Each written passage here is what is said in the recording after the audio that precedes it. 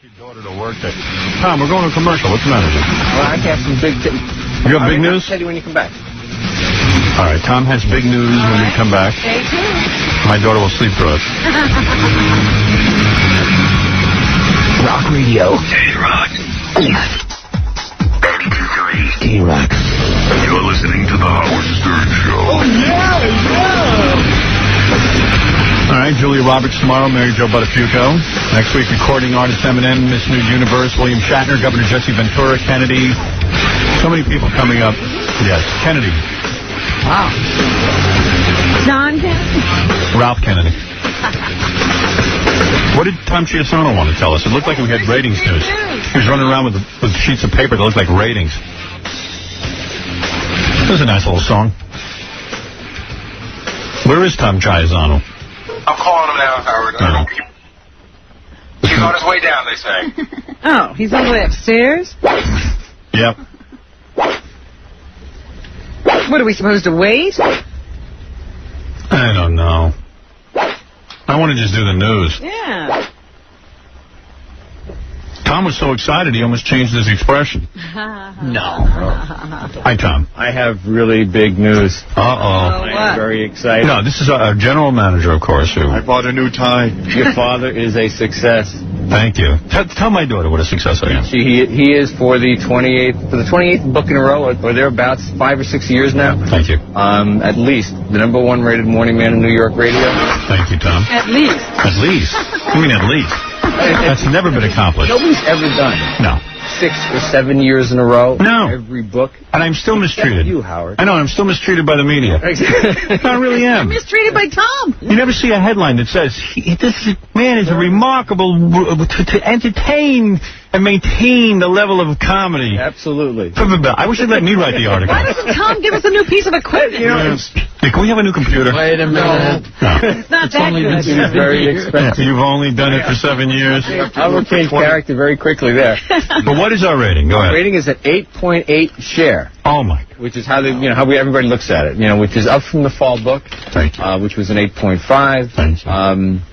It's the ongoing continued success, the dominance, 25 share of men 18 to 34. What would that be? 1 out of every 4? 50 or 60. Yeah, and 1 out of every 4. Wow. 1 out of every 4 men in the morning are listening to me. Amazing. What do you think of that, Deborah? Congratulations. Thank you. I only do it for you.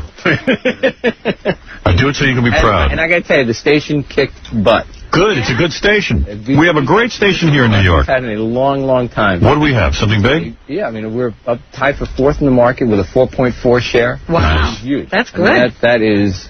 I like Steve Kingston, our program director. I was a big fan of his. I guess that's going to You pull have always said nice things about I have always said that was a good... When you hired the grease man, I told you I was against it, and I was right. And when you hired Steve Kingston, what did I say? You said good hire. That's the man to hire. You said good hire. Well, Yeah. that finally pulls Tom's fat out of the fire, I guess. You're not kidding. There were rumors that Tom was the next one out of here. According to the ratings, we have 3 billion listeners in China. Really? Right. Whoa! So, Amazing. congratulations. Thank you, Tom. Congratulations to you, because you are the reason... You're the man who runs this whole thing. You're my I'm inspiration. the sticky glue You are. that tries to stay attached to you. Thank you, Tom. No, I credit you just as much as I credit myself, and Robin, and Jackie, and Fred. And Deborah. And Deborah, of course, my inspiration. Thank you. All right. Thank you, Tom. Keep beside us. Now that he's out of the room, I can tell you he was no help. He's in the way. He was in the way. He's always like, any small part I play. We could have done better without him. Yeah, right. Go ahead, Tom. No, that is not true. You're a great team, aren't you? We are a great team. You're the best general manager I've ever worked with. Tom, do the rap you say where And you you're the best say... morning man I've ever worked with. Thank you. He doesn't have headphones on. Tell him to do the I rap hear you. Believe me, I don't need the headphones to hear you. where he tells you how proud he is that he has any small part. No, I don't want that rap. Thank you, Tom. I want to just get on with the news, and we have many things to do. We have so more commercial funny. breaks to get. Right, thank you. Let's sell lots of advertising. He's so funny when he says that. I am so proud. And I have to stand there with a straight face when he does it.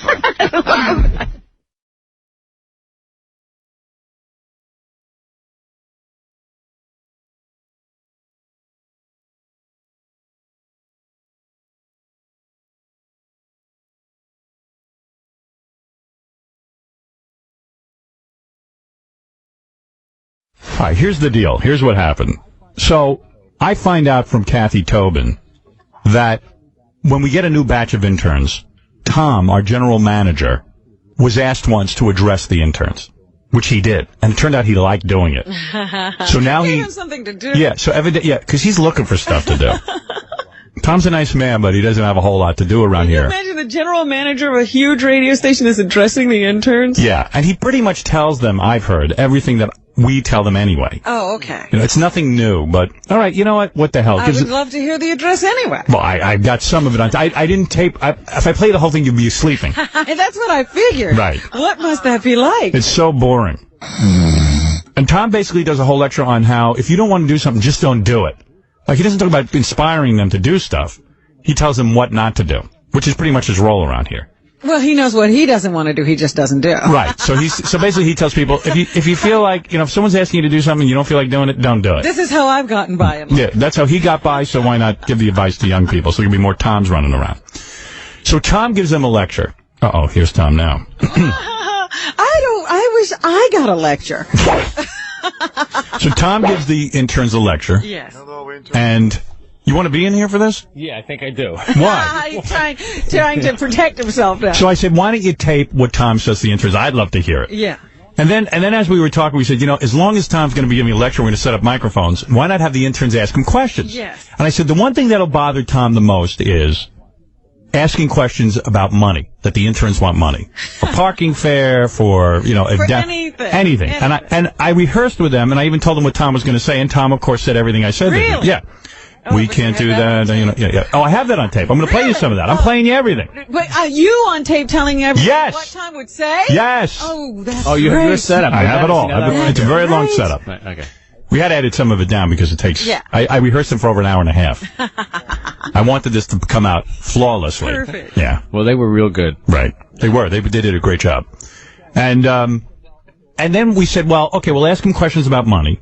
And then let's get the questions more and more ridiculous, but not too ridiculous. That he Right. catches on. Just ridiculous enough. But we even have one British intern, and we said, well, you'll ask a racist question. But, like, you don't even, you know, she goes, what did she say? What did she say to Tom? She said, I remember exactly. she used the N-word. She said, Can I go out on the street and interview niggers? And interview homeless people and niggers. Right. That'd be my answer. So, and then, because I wanted Tom to think the interns were insane. Yes. And then some of them, believe me, I did. He did. Interns. Because evidently he walked out afterwards and said to Kathy, you know, I called Kathy out of the studio. Right. And I know exactly what you said. You said to Kathy, you're nuts. I thought you were good at this. Yeah, I thought you were good at hiring interns, but I got to tell you something. This is the worst problem. I had one of the interns ask Tom. It's on the tape. Yeah, I had one of the interns ask Tom, when I go to parties, a lot of girls want to have sex with me because I work on the Howard Stern show now. Is that okay? Is there anything illegal about it? So, like, they've got all kinds of questions they need all kinds of So here I am. That's the one where I finally said, all right. Now, Tom, at one point during it, does say, where's the microphone? But when he left, you were convinced that they were for real. I mean, we even rehearsed if Tom... Just listen. Where's the microphone? All right, here's the rehearsal. So it wasn't obviously mic'd. No. We had microphones, like, hidden all over the place. That's great.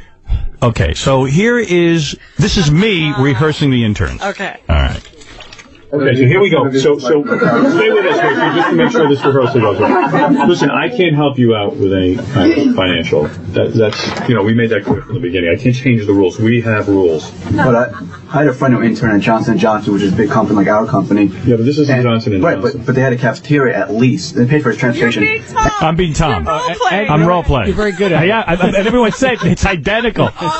We're going to show this on the TV show. We had all video cameras, too. That's great. In a cafeteria, which gave like bagels and muffins in the morning, all that stuff. We don't have any of that. That's what I'm telling you. If you can't deal with that, we want you here. It's like a 45-cent bagel for lunch. Yeah, well, we pay you, then I have to pay at least 3 other people. But just getting a cafeteria or providing some kind of... Yeah, you know, and the way this company's made its money off the sweat of interns, really, so... I did not say that. He wouldn't do that, I'm but just that joking. intern is very good. Yeah, they're all good. This ain't nothing. All real good. Right. They were real good. And it was his job to ask Tom the first question. I said, if Tom gets out of here, it's your fault. Tom, should I say that? What about, I know the station gets like a lot of free CDs from these record companies. Will we be able to get any like free CDs? Or concert tickets, possibly? I can't. No, I can't guarantee you that. No, exactly what I said. Right, I know.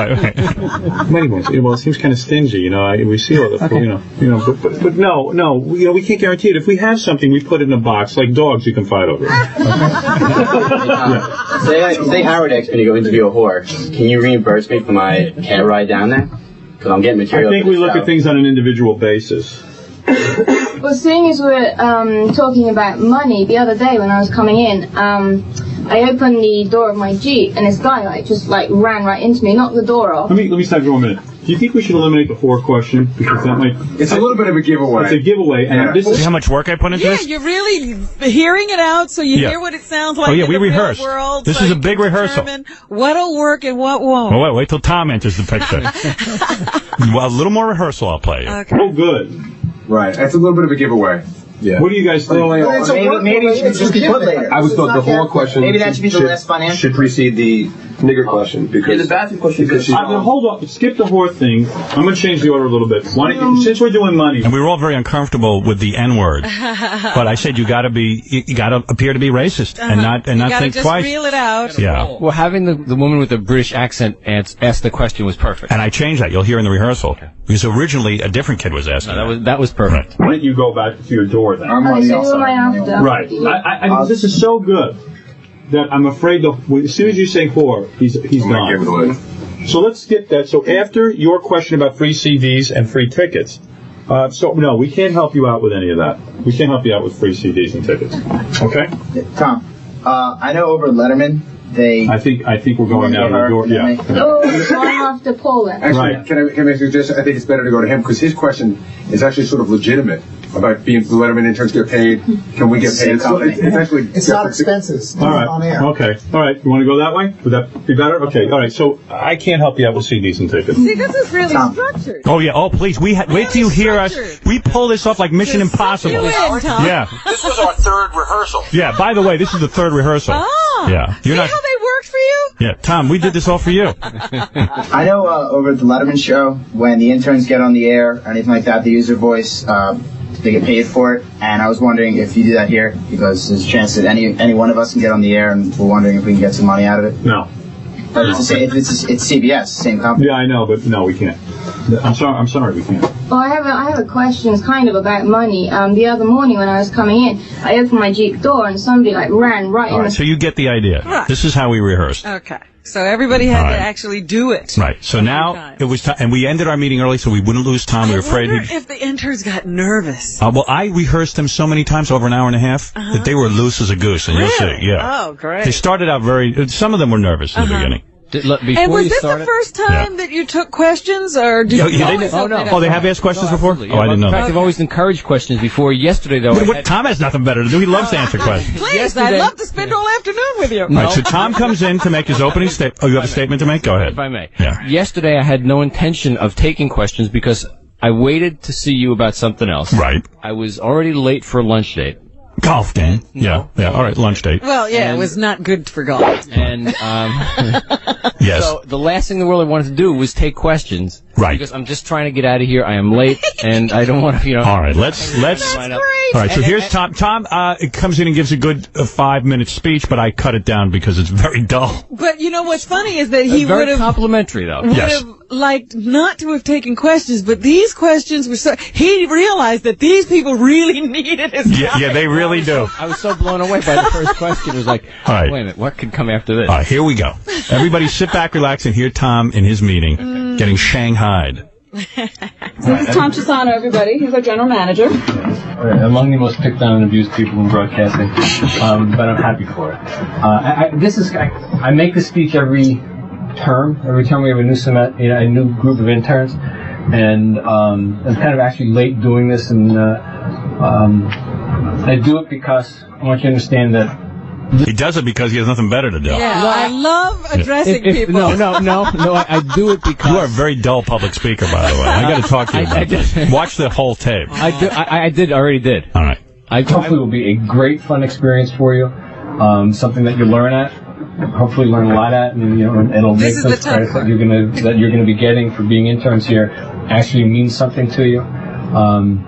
There's a lot of fun involved. There's some downsides. So, and I just kind of want to make sure that everybody understands that if anybody has a problem with the downsides, the fact that, the show can be bawdy, I think is a good word. That there is an unbelievable amount of pornographic or certainly X-rated material. Unbelievable amount. There's a lot. An unbelievable amount. You go. All right, okay, we understand. He's unbelievable. How is unbelievable? Unbelievable. It's so unbelievable. Yes, He Fred. still can't believe it. He can't believe it. He's been here 17 years. He can't believe it. By the way, it's 14. 14 years? It's 14. All right. And Claire Bloom was married to Rod Steiger. Thank you. Thanks for clearing that up. What the? You're going back to a 6 o'clock reference. Yeah. George C. I Scott. don't even know what he's talking about. You're right. I know what he's talking about. You know why? Because I'm on his wavelength.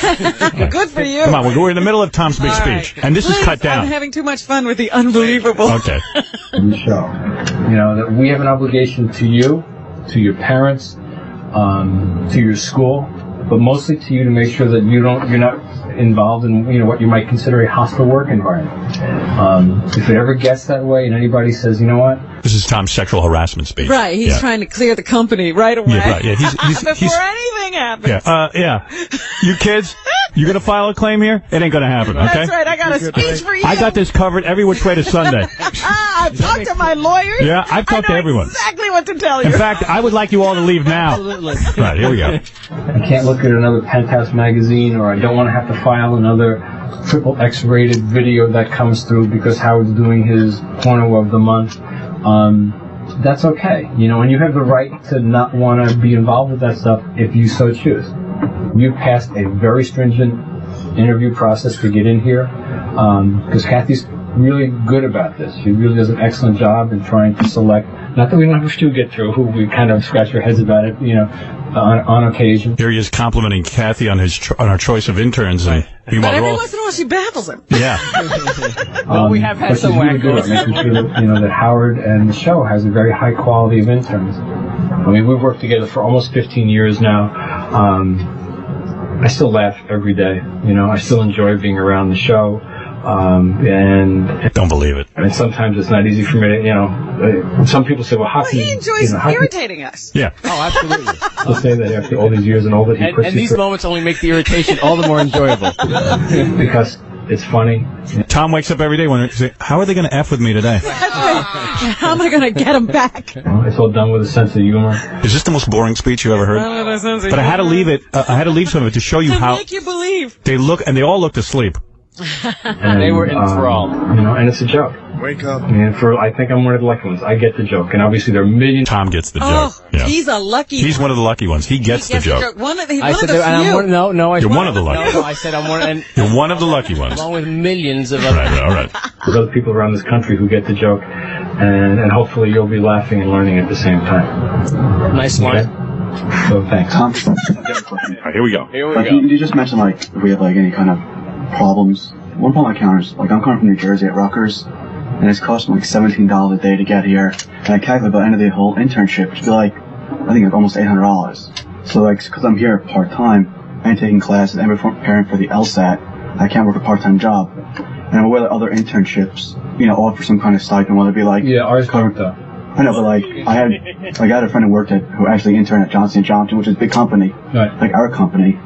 And, they actually had a cafeteria inside, which provided like breakfast or lunch or nothing too expensive, like a bagel here, a bagel sandwich. So I was wondering, like, why, or if you have something like that, or We don't. We just Kid asked for $17. It's so funny because Tom is like, money, no. Yeah. Right away. You don't even have to finish. Tom hears $17. That sounds like $17,000 to Tom. Bagel, no. I hear you, and it's just kind of what you see is what you get. I mean, the setup is what the We've heard that before. See nothing, you get nothing. Right. setup is, that we don't offer expenses, we don't have a cafeteria, there is a side We don't even have air conditioning. You don't have a cafeteria.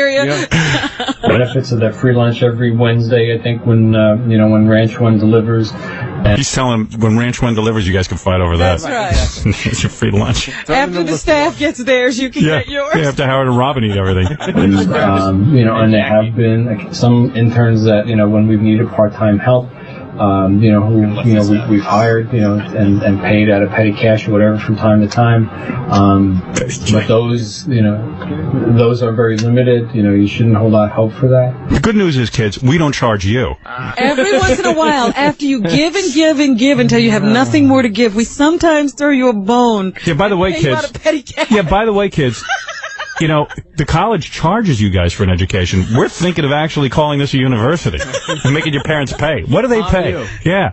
But don't hold out hope for that. Right. And it really is, unfortunately, from that end, that's I guess that's the part of the cost. I don't know if you get a better deal from Rutgers for these credit hours that you're getting. Well, it just really it's money I'm taking out from I don't even know where.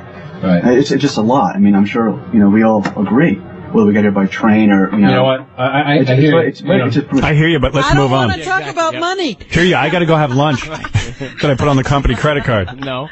From a point of view, it's extremely difficult to come in here 3 times a week. As much as I love it, I love working here. And By the way, where Tom lives, it's against the law to show emotion. it's wonderful. I hear ya. It's awesome. It's just that it just sucks financially. It really does. And I know that other internships, do help, their students out. You know what? I mean, no problem. If there's, this is what the intern program is here. That the company, CBS, Viacom, Infinity, Infinity Radio, which is really who you. Tom doesn't even know what to call the company. Yeah. CBS, Viacom, Infinity, Hasbro, Mattel. Every week it changes. The makers of Barbie, Mobile. This week we're a billboard company. Every week the company changes. Gulf and Western. There are also Infinity Ventures. It's a growing company. That are involved in the internet. iMark. Mitsubishi. You could buy stock. Jokeland. Kentucky Fried Chicken. It is a public company. You can buy stock. Buy stock, but we won't buy your lunch. All right. So Tom's getting a little irritated, I think. Nothing throws. Guys, still talking about money. Who owns the station, operates the station. This is the way it is throughout the company, and I'm not aware of any move afoot to change that. Slave labor. So You don't feel like I'm sorry, and if it's a burden, you should. Do they have more money now, though, since they just bought another company? I have a question, Tom. What about... Oh, they have less money. No, we never have more money. No, that's no way. impossible. We had our best year, but we have no more money. We make a lot of money, but there's never any money. Yeah, don't let the door hit you on your ass. All right, come on, we have a lot. We have a lot of tape to get to, and the good questions are yet to come. Right. And, at the radio station... what's your name? Rob. Okay. Oh, he's noting his name. Uh-oh. I said, this kid's in trouble. Tom never asked anybody's name. Just made a mental note. A troublemaker. At least I noticed they get, a lot of CDs and stuff from all these record companies. I mean, there's a stack that's on Howard's office. Will we be able to get, any free CDs or anything? I mean, a lot of that stuff comes in, duplicates. Comes out, we put out whatever is excess, whatever is available, we're happy to put out. And we do that from time to time, from all the extra things that show up. People send in unsolicited, and from time to time, Mike Pierre cleans out his music library from. Gives you all the crappy CDs. Well, yeah, the stuff he doesn't want. Right. I say that at the end. I don't think it's too often that there's extra copies of the new Rage Out CD that are put out. Tom's already angry. Everyone's asking for stuff. Yeah, they want things. Yeah, these are money grubbers. Gimme. They sound like Jackie. Are there ever free concert tickets that we have access to? Our backstage passes. Backstage pass. That one got me. Backstage. That was not written. Somebody ad-libbed. Time to time, maybe. But no, that's we get concert tickets. We give them away on the air. Or if you're going to work a concert, then certainly we're going to get you in. And you have to buy a ticket. If you work, in the past, we had the interns paid to work the concert, but we're going to let you in. He's trying to give him something. All right. Yeah, if you get to work, you'll get in for free, as opposed to paying. We of course would let you in. Most people would be embarrassed to say that. No. Not Tom. No, we understand. Okay, here we go. You never have to pay for that. Right, we understand. I don't know how many people were at the MTV Music Awards the other night. The VMAs, and I don't know if we got people into the hall or not, but certainly, so it's just, Kathy knows, it is the way it is. Oh, Kathy knows all too well. I kept looking for, okay, Kathy, could you tell him to stop asking these questions? Right. Yeah, Kathy's just sitting there. No, Did Kathy she was tell real you good. already? Kathy was real good. Yeah, she You sent already it. know the score. Stop hounding me. And there's not a lot of freebies, and that's, it's just not available. Right. Not The available only to thing the free is your labor. Right. field staff, any more than they are or less to the intern staff. Tom, I know that over at the Letterman show, I had a friend of mine that worked over there, and whenever they would use an intern on the air, whether they just use his voice or they put him on the show to do any sort of thing that would actually air, they gave him some sort of financial benefit almost. And I was wondering, since this is the same company, it's all CBS, why that doesn't happen here, and what happens for TV other programs. I'm assuming TV has a different policy, and maybe because they're actually on camera, there's some kind of a SAG responsibility there. I don't know. I don't know the answer to that, and I don't want to know. That is a SAG I did say I responsibility. didn't know. I don't care. In one ear, out the other. Radio. I don't know anything about giving people My money. wallet is staying in my pocket. All right, you down with this? Here we go. Back to Tom. You enjoying yourself so far? Like this? This is great. I have a question too. I mean, it's kind So of. your name? My name's Sarah. Okay, Sarah. Money related was the other morning while I was being dropped off at the train station in Jamaica. Someone actually, as I opened the door, they drove right into the truck and demolished the whole door. And I know you were speaking about fair returns and petty cash and stuff. I was wondering, in a Well, I didn't case bring up like petty that. cash. Says he didn't bring him petty cash. Did I say petty cash? Did I say petty cash? I withdraw. I withdraw that. I said Johnny Cash. Strike that from the record. Yeah, petty cash. Yeah, would that be something that you could help me out with, or I didn't. Did you have an accident when you were going to the?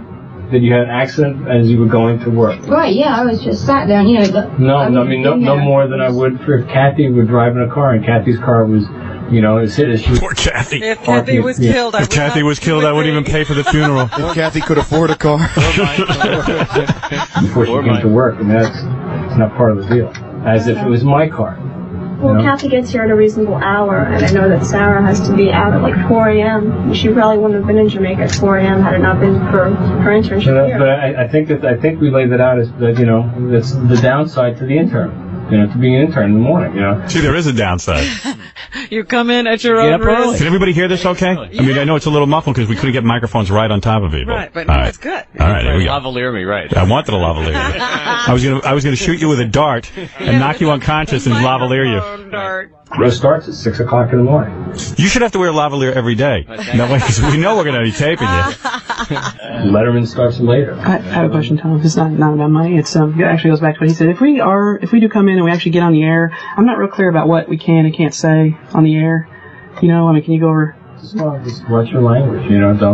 Don't curse. Don't talk about. I mean, I know there's supposed to be 7 words, but I don't even know what the 7 words are. I mean, I know. We're trying to get Tom to say the 7 words. Tom won't say no the way. words. Tom won't say them. Tom won't even do it. Tom's religious. The obvious ones, but I can only come up with 5. I really want to get on the air, and I know they do a lot of interviews and stuff. Oh, now here comes the N-word question, but Tom interrupts it, but we get back to it. Sure, I'd love to be on the air here and in my future career, but I was just wondering, if I took the initiative to go out and interview homeless people and niggers or something, if that would be okay? Homeless people and niggers? Oh, Black sorry. Niggers is a very pejorative term. Oh, I'm sorry. In this country, Oh, His acting was great. And that's up to niggers is a pejorative term. What does that mean? Yeah, now we have to have somebody explain Tom. What is that? Tom stopped it, stunned in his tracks. Niggers is a pejorative term. Guineas and kikes. Niggers, guineas, kikes, spigs, heaps, all are pejorative. What does that mean, pejorative term? It means derogatory. Howard, yeah. You know how Tom knows these words? Yeah. He took out a vocabulary book, and read all these different words. No. Here, come on, Tom. I'm up to the P's. No, pejorative. The word of the day is pejorative. John asked me. Somebody asked me what the word meant. Right. And they asked me why I knew the word. And I said I knew the word, and because after I get out of college, I did study vocabulary books. Oh, you're a power builder. That's what that's called. I was trying to, I to also improve do my vocabulary. Dale Carnegie says that. Learn 7 new words a day. And Tom took his advice. I did it. Pejorative. So absolutely, yes, I do admit to having studied vocabulary books. Today's word is peony, a flower. So nobody knows what he means. Peony. It is found in New Mexico. It is a bright purple flower. More syllables, more syllables. It was almost like his robot chip. Oh, and he's a proper use of the word. That's all I know. Tom, you studied a lot of vocabulary? I did study vocabulary. But it was almost like his robot chip blew up when she said that. He goes, homeless and... I wonder if he could spell pejorative. Homeless and no. Doesn't compute. Any fun? That is a pejorative term. It does not compute. Homeless and no. I didn't find that word in the dictionary. She was real good, though. She was great. Yeah, she didn't make a big deal about it. You know what? Yeah. And when I looked at her, she looked at me like, oh, I didn't know that's a bad word. Yeah, but I know. She rehearsed it She just was really that way. good. Yeah. She was really good. Want to hear that part again? Oh, that was so funny. It's a pejorative term. That is a pejorative term. Homeless and... Pejorative, and you can do what you want. Homeless and no. My brain is smoking. Somebody had to smack him on the back of the head to keep him. What do I do? All praise Mel. What would Mel do? What would Mel say? Kill the intern. He would fire her. Kill the intern. Right.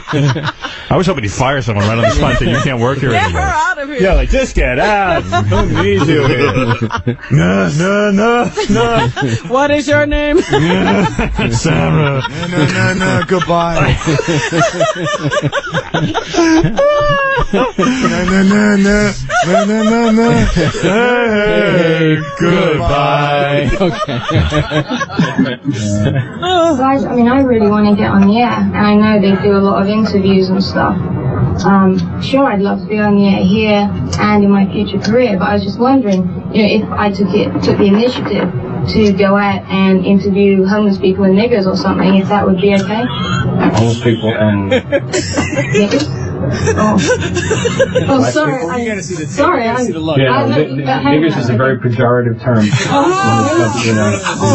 In this country. And that's up to Gary. I mean, Gary. If you should interview homeless people and niggers. No, I know. I know you recognize that as racist. He directs that stuff for to KC, whichever. Gary's the executive producer. So you need to discuss. If you have creative ideas like that, you should bring them to creative ideas. About if you have creative ideas about no.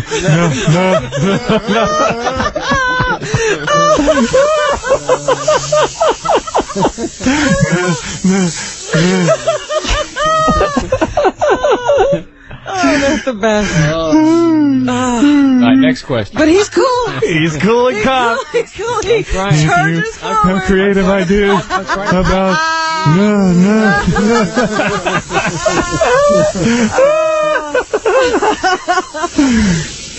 to Gary or to KC. Okay.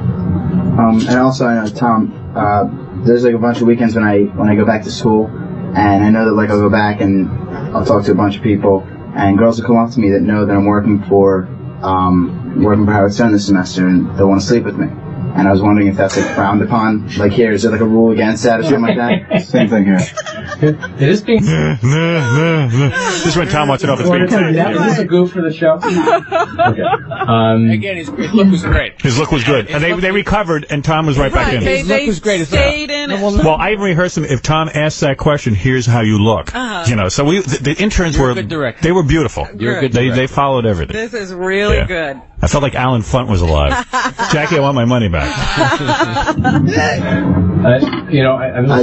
don't know if there's any sort of ties that I have with the station, because I know we signed contracts. Your personal life is your own. Your personal, set of morals are your own. And if women come up to you because you're an intern at the Stern Show and they want to sleep with you, if you think that's motivation that would want to make you sleep with them, That's up to you. Like a priest. I would not do it. I would do it. Take a cold shower. Who are these women? But if a woman wants to sleep with you just because you're on the Howard Stern show, I would not do it. Have morals. It's a good answer. Fight the pressure. It's a good answer. Take a shower.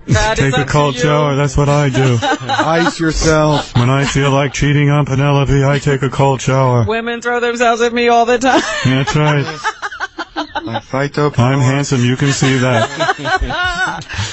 I don't direct people's morals. I put ice cubes in my pants. Direct anybody's morals but my own. I have a question for you, Tom. I feel like I'm actually late. Last two questions, then I gotta go. Okay. Everyone's asking you a variety of different questions. I know Howard talks a lot about you on the air. I was just wondering, what exactly do you do? Yeah, what do you do? This will just take a minute. Wait a minute. We all want to hear this. Now you're going to know.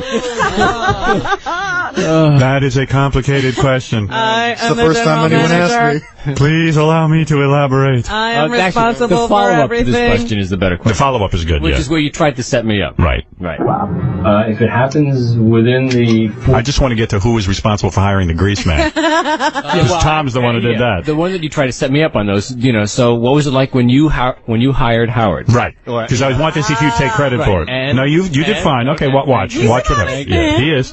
I said, but I told the interns you'd be honest about that. Walls of this radio station. I said you try to squirm out of the grease man debacle. No. Really? Okay, listen. And I'm responsible for it ultimately. I'm responsible ultimately for the content that goes out on this show. I'm responsible for the sales of the radio station, for the engineering of the radio station. When Howard's not happy with the setup for the band, ultimately that winds up back with me. I didn't realize. Now I know who's responsible. No, I said that. And just listening, I said, I am responsible for it. I do nothing, but I'm responsible. Yeah, he's responsible. And when things go wrong, he never takes responsibility. No, that's not true. I got Barry Williams in here. I can't even get the thing mic'd. I'm not happy with the air conditioning in the studio. Ultimately, that winds up back with me. If we have a sales budget to hit, I have a number of sales managers and sales people who all work for the answer to their, directly to their sales managers, who answers to... Tom loves this question. But it's not what he does. He's responsible. Everybody asked him, what do you do? Right. He said... He's telling you he's responsible. But what I do is... Yeah, what do you do? You don't sell. You don't... Oh, no, that's not true. All right, let's see. That's not true. Were you responsible in getting Howard here? No, I was involved in the process, but no. I mean, Mel Karmazin... No. As soon as he mentions Mel Karmazin, he even ass-kisses Mel in front of interns. There should be music. Yeah, wait till you hear this. He gets dreamy. Mel.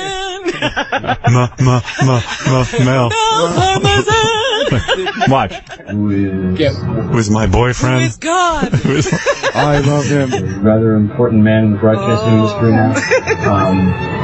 I worked for directly back then, and have worked for since 1981. He's a beautiful body. He is. He keeps leaving me for other His managers. salt and pepper hair. He's handsome, that's right. He has salt and pepper hair. His powerful forearms. He scoops me up in his Now arms. he's romancing Sumner Redstone. Now he's kissing Mel's ass in front of the interns. Who is a very important man in the broadcast industry. There's been a little... There was BK and AK, my life before Karmazin and after Karmazin. Howard's agent, so it really came through that, but I was certainly involved in the process because I was the general manager back then. And What about the grease man? Are you responsible for that? Ultimately, I accept responsibility. Ultimately, exactly. I would like to squirm out of it, but I have to accept responsibility. Ultimately, I do have to accept responsibility. That's the funniest. I have no one to... You didn't hide behind a rock. You were a man about it. I had an idea for a bit where I went out... You should discuss your bit ideas with Gary. Oh, well, I just want to know if you thought this was appropriate. If I went out in the street and say I threw feces at someone, just to get their reaction and tape record it. I wouldn't think that's the point. You've had it. You're out of there. I'm ready to go. This crew should be locked up. Yeah. No, but it'd be pretty funny, though. I wouldn't think it's appropriate. It's not appropriate, unless Howard thinks so. Throwing feces is pejorative If Mel in says this it's country. okay, I'm for it. If Mel says okay. Question? Yeah.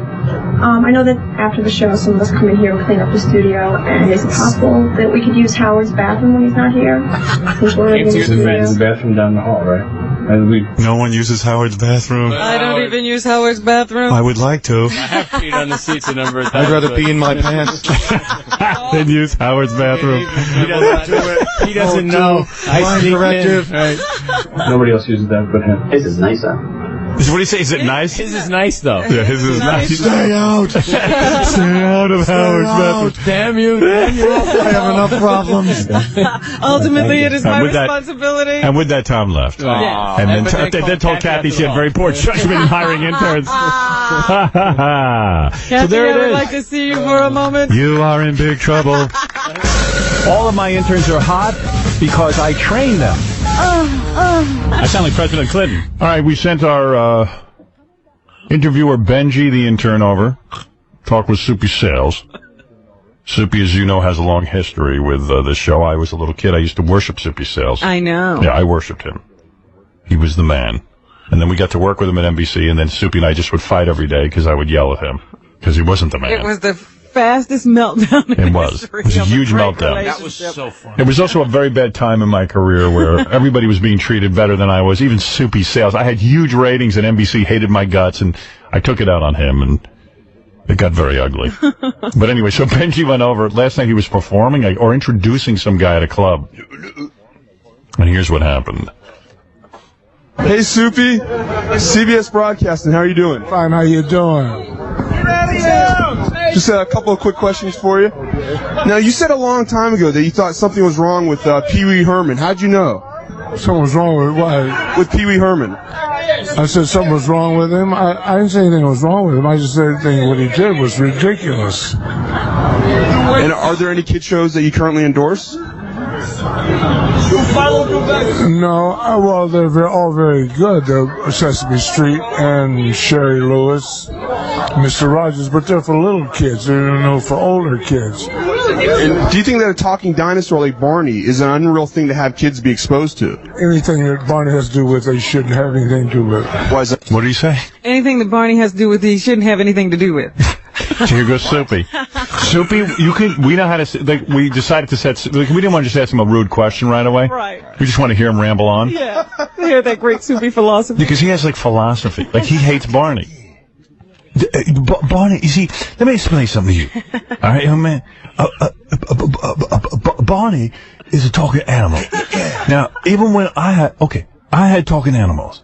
But my talking animals bark. They didn't say anything. See, that you could believe. Pee-wee had a talking chair. Talking chair don't talk. Chairs don't talk. My dog bark. Ooh, ooh, ooh. You see, it's got Barney talks. And I don't like that. That ain't right. I think he's revving up for a blast off here. I'm Barney. Hold on. Because I think Barney's strange. He upsets you? No, he doesn't upset me. I just wish he'd go away. And do you think that Pee Wee's humor was almost identical to yours? Well, certainly he took from my show, but that's okay. Do you think it's right that Pee Wee is getting a second chance in showbiz after betraying the children's trust? Well, he didn't do anything. He didn't know mistrust. He paid his fine. He paid his debt to society. So let him go. And do you think the humorists go too far these days? Well, sometimes they do, and sometimes they don't. Depending on what. What's with Soupy, man? He's mellowing. He's not even ragging on Pee-wee. Well, I guess, Pee-wee's gone. I think if we'd stayed with Barney, we would have tapped her mind. Soupy sounds awful, doesn't he? Maybe he doesn't even remember who he is. He sounds very tired. He does. He sounds worn out. After a long day. Yeah. Talking about. What name were you born with? What name I was born with? What was your birth name? Milton Sutman. Did you change your name to hide your ethnicity? Hide my what? Ethnicity? Oh, no. They changed it. They, the invisible man. They. Who changed it? Oh, those Soupy, people, please. Power brokers. The people who run this business. You know who they is. You know they. They changed their name too. Yes. Yeah. We came from another planet. And they changed it. Torrell changed his name to Milton Berle. You can tell he's annoyed. And do you feel badly that Sinatra has passed on, even though he was a womanizer and an alcohol abuser? Well, now, don't be cruel. He was the greatest icon we've ever known. Our show business, his type of show business is dead, and we will miss him. He's a marvelous man. Now, I have to be honest, I thought that your radio show was the most innovative thing on NBC. Do you think that NBC abandoned you and your radio show? No, that's a kiss-ass question, Nick, right? No, he's going to love this. Well, thank you, first of all. Yeah, you're right. It was the most innovative. And that boy said that it wasn't. And then I said... Well, no, they were going to sell it, and it was a matter of cost. So they wanted to get rid of it. And they wanted me to stay there, but I didn't want to play request. Oh, Lord. The show. And they said, the request show. And I said, no. And I said, and then they said. And then I said, and they said. And then somebody changed my What is this? NBC wanted him, but he wouldn't play request? Yeah, they were going to get rid of the show because it cost too much. Yeah. And then they told him he could play request. He could say... How about they wanted to get rid of the show because it wasn't getting any ratings? They had a request. Well, you see, look, I don't want to play request. They was going to sell it. I like playing my own music. I'm like Meg Griffin. I like to play my own songs. Nobody can tell me what to play. These people, they call up, they request like Celine Dion. I don't want to play that. I'm too big to do overnight. Yeah. In your opinion, what has been your greatest accomplishment? Coming to New York. And do you think, are you more talented than Captain Kangaroo? Please. Well, it depends what you're talking about. Well, of course, I think I got more talent in my little finger than I do in my big finger. And why did Pee Wee Herman get so big doing what was essentially your act? Well, when you get $300,000 a week to work on a budget, you can have any way you want it. And is it true that you were the first person on television to involve the crew and the backstage guys in your program? I think so. I broke the fourth wall. Now I'm going to break your head. I broke the fourth wall. By smacking my head against it. Could you have been successful as a stand-up comic, do you think? I am successful as a stand-up comic. Why did you lay such a monstrous egg on NBC Radio? Lay such an egg? Why? Here we go. Uh-oh. What'd you talk about? Meltdown. Wait a minute. Hold it.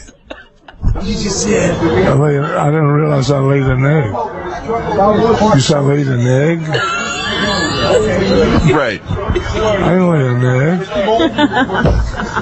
I didn't lay an egg. I didn't lay an egg. What am I, chicken? I don't think I laid an egg. This was going so good. Let me check my pants. You're confusing me. There's no egg there. Wait at the end, he asked Soupy if he thinks he crapped his pants. That's an egg. You got to see the video of this when we run it on E! Because he says to Soupy, did you crap your Depends that's coming up? And then Soupy, walks by him and doesn't want to answer the question. Benji is nuts. Benji just falls down on the ground like Soupy hit him. Oh. So funny. Benji is talented. Yeah. Did you ever see Don Imus puke blood? No. Are you sure about that? No, I never saw him puke blood. Did you ever see him puke at all? No, I never did. What were you doing? You must have had your eyes He was in closed. his own world. Super Right. didn't notice anybody else. I was puking blood. I see myself, but not him. You still pee in a steady stream? Yes, I certainly can. Why? You're getting to be like Stuttering John. Uh-oh. Soupy. We didn't ask Soupy a Viagra question. That was the first question on there. Really? Yeah, I don't know why you didn't ask that. I put these together last night. I think that's it, guys. I got it, though. I got to do it. Wait, please, I'll get in trouble. Just one more. You're in trouble. You're going in trouble, right? Please. Okay, who picked out that wig?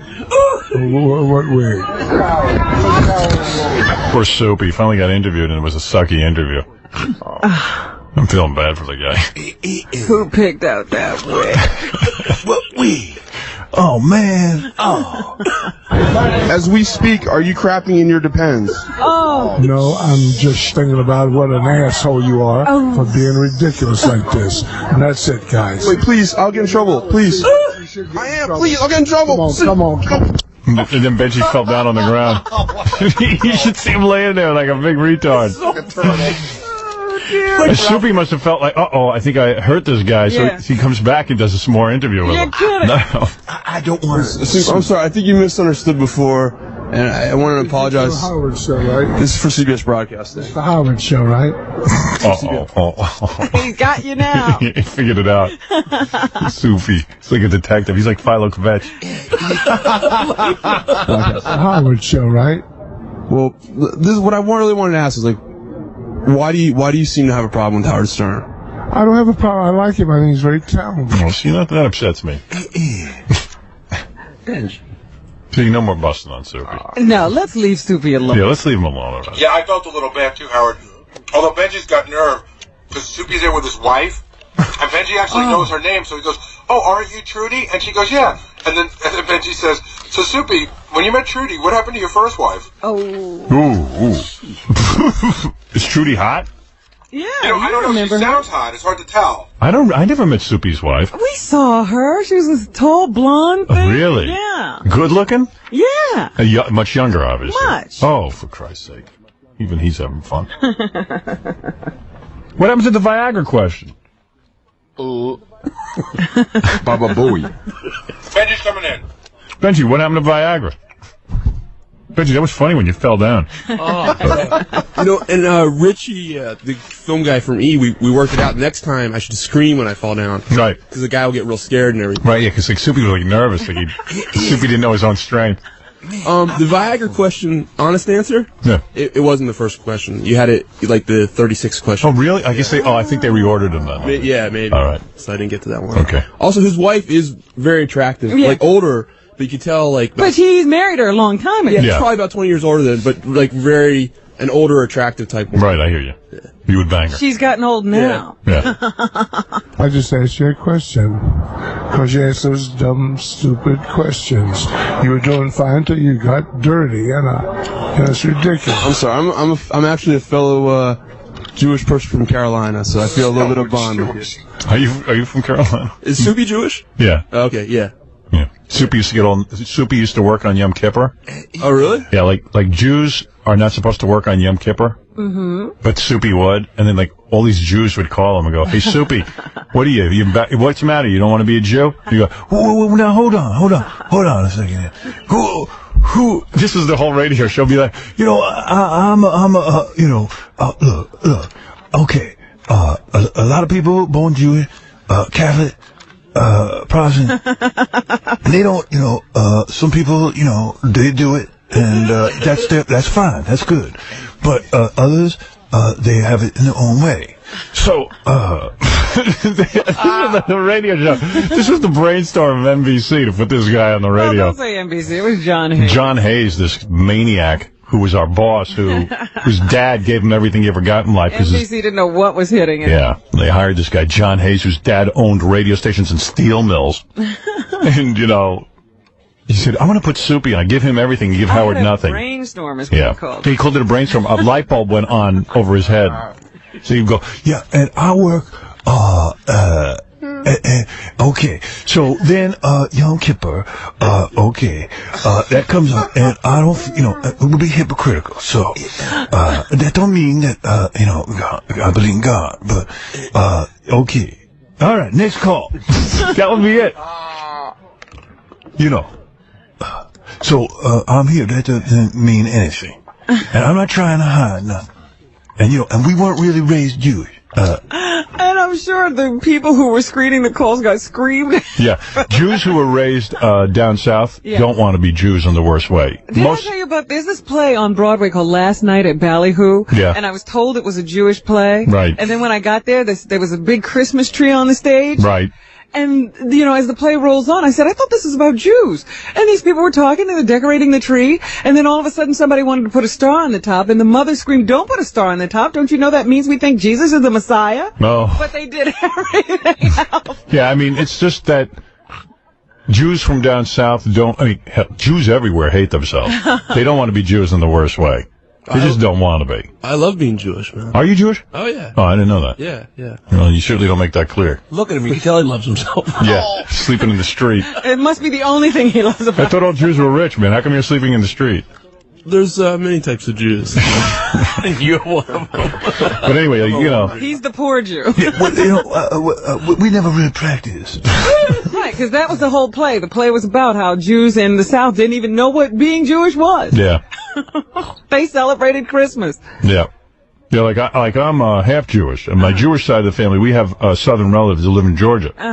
And they would like carry shotguns, and you would never know they were Jewish.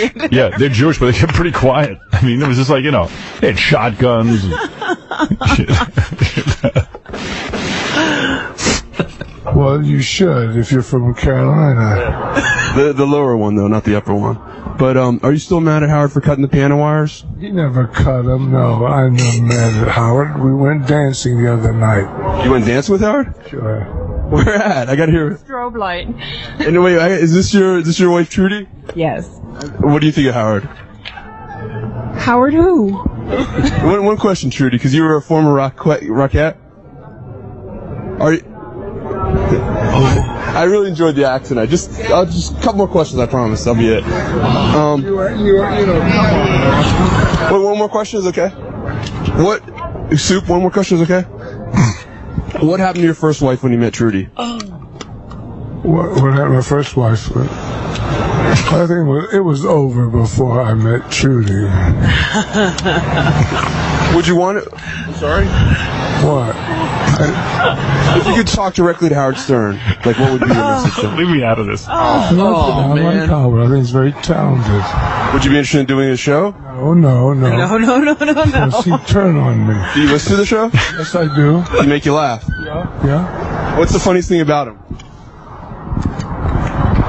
He's very natural. He's a very funny man. He's a funny guy. He really is. All right, thanks a lot, Soupy. Oh, man. All right, it was a good comedy show. I appreciate it. Benji won't let him go. I know, you're relentless. Man, why don't you just put a knife in the guy's back, for crying out loud? I felt bad and I wanted to become his friend. Yeah. So. I feel bad, too. You have a strange way of showing it.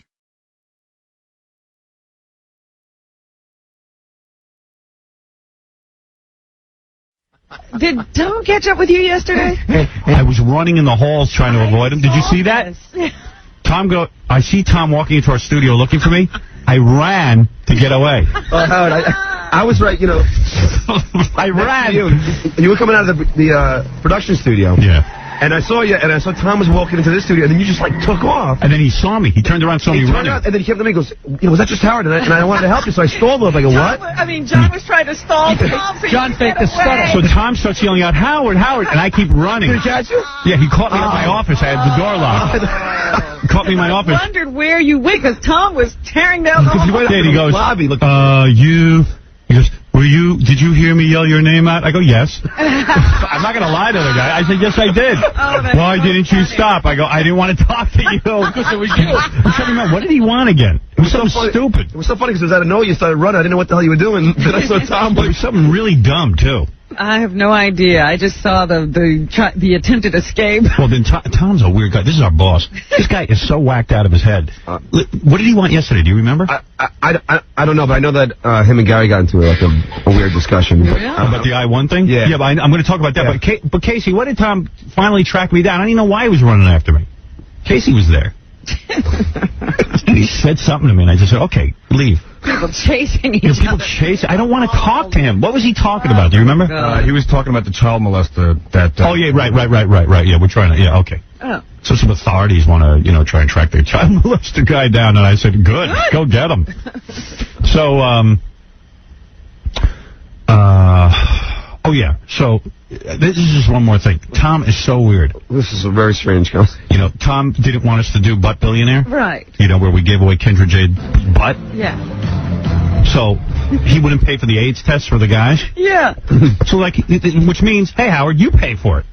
No, I think... And I'm like, seriously, and I'm like, well, wait a second. What am I? Am I an independent guy, or do I work for a radio station? He doesn't like Butt Billionaire. Why not?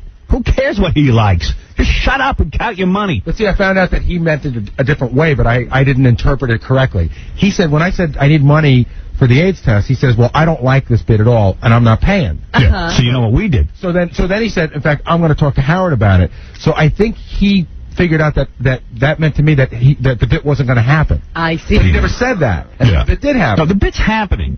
I'm sick of him. And it happened and was a great bit. He doesn't like it. He just doesn't like it. Right. He never likes anything. Yeah. Of course not. He wouldn't like anything I've done my entire career when you think about it. Yeah. He would have been the first guy to fire me. And he always goes, no, I wouldn't. The painting of breasts. Right. Please. I wouldn't be doing anything. Why do you think? What's the difference between painting of breasts? It panders. It panders it selfishly to the... You know what the other funny part is? He's an idiot. Howard goes, Tom, what's the difference between having sex with a porn star and butt billionaire? And Tom goes, to tell you the truth, I was out during sex with a porn star, and I'm probably going to splash that. Yeah, he's scratching everything. Give an answer without the context. Well, Tom, maybe I'll sit here and stare at the wall, you goddamn moron. That's what I do. So anyway... I said to Gary, hey, screw Tom for the AIDS test. Mm-hmm. We got money from I1.com, the website, gave us like 10 grand to do whatever we wanted with. All right, so I said to I1.com, give me some money for AIDS test. Okay. No problem. So now Tom went to Gary yesterday. And what did he say? And he goes, from now on... No. He told me he contacted I1 already. Yeah, can you imagine he contacted our sponsor? And then said what? You know what? He rips my balls out every time. Imagine contacting a sponsor and he says, from now on, all money you give to the Howard Stern Show has to be approved by me first. Yeah, so you know what? I look like an idiot to my sponsor. Right, now you got your mommy calling. Yeah, my mommy. Saying, look, I don't want my son to have candy. That's all right. Candy to me and I'll dole it. We're almost done with this guy. Trust me on that. Robin, as God is my witness, we're almost done with this guy. That's all I'll say. I heard him tell Gary, he's like, it's my air. I'm almost done with it. Because it's his air. It's his air. No, this air is only valuable because something's going on during the show. Yeah, let's see him get a rating point. I'll just put on Grease Man. Or the other Howard Stern imitators the company now puts on every minute. Oh, his bottom line. Oh, his bottom line. One of these days. Yeah. He's really responsible for his bottom line. Right. Oh, I mean, they got to get this guy. I'm going to have a meeting with Mel. I've got one lined up, and I'm just going to say, Mel, I love working for you. I love the company. You got to get this guy off my back. You got to help me out. You can't leave me alone with this guy. It's like, I said, how come you moved out of the building? You don't want to be with him either. How come I got to be with him? You be with him. I don't want to be with him. What an insult. Now I'm calling the sponsor. Oh, yeah, he just, instead of coming to me and saying, listen, I'm going to call your sponsor. And I would have said, no, you're not calling my sponsor. You make me sound like an imbecile. Ridiculous. Well, I felt... Mommy. Because I had emailed the guy from I1 earlier in the day, and I said, hey, I have some other things that we want to do. And I realized now, I'll tell you what I asked him for. I need to pay for a limo for Kendra Jade from Hartford to here, because we're going to do the bid again. Right. So what's the good of having this money? They're going to have to call Tom and say, guess what? We got a memo from Gary. Because I didn't know. Yeah, you know what? This is absurd. Back to the same problem. Yeah, I'm up to the same problem again. So whatever Tom doesn't like... excuse me, Tom. If I listened to you my entire career, I wouldn't have anything to do. You stupid putz. Get him off my back, Mel. Please, here... Forget about anybody else in the audience. I'm talking to Mel directly. Get this guy away from me. I'm going nuts. These guys think it's a bit. It's not a bit. You know, Laura, my assistant, said, I know when you're telling the truth. She goes, I hear you. You don't want to be near this guy. I don't want him in my life. Get him away from me. I mean, Mel always says to me, when you're running from him in the hall. Mel always says to me, if you don't want Tom, we have to get someone else. Get someone else. Get someone else. I'll try someone else. It's enough already with this guy. Get me legally separated from him. I can't get away from him. He's making me mental. It was uncomfortable yesterday because it was in front of John and our program. Well, of course, he has no couth. Yelling, screaming. It wasn't yelling. No, it started out, we were just having fun. No, it wasn't yelling. No, you know what? First of all, he can't do that. He can't do that to my producer. The whole thing's with the sponsors. This is an in-house They would never do that to Letterman. They're afraid of Letterman. They're not afraid of me. I'm sick of it. I'm sick of them not being afraid of me. He treats you like a child. No, but Howard, the bigger point is, we're talking about we're going to get the money from I1.com. The bigger point is that there should be some sort of a budget or a discussion. Like, I shouldn't even have to go to I1 to get money from No, we should have our own. I should be able to get a limo. But there has never been a budget, and Tom wants to have approval over every voucher and expenditure. Yeah, because you know what? He's got nothing. Do you think if a guy had anything to do all day, he'd have time to sit there and worry about calling i1.com? Absolutely not. He has nothing This to do. gives him something to do. Right. And it's my show because my show's the only goddamn thing that's successful on the station. He wants to be involved. I know what's going on. I want out of this guy. I'll stay here another 5 years. Get rid of him. I'll take less money. Just get rid of him. Get him out. Transfer him to Philadelphia. Anywhere. I don't care. Transfer him to FAN. Let him work with Imus. Please, anywhere. Bring Boy Lee Davis in here. Switch general managers. I don't care. Don't even have a general manager. I have a general manager for the rest of the day. And leave me alone. I want to deal directly with Mel. That's it. Someone's got something to say to me, I want it to be Mel. Not Tom Chiusano. I can't deal with a guy who doesn't have brain power. You know? Or promote Bucky. Make Bucky the general manager. I'll deal with him. I'd rather deal with Bucky. He's relaxed. Ed. Right. Ed Moyer. Anyone. Ed's perfect because he's not here from 11 to 4. I really don't want to deal with this. I really am tired of it. I'm tired of this guy with his smile. I'm tired of it.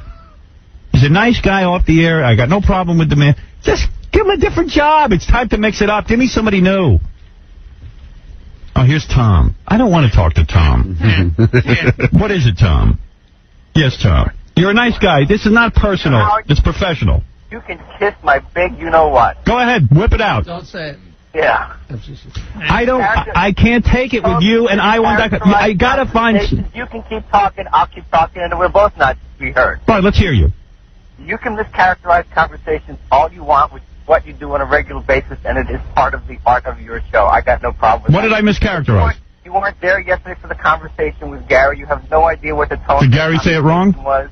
No, the tone was... Who cares what the tone is? It's the message I don't like. Tom, I told him it wasn't angry or you yelling at me. You weren't yelling. No, it was just very conversational. I just sort of... Howard's characterization, if Tom has no clues, he shouldn't be talking about... It wasn't... Should not. It's embarrassing to me. You're calling the sponsors, Tom. Tom, you're embarrassing me. Robin, you don't know what the hell you're talking about. Did you call the sponsors? You have no idea what you're talking about. Did you call? Did you call? Robin? Did you call? Yes. Did you call? Did you call the sponsor? Excuse me, wait a minute. I'm on a cell phone. It's breaking up. Did you call the sponsor? Hello? Yeah, he's done. Yeah, because he can't, you know what? Because he's completely out of line. That question. Yeah. He did call the sponsor. Of course he did. Of course he did. And I don't care how lighthearted it is. When you get a hold of my producer and you tell people in front of everybody how great you are that you now called i1.com, it's putting yourself up like, hey, I showed you guys, and spread the word. It's a pissing contest every 10 minutes. I'm tired of being adversarial with the people I work with. That's an adversarial move. I don't care how lighthearted it was. It's, look what I did. I ripped Howard's balls out. Right. I mean, you don't have to yell when you say, guess what, i1.com will have to call me every time you ask me for money. Yeah, I mean, at this point, I've been in the game too long for this kind of treatment. This guy's a nuisance to me. He really is a nuisance. Like a gnat on my eye every minute. I don't want it anymore. I don't want to work with him. That's all. That's not the way you conduct yourself. That's like, hey, John and everyone else, look at me. I got Howard under control. Look at me. You tried to get around me one way? Well, I fixed that loophole. Yeah. That was the uncomfortable part of the conversation where it did get weird. Because Tom didn't yell at me, but there was a part where it got odd, where Tom said, you know, when you... He's going to spring the news on you in front of John, and who else was there? Mr. Kingston. Oh, of course. Hey, Steve, look at me. Look what I can do. I can take their money away from them. All I know is at some point, me and Steve just started talking. This is his way of showing everyone that he's in control. Yes. He has Howard under control. I'm tired of everyone trying to prove how under control I am. I'm not under control. Believe me. That's a problem I got now. I'm clearly out of control. Trust me, I don't even know what I'm going to do in any given minute. Well, that's the other rap that we get, that, you know, that you're incorrigible, so now it's our job to be controlled. No. We get that quite a bit. No, that's absurd. The only thing that's out of control is my anger toward Tom for doing that. Like, you have to know not to tell Howard things like that, because... now you weren't supposed to tell. No, not I'm talking about even bigger things. Oh, here's Tommy. Suddenly his connection's better. Oh, you're back. No, I listen. It's a bad sell on the No. Are you ready to tell us whether or not you called my sponsor? I know it's your sponsor. Yeah, my sponsor. It's the station sponsor. The station's account. Why do you have to, in front of Kingston and in front of Stuttering John, prove to everybody that you can control the flow of money to this show? That's not the case. Why wouldn't you keep that confidential? That's a mischaracterization of the conversation. Why wouldn't you keep that confidential? Why wouldn't you keep that confidential? Is it so you can prove to everyone what a big man you are? No, it has nothing to do with No, that. no, none at all. No. Why did you do it in front of everyone then? The conversation happened spontaneously. I wasn't the one who brought the topic up. Well, I don't care. Why not say that? I don't care. You know what? Nobody's I don't business. Care that you don't care. No, I care that you bring up my business in front of Stuttering John and Steve Kingston. I didn't bring your business up. I'm not the one who brought I1 up. You're the one who talked about it. No. Wait, hold Tom. Wait a second. You're the one who divulged confidential information. Wait a second. I am the one. You know what? I'll be there in 5 minutes. Why don't you? I'm not interested. I'm not interested in you anymore. It's all right. Do what you want, Tom. The clock is ticking. It's fine. You know, Howard. I'm dealing with Mel from now on. No problem. You're not my general manager. I'm firing you. I work for Mel Karmazin, and that's who I answer to. And so do I. And no, you don't. No, you don't anymore. You don't know yet. I got a secret. When Mel tells me not to report for work, Mel doesn't like you. Mel even admits it to me. He says, I don't know what else to do with him. I feel bad for him. You have my permission to tell Mel you won't work with me anymore. Oh, I don't need your permission. I've told him it already 100 times. There'll be another Tom after me. You know what? And no, there won't. There's no one like you. When they made you, they broke the mold. Why did Mel move out of the building? Do you know why? To get away from me. Yeah. Everyone knows it. Absolutely. He couldn't take it. When am I going to get to move? You know what? I'll leave an initial. You get that put in your contract. I'd be happy to initial next to that. Thank you. You don't initial anything on my contract. Mel does. I know he does. the part about having me fired. Mel threw me to the wolves when he left me here with you. Go ahead. At least I used to have him here. I could say, Mel, you got to help me. Tom's off the wall again. He goes, all right, I'll take care of it. Right. Now I'm like sitting here. Yeah, you're alone. Where's my Mel? Moved out in the middle of the night. Alone in a rowboat in the middle of the ocean. Yeah, it's like Roosevelt all over again. He moved out in the middle of the night. You don't even know it. Mel's still in this building. He just won't tell you why. I have a secret office. Fortress assault. All right, listen, can you keep my business to yourself and stop trying to prove what a big man you are? You know what? That's just absolutely not true. Why would you bring up my private business? I have still put my ego aside for you. Yeah, sure you have. Can I say one thing, Tom?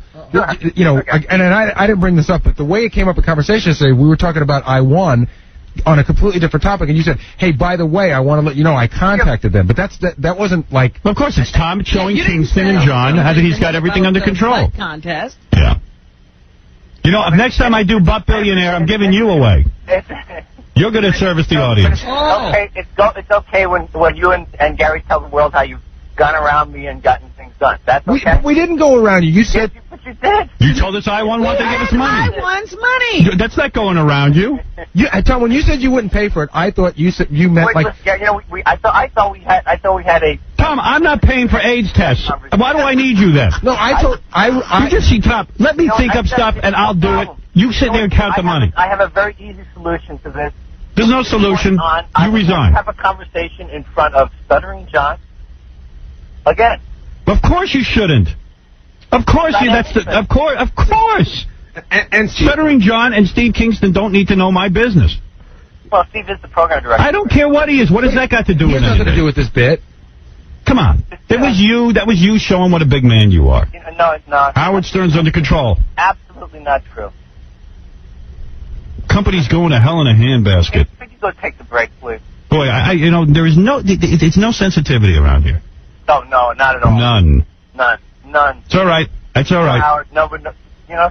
Clock is ticking. Go for it. Let me know. All I want is like a day's notice. You'll have it. Okay, thank you. Day's notice, you're entitled. I want more severance than that, but a day's notice. I can clear the office on a day. Who else have you ordered not to give me money? So I can book a tea time. He wants me to pay for AIDS tests. We have made so many efforts to get you money. I finally got the money. Now, of course I'm going to use it for controversial stuff. What do you think this is? Do you know who you're working with? Controversial fund. That's not what the conversation was. That's not what the... Keep letting the Howard Stern imitators do everything and keep me under wraps. Right, that's good. Absolutely. All right, goodbye. Goodbye, I'm done with you. And don't bother me. And stop chasing me around the halls. This is not the Waltons. You can't handle the heat, get out of the fire. Or whatever. Get out of the kitchen. Get out of my life. Get out of here. All right. That was an ugly wants a thing. day's notice. What does he need a day's notice for? That was an ugly conversation. Yeah, I'm afraid to. Because who cares? What's he going to do? No, because he's parking his car now. So learn to tolerate his baby quality. Yeah, so he'll see you. No, he'll be upset. I know what Gary's saying. He'll come and give us. But here's the deal. He did it to himself. He said something to me yesterday that he knows that you need to know. Well, of course. I tell you, and if you're going to talk about it on the air, that's now he's going to yell at you for telling me. No, but here's this whole issue. It's come on me. You're the guy who talks about these conversations on the air. If he doesn't want you to talk about it, he should have that conversation with you. No, he shouldn't. Let him keep talking to you. I like that. And just realize that he's talking to you because he can't talk to I must take a break. I must make more money for the station.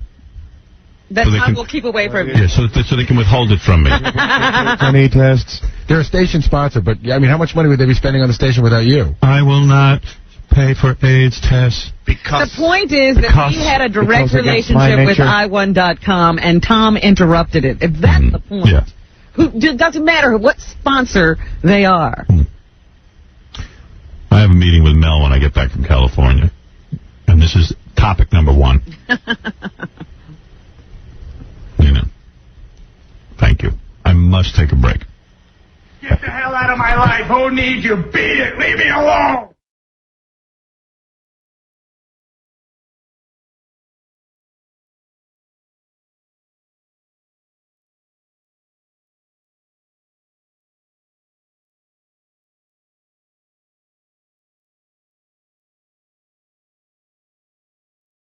All right, good morning, everyone. It is Thursday. Everybody looking forward to a big show today. A whole bunch of stuff we got to talk about.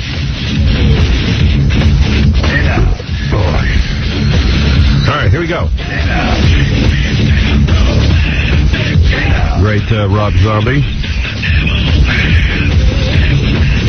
I tell you, when you make music like that, you get a great-looking girlfriend. You know what I'm saying? He's got some good-looking girlfriend, this Rob Zombie. Big, tall, blonde. Taller than him. Crying out loud, Robin. All legs. All legs. Legs forever, as you say. Legs for days. For days, thank you. Line green open. Yes. Listen, we have to take a break. You know, that's what we have to do first thing in the morning, because the company needs money. Yeah, we have to start by taking a break. Yeah. In fact, they want us to break all the time. Constantly breaking. The first thing you do when you get on is break. It's so funny, you know. I figure we have enough commercial breaks, you know. So yesterday, I know, walked in on that. Oh, you did walk in on that? I walked in and walked out. You know, so Tom comes to me, our general manager, and he said, this is unbelievable. I'm sure he doesn't want me talking about this, but I don't care. He walks in on me, okay? And, so funny. He walks in on me, and, You're in the middle of trying to plan a show. I'm trying to do the show. So he needs, Set up your next right, break. so he needs money for something. He like, there's something that, He's got an idea. he has an idea. He needs to raise money for something. So he says, do you think we could have a sponsor for the Mike Walker game, the National Enquirer thing we do every Friday? Yes. I said, Tom, another commercial? Because no, all they're going to do is mention. Not a commercial. It's not a commercial. I was thinking about it in my car this morning. He goes, it's not a commercial. What is it? He goes, it's just the guy says, brought to you by, you know. Just a sponsorship. It's just a sponsorship. I go, but Tom, don't you run enough commercials to have money to pay for stuff? I mean, now I've got to put more commercials in? It's not a commercial. He's just going to say, brought to you by. I said, well, I'm against it. And then he was trying to promise, we'll have somebody else say it. You won't have to say Yeah, I said, well, what's the difference? It's still a commercial to me. We have enough commercials. it. Well, that's why I thought it wouldn't be more clutter, because somebody else will say it. Yeah, he's insane. I go, well, you mean you can't pay for stuff as it is? At what point are you going to have some money around here? I didn't see how it ended because me and Robin, as soon as it started getting heated, me and Robin just walked out. Yeah, we ran out. We both said, couldn't take it. So then he wouldn't take no for an answer. He said, I'm going to have Paul Turner, who's our voiceover guy, cut a spec spot. You know, I said, so I can hear it. I go, I know what it's going to sound like. It's going to sound. I bailed. The National Enquirer game brought to you by. Must clutter the show. Must clutter the show. He doesn't get it. He just doesn't get it. Introduction. I want to clutter the show more. I don't understand. Infinity had record earnings and stuff. Yeah, it doesn't matter. Evidently that has nothing to do with us. It doesn't have anything to do with last the year. show. That's the reason why we had record earnings. We still have to figure out how to get money. No, it's like, it always comes down to like, we got to do something, more. So I go, Jesus Christ, at what point do you have money for something? We're hardly on. There's so many commercials, but he has to add another. The money was for a security guard. But it's not a commercial. Right. So it's now up to me to figure out how to pay for the security guard. Like individual things now are going to be by commercial. We need new pencils around here. I'm like, what? What do you mean? What do you mean? We need to? I have to pay? Why don't you just reach into my pocket? Have Gary wear a sandwich board. It's so funny. Could we plaster a poster on your forehead? Yeah. We'll do like the baseball games. I said, you mean the commercials you're running aren't paying for this stuff? I need to add more commercials. Well, my answer is no. I prefer not to. And then now it'll be vindictive and, Well, now, but you got to listen to the spec. You haven't even listened. I don't know what that's going to sound like. How did it end? Because Robin and I left when it was just getting like, well, you guys going back and eventually, I had to get back to concentrating on what I was going to do in my next. Because he wasn't going to let go. No, he wasn't going to let go. He was gnawing on my foot. So I said, all right, why don't we listen to Paul Turner's spec tape? He goes, I'm going to have Paul Turner do a sample one. Why don't we do this? Then I heard him latching on to Fred, and I left the room. Oh, he goes, Fred, who is the one that tells Paul Turner what to do? And Fred was like, and Fred's so out of it. He's like, what? But John and I, we met in the hall. I'm so out of it. It was great. Can you believe? No, I know you heard the whole thing. You were jerking him around. And he knows you're jerking him around. You're a little too obvious. I said, before I have to say something, I'm getting out. All right, you left. I didn't even see you leave. Oh. Everybody leaves me. Me and Robin started the whole thing. Oh, my God. No, it's better you leave, because I know then Tom gets all threatened when you guys are sitting there listening. When everybody starts to pile in on At first, I thought he was making a joke. Yeah. I'm surprised he asked you that, and without knowing that you're going to get upset by it. No. First he comes in, he goes, I need to talk to you after the show. And I'm like, oh. You say, I don't have time. I sit here for 5 hours. Talk to me during the show. I don't care. We need to talk because talk after. Yeah, I said, I don't really want to talk after the show. I want to go home. We have to talk now. I'm here for 5 hours doing the show. I got, commercial breaks. Talk to me during the commercial break. I don't care. Upset me. I have a great idea. All right, I'll talk to you. I need a 2-second conversation with you. It's never a 2-second conversation. He always yeah, you're right, Jackie. I need a 2-second conversation, and it's never 2 seconds. How can that be 2 seconds? You're adding a commercial on my show. Yeah. Does he know the commercials are a sore spot with you? Yeah. I'm adding a commercial. I don't care. It's not a commercial. But it's not a commercial. It's a commercial that's not a commercial. Right. So it's not a commercial. What do they put that on the login as? How do you sell it? How do you get money for that? The only way to pay for security is if you add more commercials. What about the ones I'm running? Charge more money for those. Charge a couple extra bucks for those. No. No. It's easier to add more. But he was so funny because it wasn't anything that he was doing. Yeah. It's not a sponsorship. It's not a commercial. Yeah. It's just Paul Turner saying, brought to you But mix it in with the other 3,000. It's enough. It's enough. Stop the bleeding. Right in the intro. They gotta have some integrity. I think most people would just go, yeah, sure. Who cares? Why not? Everything will be brought to you by. Anything for a security guy. I'm going to start talking now. That's brought to you by. No, we have security people throughout the building, but evidently it's my job to raise money for them. The company doesn't buy anything. No. We have to supply everything for ourselves. What do you think?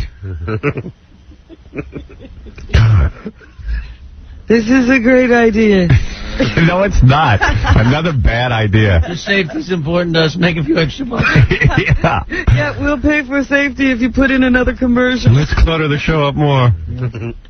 It's not cluttered enough. We're trying to entertain people, so we try to write an entertaining opening to the National Enquirer game. Let's put a commercial in. Let's make it not entertaining. We're protecting you with a wall of commercials. During the show, there's always some intrigue going on. And I didn't talk about it yesterday on the show because I just needed time to calm down. You should have seen your face. I was watching the whole dynamic. Yeah. Well, You were, your head was about to explode. Yeah, I sit there and I rub my head and I go, I don't believe I'm in another dumb conversation. And 2 seconds. He never knows how irritating he is. Yeah, I wish he wouldn't have to talk to me about it. I wish he'd call my agent. I tell him, call my agent. Don't clutter my mind up with your crap. And then I'll discuss it with my agent. Robin and I knew that your head was about to explode, though. Yeah, no, he doesn't know it. Left, but he stood there like a football. He starts leaning further over the console. Because it doesn't matter to him what I feel. It doesn't matter. I'm not a human being. Howard, no, it's not another commercial. It's not. Because you're like, oh, Tom, it's another commercial. It'll only be 2 seconds. Tom, so charge more money for the present commercials and raise money. But this is just a sponsorship. I know. It's crazy. I'm crazy. I wonder how long ago he thought of that idea, and whether it took him like a couple of weeks to work. No, he doesn't get that I'm a human being with feelings. It's just unfathomable to him. It's always like you don't understand. Right. I'm stupid. All right, I got to take a break. Money has to come from somewhere. And usually it's from this show. It's not coming out of my pocket. Yeah. How about another show? Add something to another show and pay for this. It doesn't have to come directly from me. Show. It's out of the time we get to talk. Oh. It's always coming out of the time. Let's slice more of the time you talk. You're right. How about like during the afternoon show? Who's on in the afternoon? During the Will Penn Darby show. Spots or something. And pay for it that way. There's a whole other 20 hours. You know what? We can pay for that security guard from the Will Penn Darby show. Right. I mean, or the top 5 countdowns. The Bob and Slappy show. I don't care which show it comes out of. They do like top 5 countdowns in the afternoon. We should just sponsor that. Yeah, I know. Yeah, sponsor the top 5 countdowns. Why does it? In other words, if I need a security guy, why does it have to come out? Because it's for you. Right. It's for me. You have to suffer for it. Right. So there's another way to just clog up and clutter the program. Doug, you're on the air. You can't talk. Howard. Yeah.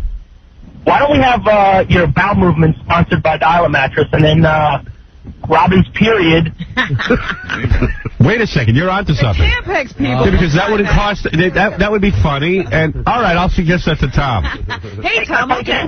We tried that once. In fact, we should play this going into the commercials. So funny. One time we had Gary call Bucky, one of our sales guys. He's like the top sales guy, and say, "Gee, do you think that you can get someone to sponsor Howard's bowel movements?" It started off with burps, farts. And Bucky was like, I think we can do it. In a second. In a second, I could sell that to my computer guys. Did you ever hear that tape? I heard it. You did? Yeah, okay. Yeah, definitely I did. All right. I've been listening for 17, 18 years. All right, thanks, man. You want to play that going into the break? I'm going to find it in the book. Oh, all right. So I may have it for you out. He'll read it to you. You're going to find it in the book. Yeah, you don't have to find it. It's all right. All right, if you find it real quick. I don't want to press you. I'm doing the best I can, man. No, I know that. I know you. All right. Listen, let's take a break. We'll hear that some other time. Can we sponsor Fred looking for the commercial? Can we get Fred another? All right, we're going to be back. You know what? Never mind, Tom. Let's move on. But you know what the funny thing was? You said, at the time, I'm really not into it. And then he kept going. Well, no, you don't understand. It's well, that's my thing, because he then starts leaning further over the console, because you start backing away. He's going to use, he's going to use all his sales technique on You know who he is? You ever see Dagwood and the salesman gets his foot in the door? Right. Yeah. Oh. And then it becomes this tug of war. And once I say I don't think I'm into it, he doesn't give up. He doesn't get it. And then I start rubbing my head and like moaning, and he still doesn't give up. The conversation is now 25 minutes. He could sell ice in the winter. Well, you have to relent, because he won't take a no. He won't take no. He's a rabid wolf. He's right behind that no is a yes. No is a yes. Yes is a no. Obvious, because you fill your face full of food and put your nose right to what you're reading. Right. That is all the way down. It's like it's so obvious you don't want to be bothered. Right. And then he starts pulling on the hair. Tom is still talking. Yeah. Are you listening? Anyway, we got to take a break. We'll be back right after these words.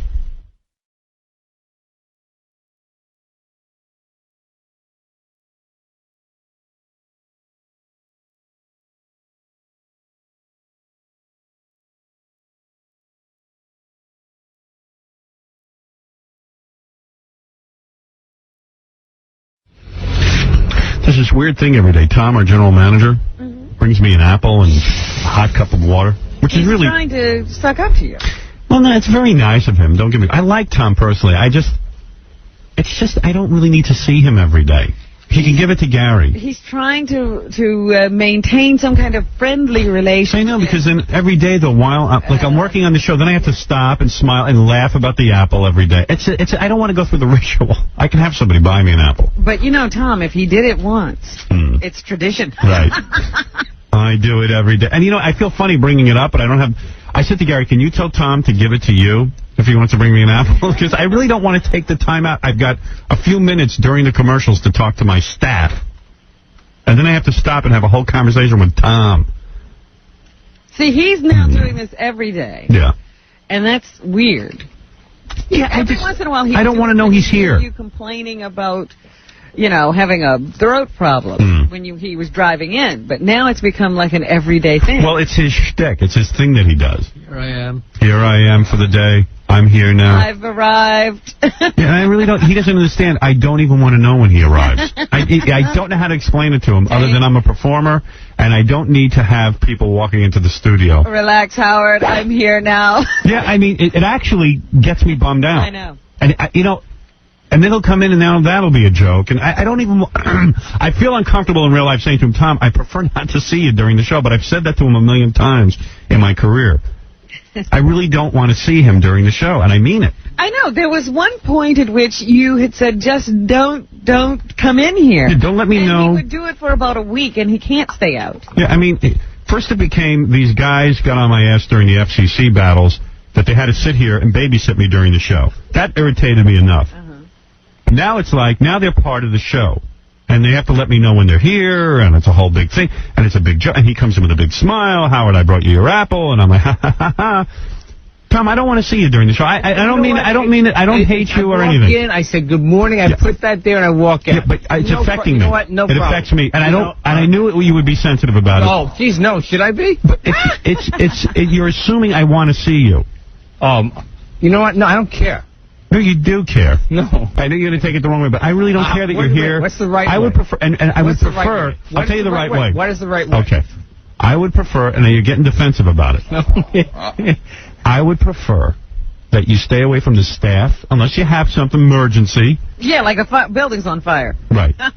Stay away from the staff during the show. Make everybody think you're not in the building. Can you do that for me? No.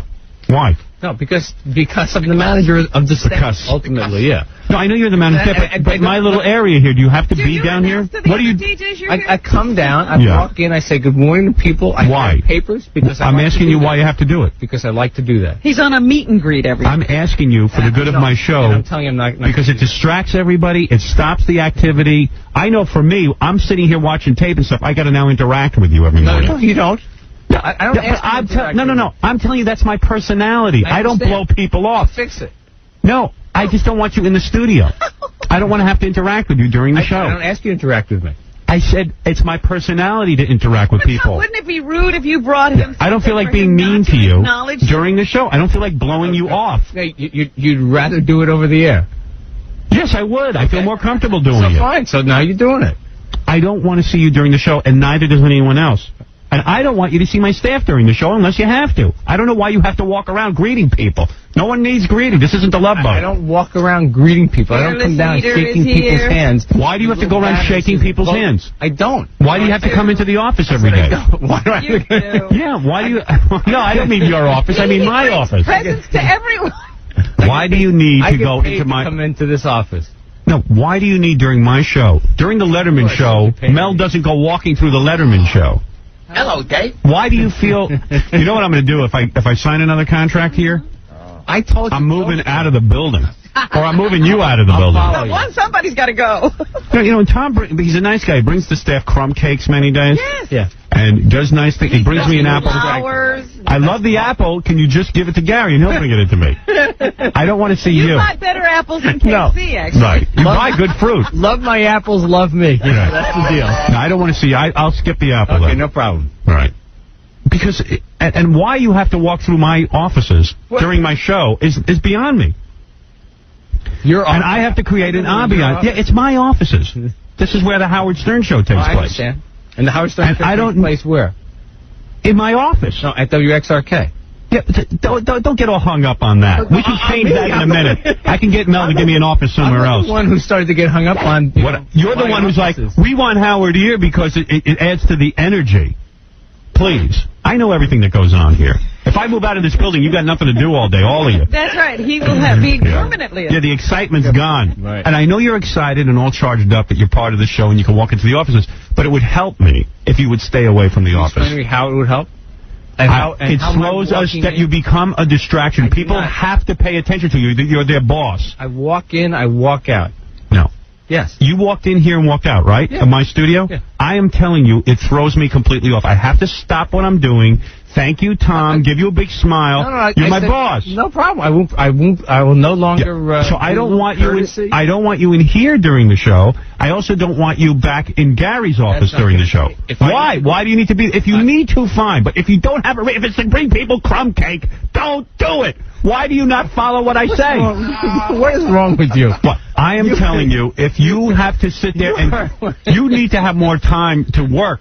I want you upstairs working on the other 20 hours of the day. You know, Mel doesn't know what anybody likes. He doesn't know about crumb cakes or apples. Right. Mel doesn't know. You know why Mel's a success? He doesn't know that Stuttering John likes crumb cake. I'll dispose with being a human being. Are you a caterer or the general manager? You want to be in the catering business? We'll get you a catering job. No, but in all seriousness, are we done? No, we're not done. Can I ask you a question? Because this is distracting me now, okay? Can I ask you a question? You can ask me anything you want. Would you please, during the show, I'm asking you as a favor, forget about coming in here into this studio. Can you stay out of my offices during the show unless you have specific business that you need to address?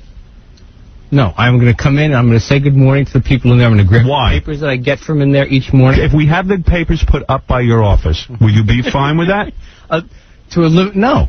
Yeah, Why would you fight me on this? Why has it become an argument? I'm telling you it disrupts my office, and you will not acknowledge it. I don't understand how it disrupts your office. People are forced to now stop what they're doing and conversation. You do, Tom. Sometimes, some mornings I do, most mornings I don't. What is the point of being in the office?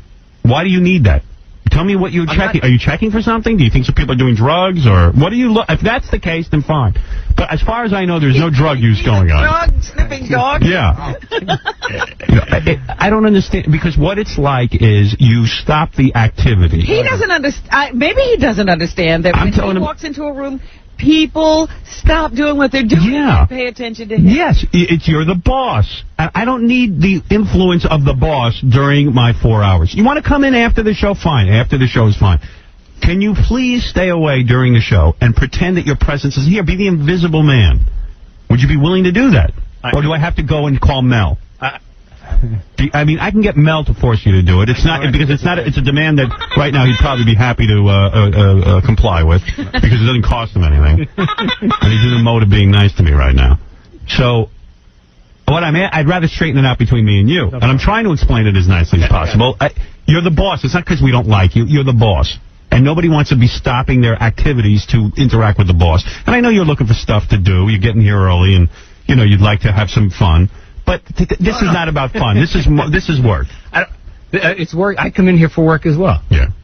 Okay. So, but why do you work upstairs on your desk? Do your office work. He probably went to some management seminar where they said, when you're friendly with the people and you have some personal interaction with them every day, it makes it's good for good people morale. To see that you're not sitting up in your office. Fine. But what I'm saying is I have a different dynamic. It was a management I'll tell you what, there's a different... That voice is why I'm not putting my headphones on. We have a different dynamic on the show, sort of like I'm in charge of the show, and I'm trying to create a certain ambiance. Right. So I'll keep an eye on everybody, I promise you, and you can sit in your office, and then you'll get more work done. I'm going now. All right, thanks, Tom. Good morning. All right. Ganji was telling me Tom walks up and down the hallways picking up little pieces of paper that are on the floor. Anything to just... Tom, why do you pick up pieces of paper off the floor when you left? He polices the kitchen, Yeah, I mean, when the general manager's walking around picking up a piece of paper, it says to me nothing is going on.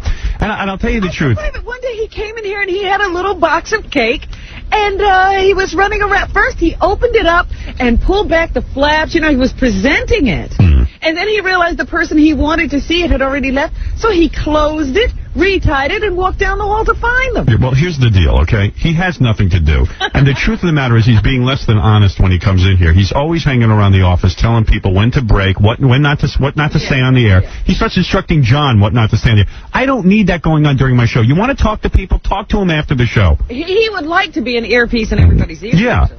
And it just slows the whole goddamn office down, and it really defeats what I'm trying to accomplish. Which is his job. Yeah. Always it's and quite frankly, the rest of the station has 20 hours on the air that are doing less than stellar. Never see Tom. Yeah, they don't. I've talked to other people. They don't see Tom every minute. In fact, if they get called to Tom's office, they know that's bad news. Yeah, I've talked to Kane, and Kane doesn't tell me he sees Tom. Yeah. And Will Pindar has never seen Tom. Yeah. Well, the point is, the overnight guy doesn't see Tom. I mean, really. I mean, how does he get through the show without seeing Tom? And he's never gotten a crumb cake, that guy. I mean, my luck is that I'm here when Tom gets in the morning, and it's before the sales staff gets in, and Tom has 4 hours to roam the halls. That's right. So he has nothing to concentrate on but you. Yeah. And I know he walks into my studio every day, and I'm like, oh, hi, Tom. Ha, ha, ha, you got my apple. And it's like, I don't need to stop. I'm working. He doesn't understand work. And immediately, everybody sees him pass through the hall. Even if he doesn't stop in that office, right. It's like, uh-oh, Tom's in the vicinity right now. Yeah, and I don't know. It just slows things down. I don't know how else to explain it to him, and I didn't mean it to hurt his feelings. I really don't. Anyway, Butt Billionaire is... I mean, really, it's annoying. I mean, the guy's annoying. And then I go to him. He goes, "Well, I'm not doing anything. You don't have to acknowledge me." No, I don't want to have to sit there and not acknowledge you. I don't want to go through that. But I also knew somebody had told him this was good management. Yeah, I know, and it's not. Somebody put this into him, and now he's marching up and down the hall. Yeah. It's in a manual somewhere. Yeah. Somewhere he went to some seminar and they told him that. Some guy he admired. If I am, and then he can see I'm here. Because we can have an interaction. Because. You know he's walking in here tomorrow at 6:45 with. No, I hope not. I mean, really, I'm not. I'm saying it because I said to Gary, "Can you listen?" I said to Gary, "Can you walk up to Tom and say Howard really doesn't want you coming in and handing him his apple every day?" No, I don't know. And then he's like, "No, I can't." But Gary was like, "No, I can't." I said, "All right, I'll do it on the air. I don't feel comfortable doing it off the air." I mean, yeah, but I mean, really, what would he do? Tackle Tom before he gets to the doors? Right. I'll take that. You know what? Like Letterman's producer would have no problem walking up to Tom's of the world saying, "Hey, look, I'll take that. I'll take the apple. Howard doesn't want you in the studio." But Gary, it was going to hurt us. Gary, he's not taking that seriously like Rob Burnett. No, I just didn't want to kick the guy in the groin. It was going to hurt his feelings really bad. So you let me do it. Well, see, I need a producer that can hurt people's feelings. Right. Can hurt guys. And it's very difficult. See, like Laura Lackner, my assistant, goes around all day hurting people's feelings in my name, and I love her. She is so fantastic. Yeah, but you gotta. She would walk right up to Tom and Howard, say, "Tom, big difference. You are not supposed to come in here." Big difference, Howard. Hold on, can I stop you for a second? Laura Lackner answers to one person and one person only. It's you. I don't have that luxury. You answer only to me. No, I have to deal with Tom here to get things done for the show. So why would I want to alienate him when in a week I'm going to need money or something? Nah, you can alienate him. No, it's not right. He still has to give you money. I can go to Mel anytime I want. If I worked solely for you and I was not dealing with anyone here, it would be a lot easier to do. Laura's in the same position you. First of all, she'll never have to deal with Tom on any level. No, but she deals with 20 other Toms on other levels.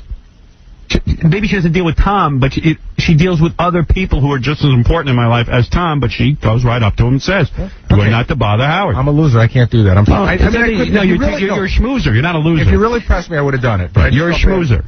You like the cigarette. You like to talk. You got to learn to be a prick. I need a professional prick in here.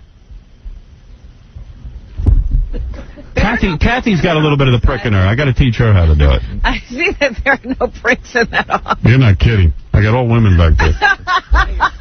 No, Kathy's more man than I am. Kathy's more man, and Laura's more man than all of you. Oh, dear. She's invaluable. You're right, because she's pummeled me. Laura's pummeled me once or twice, and she called me 5 minutes later like nothing happened. Oh, yeah. No, that's it.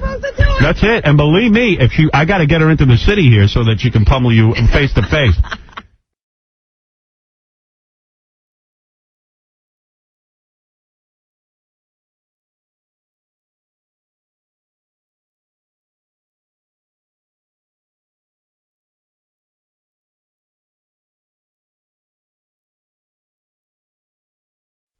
Meanwhile, you got to hear this one. So I get a memo last night that Tom, our general manager, is upset the way our new interns are dressing. Oh. What? They just got here. Yeah, he says that they're showing, I think, too much cleavage. That's right. Oh. Cleavage? That's Have you right. seen cleavage? Yes. No. You have? Yeah, but I mean, it's not like, I didn't think it was anything crazy. Yeah, I mean, they wear scoop shirts, but that's, Robin wears that. Summertime. Robin's wearing, let me see what you're wearing. I don't have a low neck on today, but generally. Honey, just stand up and let me look. Oh, you are ridiculous. Oh, yeah. All right. You see that? That shouldn't be allowed. No, I mean, it was a scoop shirt. Got my hand on my pants. Oh, yeah, disgusting. I'm sorry. I don't mean to treat you like that. Really? Can't help it. I'm a guy. No, what I'm saying is, so Tom issued some sort of... Tom must walk around here with dirty sex fantasies. Nothing to do, apparently. Because I've seen the girls, and I got to tell you something. I don't see them dressing all that sexy. You know what? The shirts are a little tight, but it's like that's They're sort of girls. that's the style. They're young girls. Where do you go that you don't see that today? Walk out on the street. Stop it. Yeah, Kathy sent me a memo about it.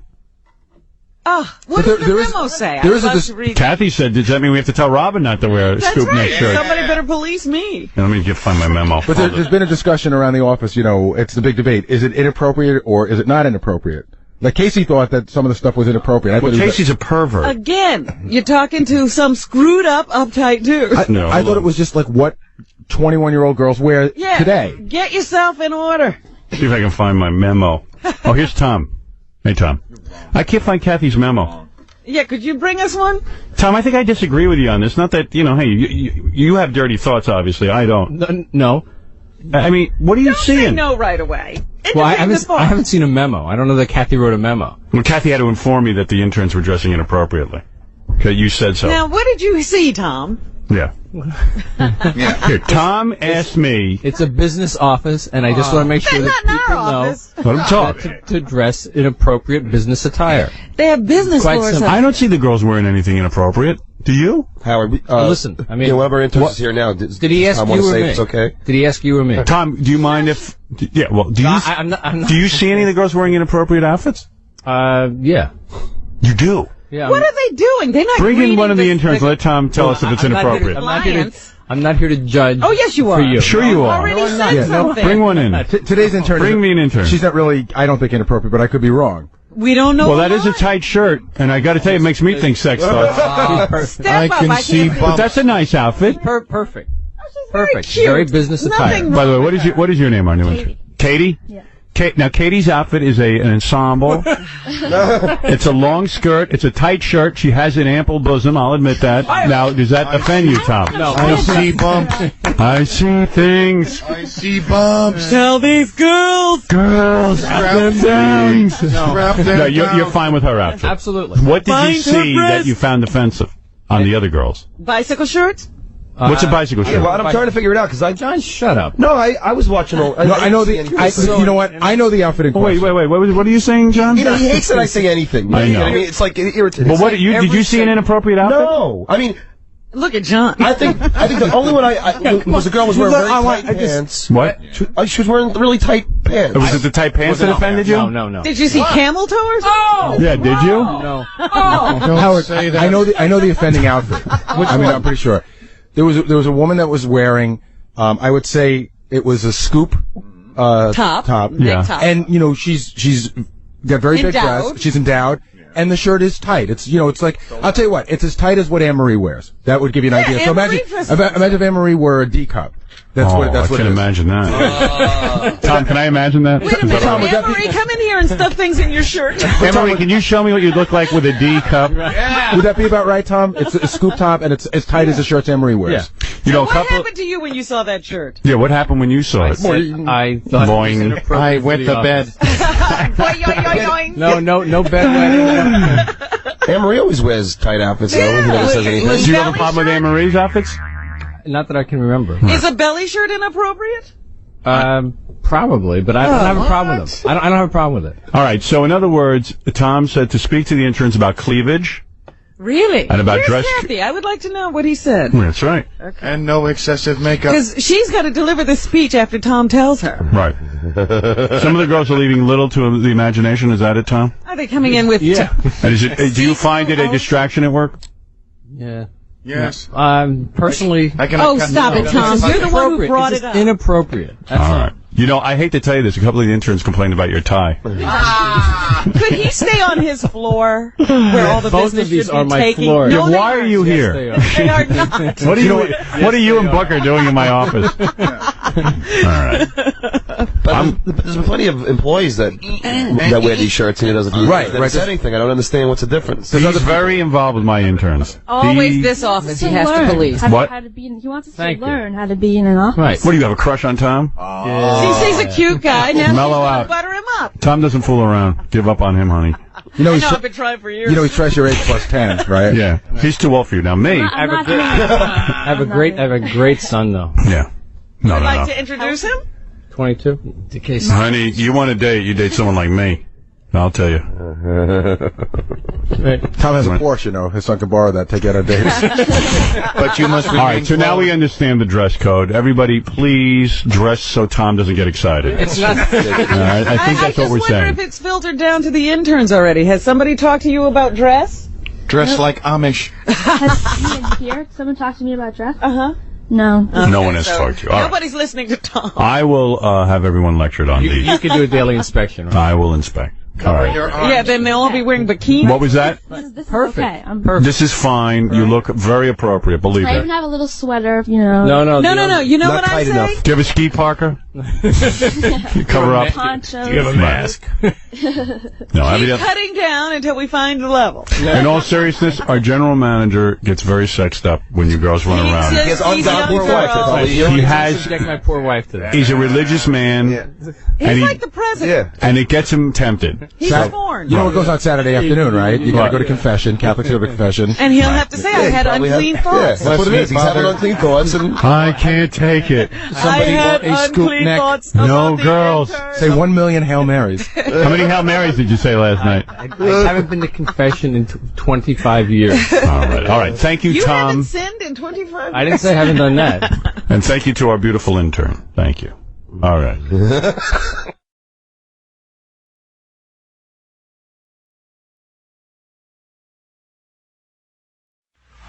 I'm talking to Booger and he goes, "Can you believe this place?" I go, "What's wrong?" He goes, "Look." He goes, "There's not even a water fountain here." He goes, I'm sitting on the air 5 hours. He's been out all night drinking too. And he goes, 5 hours I'm sitting here. I can't get a drink of water. He says, even my dog, we put down a dish to get some water. There's nothing here at the radio station to drink. And I said, that is wrong. I said, what is it with our company? I said, you make it comfortable for people. Get a little lounge, a little water, this and that.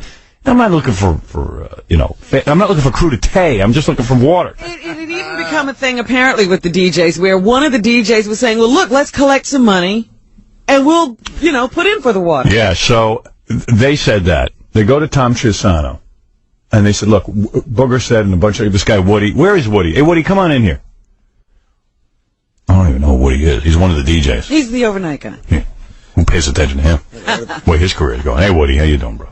I thought he worked on the E! Show. At least he's in New York. I guess that's what he tells himself. Never heard of him. All right. That's Woody. Well, he's an overnight guy. He's up and coming. He's up and coming. Young guy. Yeah. Woody, how are you, Woody? Good, how are you? I thought you worked on the E! Show. I didn't know you were a DJ. No, I say hi to you every morning. I know, I thought you were from E! No. I didn't realize you were a Everybody disc thinks I'm an intern, though, because, Yeah, how old are you? 24. And you're already on a New York radio station? Yeah. I came here from the St. Louis affiliate. Really? You're doing a lot better than I am. Yeah. I swear to God, at 24, Okay. I was in, I think... Couldn't make ends meet. I couldn't. Well, at 24, I guess. All right, so anyway, Booger's talking to me on the phone. He's freaking out that there's, he wasn't like freaking out, but we were just talking and stuff. Yeah. And I thought about it, and I said, oh, that's so crazy, That is a valid complaint. So I figured, the jocks here can't complain. Because if they complain, Chiusano hates them, and he's like, you're lucky to have a job, I pay you, shut up, who do you think you are, Howard Stern? You should be thanking me, that's his right. line. Yeah, but it's like you can't even bring anything up. And Tom will never go, that's a good suggestion, maybe I'll take care of it. He's never heard a good suggestion. No, it just doesn't happen.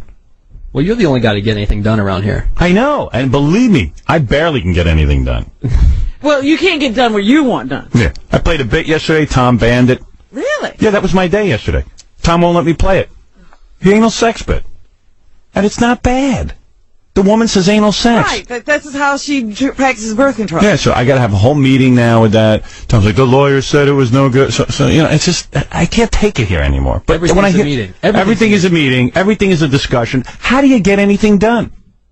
How do you get anything? How do you get any excitement going when everything's a meeting? Anybody else to meet with that Tom can see?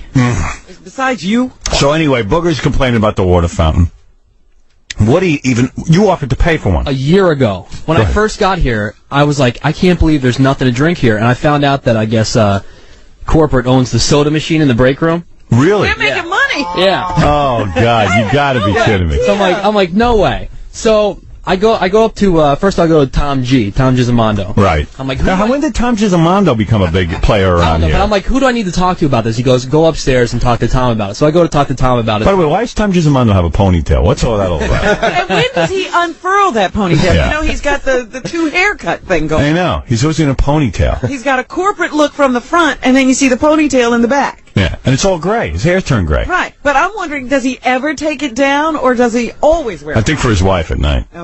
He becomes Fabio. It's a sex toy. Yeah. I can't believe it's not butter. Right. So anyway, to make a long story short, and this is funny, you went and said you would buy one. I said to Tom, What he said it? I said, can we get a water cooler? It's not in the budget. We're like the third highest billing radio station in the world. Right. And it's like, what, $15 a month? Yeah. I worked at radio stations that bill no money, and they have like a water cooler and free soda. Yeah. Hey, by the way, hey, Tom, are you listening to this? Hello? Yeah, what's up? What do you want, myself? What do you I want? don't want to confuse the truth with your story, that's all. All right, so wait, let me finish the story. So I hear this, and I embarrassed Tom yesterday. I said, what are you going to do about a water cooler, blah, blah, blah, blah, blah. He goes, you know, he came in, he had... Well, you said, I'll be a big shot. I'll pay for it. I'll pay the $15, whatever it is. Because we have been told that Woody was, I guess, getting to the story, that he was told he couldn't even pay for it himself. Yeah, because that would embarrass Tom. Why wouldn't he let you pay for it himself? No, I just heard that we couldn't pay for it. It wasn't in the budget. We really couldn't get. We have water in the refrigerator that comes out of the refrigerator, like the tap water. Yeah, who wants to drink that? That's disgusting. Yeah, you want bottled water. Let Tom drink that.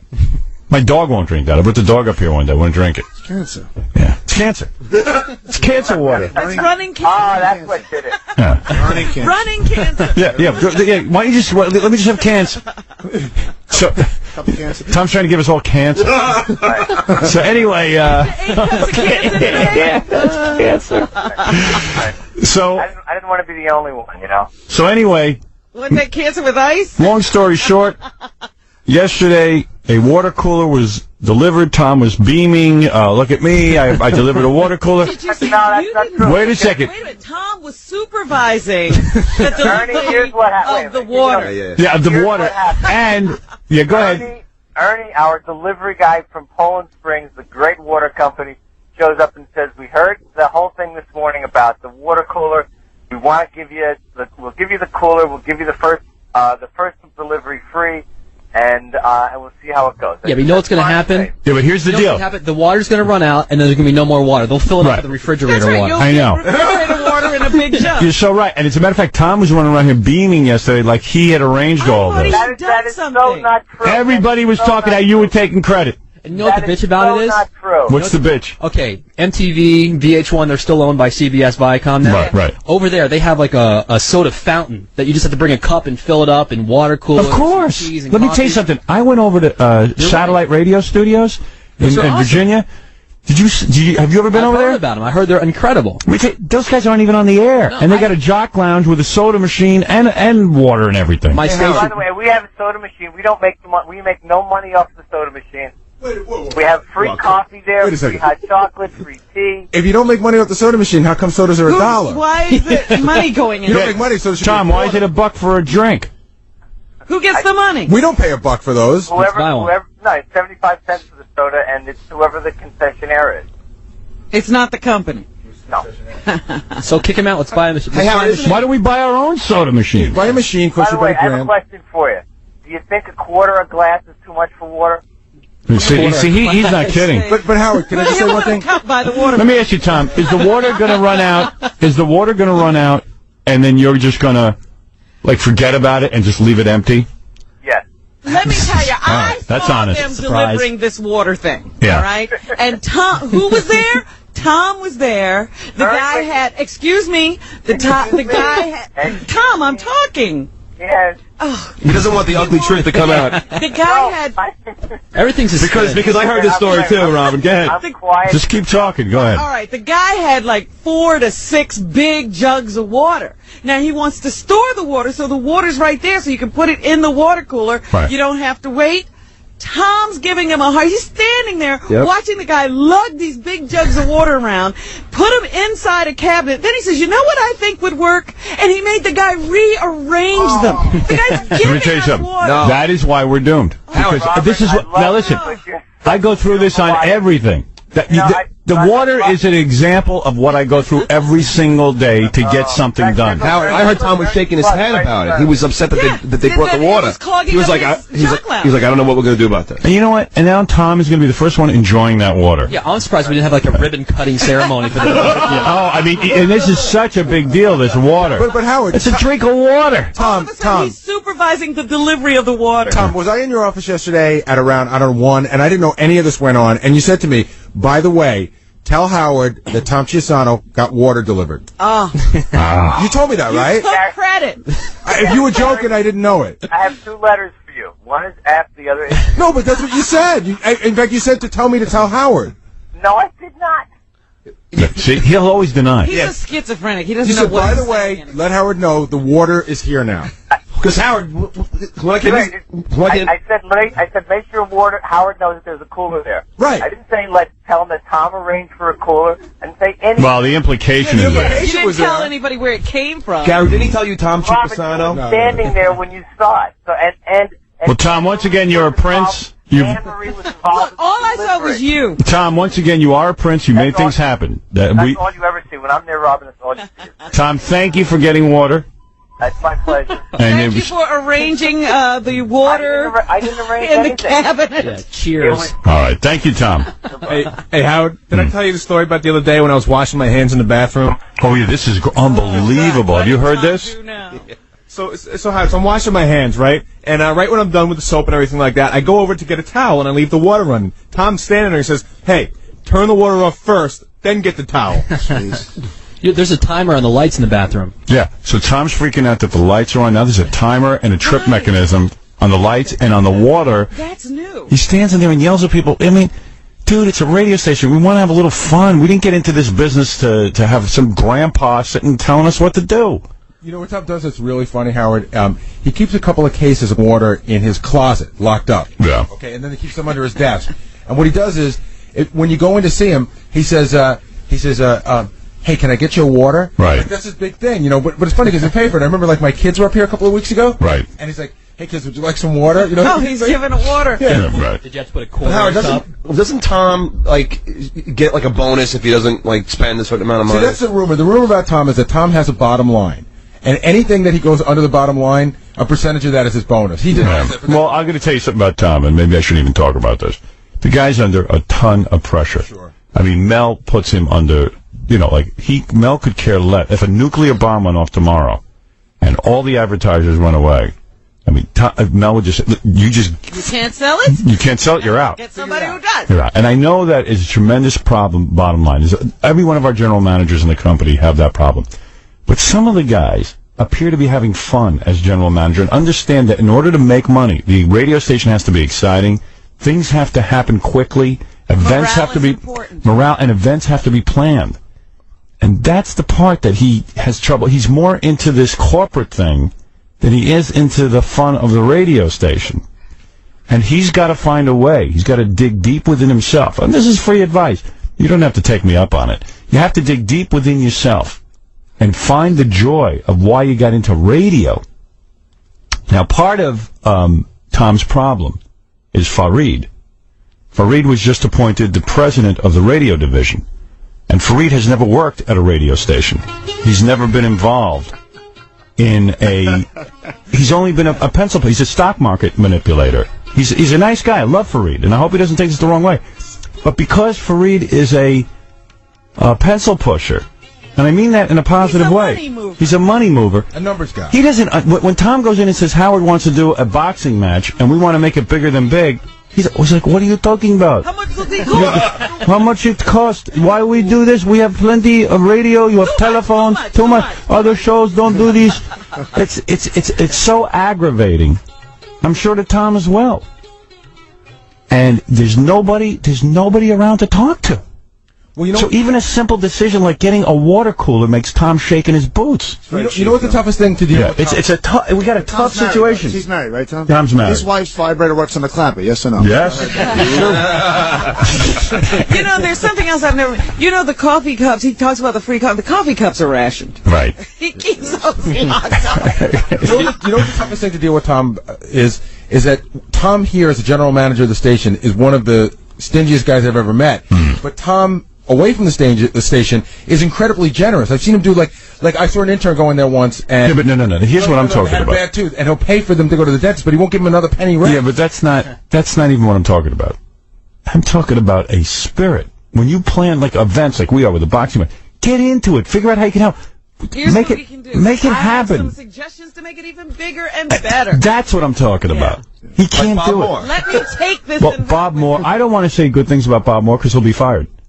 If the company hears that, the company hears that Bob Moore spends money and knows how to make things happen. Oh my God! Hi, Tom. I'm trying to help you. I swear I am. Water on me. I don't want to say. Like some water, it's free. Like I have a meeting with Mel today, and I have an agenda that I have to get to, and it's nothing to do with Tom. But I was going to compliment Bob Moore in the meeting, but even my agent said, "Don't compliment Bob Moore; he'll be fired." Because the company will think that he's spending money. He's frivolous. Right. Your biggest I'm going to be honest with you, and I'm going to help you out here. You always are. I appreciate your biggest problem is, aside from... I'd be a mere shadow of who I am if it wasn't for you. Fareed is the president of the radio division. You got a pencil pusher. No. What is he? He's not the president. The head of Infinity Broadcasting. He's the head of Infinity Corporation, which has outdoor, TDI, and radio under it. Right. And he has never worked in radio. President of the radio I know. But Fareed hasn't worked in radio. He doesn't know. He's driving a brand new magic carpet, though. 2001 magic carpet. I love Fareed. I think he's one of the nicest guys. But it's a really nice compliment. Let him do his stock stuff. Let him push pencils. No, let him do this brilliant stock manipulating he does. I love it. Radio people run radio brilliant. You got to make Bob Moore the head of everything, and let Bob still has the joy of radio. He's got the joy. I don't know how he has it, but he's got it. I'll tell you the difference. Tom, don't take this personal. No, why would I take it? Don't take any of this personal. No, of course not. Tom, make sure you save that cup. Here we go. We say, hey, we want to go out to Los Angeles and do some incredible shows. Bob goes, oh my God, how can I... Don't say this, he'll be fired. How fast can I get you here? What can I do? No, don't let the word out. And Tom doesn't have as much joy about that. No. He goes, He's like, oh no. You want to go...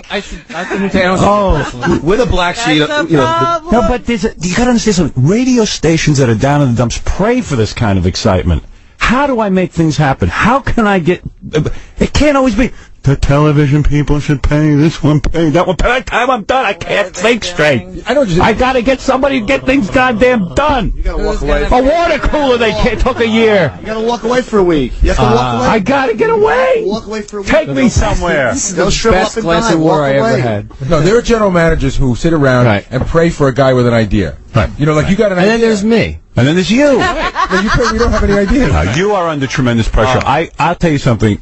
I don't know how you do it. I'll give you a compliment. The dudes you're dealing with, and what they expect from you, bottom line, is unfriggin' believable. Forget what's happening in the stock market of the world. Yeah. It's what's happening here. Oh, my God. The guy's so afraid he can't buy a water cooler. I don't blame him. He's under a lot of pressure. Don't blame Tom. Now you'll understand why Tom can't function. But Tom shouldn't spend his day supervising the water cooler and the placement of the jugs. Shouldn't he be out even A day? even on a day that water's not coming? Yeah, right. Shouldn't he be too busy? He should be wheeling and dealing. He shouldn't be supervising. Creating new business. Isn't that what he's supposed to be doing? He's like a chick decorating his house. The only thing... You know what? I'd go out and work. Someone's spending my money on decorations. I'm working. Tom's organizing the kitchen. Wait, Mike, you're on the air. Good morning, Howard. Good morning, Robin. Hey, Mike. My wife and I were on the show 2 weeks ago. We were the couple that met on AOL. Right. And when we held them here for 4 hours. Right. Yeah. Sorry. No problem. It was a pleasure to be on the show. Thank you. Right. When we got there, when the interns came in, they said, "Oh, can we get you guys anything?" I said, "Yeah, can I get a cup of ice to mix up with my Jack Daniels?" And they're like, "Well, we don't have any ice." Oh, that's right. There's no ice. Right, the ice machine broke months ago. Oh my God, Mark, years ago. That's true. What? You know? That broke. Yeah, the ice machine broke. Why don't we fix it? Two. Neither one of them worked. The largest billing radio station in the world. I haven't had time to get to that. Your Tom lost the recipe for ice. So I said, "Fine, can I get a soda?" And the intern comes back with a soda can, and it's got like a 1/4 inch of dirt on the top of it. We know how to impress. It's a disaster. Then I'm in the bathroom. It was like 8:17. Tom comes in, and I'm just in there having to chew a tobacco because Lewis, the engineer, didn't want me doing it in his office. Right. Tom goes into the stall, and I just hear this. And I was like, "Oh, Tom, you all right in there?" That makes Tom nuts. I think that's why he's so tense. He can't have a natural bowel movement, and he's getting all backed up.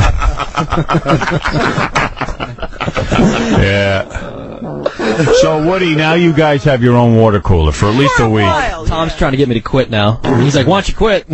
I mean, if it's so horrible, I don't know how. I'm not saying it's so horrible. Tom, that's where you get. You see, you get defensive. I came to you one. If somebody comes to you and says, wait a minute. No, if somebody comes to you and says, 1, 2, 3, 4, 5, 6, 7 people, all taking shots at me, No, I should be defensive. No. But a year ago, you come back. No. What are you doing? Oh, he's leaving? Yeah, because he's afraid it's going to affect his race. What I'm saying is, you get too defensive. If a guy says, "Hey, I want water," you think it means, "Hey, if it's terrible here, then why don't you leave?" By the way, nobody ever asked me for a water cooler. Woody? Oh, come on. Like a year ago, I came up to you. I don't remember. I walked into your office. It was right. Who are you? Last year, it was like a week after we watched that sexual harassment video that everybody had to watch. Remember? Yeah, that was great. It was like a week later. I came by and I asked about it. It wasn't in the budget, and that was the end of it. Have I ever come to you after that? I haven't. No. I haven't. He's been. And he likes his job. Just so you don't get weirded out. No, you know, he likes his job. Woody likes his job. I like John. He's See, I'm the bad guy. Woody likes his job. I just want to make that clear. Right. Wants to work here. Yeah. He just was requesting a water cooler. Right. He just thought it was odd. Otherwise, I spend $3 a day on something we could, we should have support Woody, we got to support our advertisers. Okay. Anyway, Tom, thank you. We're done beating you up. Love you, Tom. All right. Everyone loves you. And listen, I know you, Fareed, and Dan Mason, you all get together and hang out and party. Oh, yeah. Work on Dan Mason, I've yet to meet. Who is that? I don't know who that is. He's another guy. Who's he? How do these people get into our lives? I don't know. Who is Dan Mason? He's the president of the radio company. How come we've never met him? I think they're hiding him from me, so I can't figure out what kind of tool he is. I mean, where is he? He's not here. In Potomac. Oh, he's in Potomac. all the way down there. That's good. Keep him there. How can I get you to Potomac? Yeah. You got a meeting today? Add it to the agenda. No. It's not about you. Don't get paranoid. I'm not paranoid. No, Tom's been a really good guy to me since I've been here. It's just the water thing. Seriously. As long as you Then again, I don't see anybody. I'm here from 2 to 6 in the morning. Yeah, and you play the records they tell you to play. That's right. Right. Good boy. Unlike some others we know. Yeah. Some people are insane. Right. But All why right. is it bad to say, Fred, isn't it could time we for a have break? a water cooler? And, all of a sudden Tom's now saying, well, you could leave if it's not so. Because he jumps, he makes that leap somehow. That's amazing. It's so terrible. Why don't you leave? It's like, don't protest the Vietnam War. This country's great, whatever we do. That's right. America love it or leave it. America love it. If we're going to go over and bomb some gooks, you better get behind it. Also, yesterday, for the last day or two, we've been looking for Tom Chiusano, our general manager. I told Gary to do a ton of stuff that we need Tom for. Uh-huh. Tom has to make several phone calls for us. Or he has to approve things. Yeah. And, without going into the specifics of what I need him to do, just Tom, our general manager, has not been around. So thank God for the newspaper, because the newspaper tells you where Tom is. You don't know where Tom is until you read about it. Chiusano, the king of all amateur golfers. During the morning, Tom Chiusano is the vice president and general manager of the Howard Stern Show. But yesterday afternoon, the Pelham resident played in the Buick Classic Pro-Am in a group with Pro Jerry Kelly. So while Tom was supposed to... You know what it was? They're saying in the morning. No, he wasn't. He was in here Thursday. No, wait, he wasn't here Friday and Monday, but he talked about that on the air. He had a golf outing with some clients. This was a different golf outing. Yeah, I mean, this guy... What did His he whole life revolves around golf. You know, I know the guy had a cancer scare and everything, and he's grateful to be alive, but why doesn't he retire and go live his life in a golf course? No, he's got to stay here with us. Yeah, I mean, you know, and he's hardly available. Didn't he do a week in Montana just a mere 3-4 weeks ago? Yeah. What was that all about? Because I need to see Montana, you know? He was fly fishing, I think, with a client. I don't know, some friend of his, I think. It was a friend, it was no client. Nice flash. But the Friday and the Monday golfing was definitely with a client. And then he got back Tuesday around noon or so. Let's see. Chiusano, 53, is an avid golfer, and he's not alone on the show. It says here Casey and Stuttering John are golfers. Hardly. Howard Stern is not a golfer. He thinks it's the dumbest game in the world. I try to correct him on how wrong he is, Chiusano said. He is ignorant of golf. He's ignorant to golf. Tom, no wonder we can't find you. We need you to make phone calls. Could you give us your numbers at the golf courses you go to? They always know where to find me. Oh, please. Not please. Although they always know where to find me. I do not need to be disturbed when I'm with Jerry Kelly, my new best friend. Jerry Kelly, great guy. Jerry Kelly, great guy. Yeah, he's a great guy. He's playing golf. Guy. Who knows what kind of human being he I is? wonder what he thinks of What's you. par for this hole, Jerry? Jerry thinks, wow, what a great 53 and retired. He goes, hey, Tom, you got it made, pal. No, I have a job, but I'm barely missed. He probably thinks, oh no, another one of these old guys who likes to hang around with golfers. You got to see Tiger Mania is unbelievable. Oh, please. We got Tom Mania here. Yeah, we just need you. Although his work often involves game show style contests pitting homeless people against one another or scantily clad Stern fans, Chiusano spends his weekends on dress code stringent Westchester courses.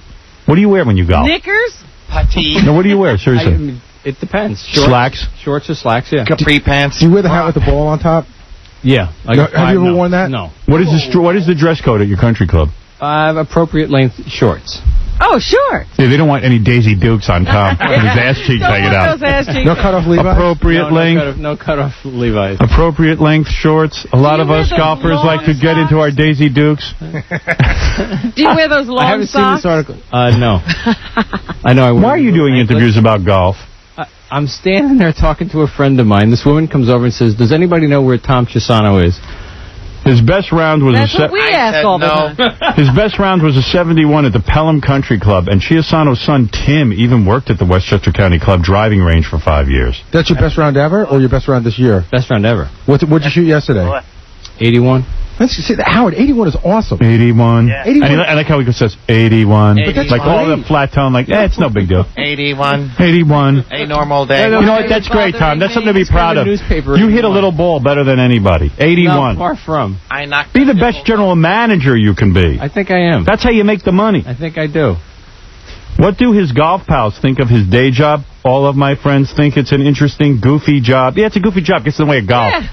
And it is an interesting, goofy job. And it is an interesting goofy What a quote. All of my friends think it's an interesting, goofy job, and it is an interesting, goofy job.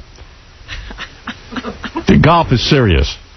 No, Well, some of us around here... Much more Let me give you a lecture. Yeah, Some of us around here take radio very seriously. Take radio very and it's seriously. about time you got here. Wait a minute. Montana, golfing, You how don't want to dare go time you? away from work. You don't want to make that comparison. Oh, please. If you put in the hours I did... Yeah, right. Oh, please, Tom. Please. 8 weeks. Tom, you don't, so you take yours in 4-day increments, right, going to Ireland to get on a bus to go to golf. I'm going to Ireland to golf. I wouldn't mind if we went to Ireland and learn something about radio. I don't think we're learning about radio in Ireland. All these rich guys think a job is a goofy thing. It's what a goof. I go to work. Yeah, golf is my passion. I got Why not go to work for golf? Radio is my passion. Really? I like golf, yeah. I like Get golf out of here. You probably work a total of 8 weeks a year. Out of who are you going to talk to? All right. Anyway, where were we? Can I see that article? You're going to CD1. Oh, CD1. Yeah, you can have the article, Tom. I never want to see it again. Here it is. Well, how was it watching Tiger Woods, your hero? I'm telling you, the guy I happened to be standing on the practice putting green. What was his best round? His, probably 58, who knows. Oy vey. But it is like, it's like the Beatles are coming off the green. He's got 6 security guards around him. They're having to hold the crowds back at this sedate... Tiger, I mean, over here. Golf. Did you meet him? Did you shake his hand? He walked, I'm telling you, he walked 6 inches past me. Oh, my God, Tom. Well, you've been blessed. Did you get aroused? Tom got aroused when Tiger Woods won. He did. You saw it, right? Say again what a great guy Jerry Kelly was. Tom saw Tiger Woods like, oh, my God, something's stirring. I've got wood. No wonder they call him Tiger Woods. Tom's got woods. I've got a 9-iron in my pants. Damn. Tiger, can I clean your clubs, please? Can I wash your balls? Come on. Wow. You should be a pro with the amount of time you spend playing. Well, you know. You're a failure at that as well. You know what? The amount of time you spend... What age did you start playing golf? What time did you start playing golf? 15. And you're not a pro yet? Yeah, really? 70. You know what? If I was getting lessons since I was 15 years old, I'd be a goddamn pro. Yeah, you're right. I would. He only played a little bit better than Andrew Giuliani yesterday. I've seen the I've seen your athletic 15. genetics. Don't start. Let me tell you something. If I never had a lesson in any sport. I never even played a sport. No, I've watched you play tennis. My sport was running from black people trying to beat my ass all the time. And I'm great at that. You should see me run. But let me tell you something. No, but I'm good at dealing with black people.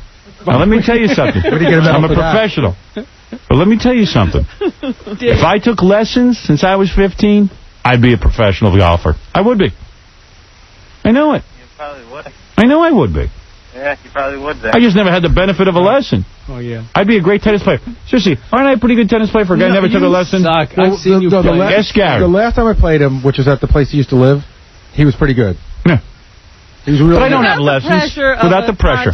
But I don't have lessons. You're no Tiger Woods. So am I going to get a lesson? My father ain't going to give me a lesson. My father could care less about me. Lessons? I can see your father would waste money on tennis lessons. Who needs that? That's good. What are you going to do with that?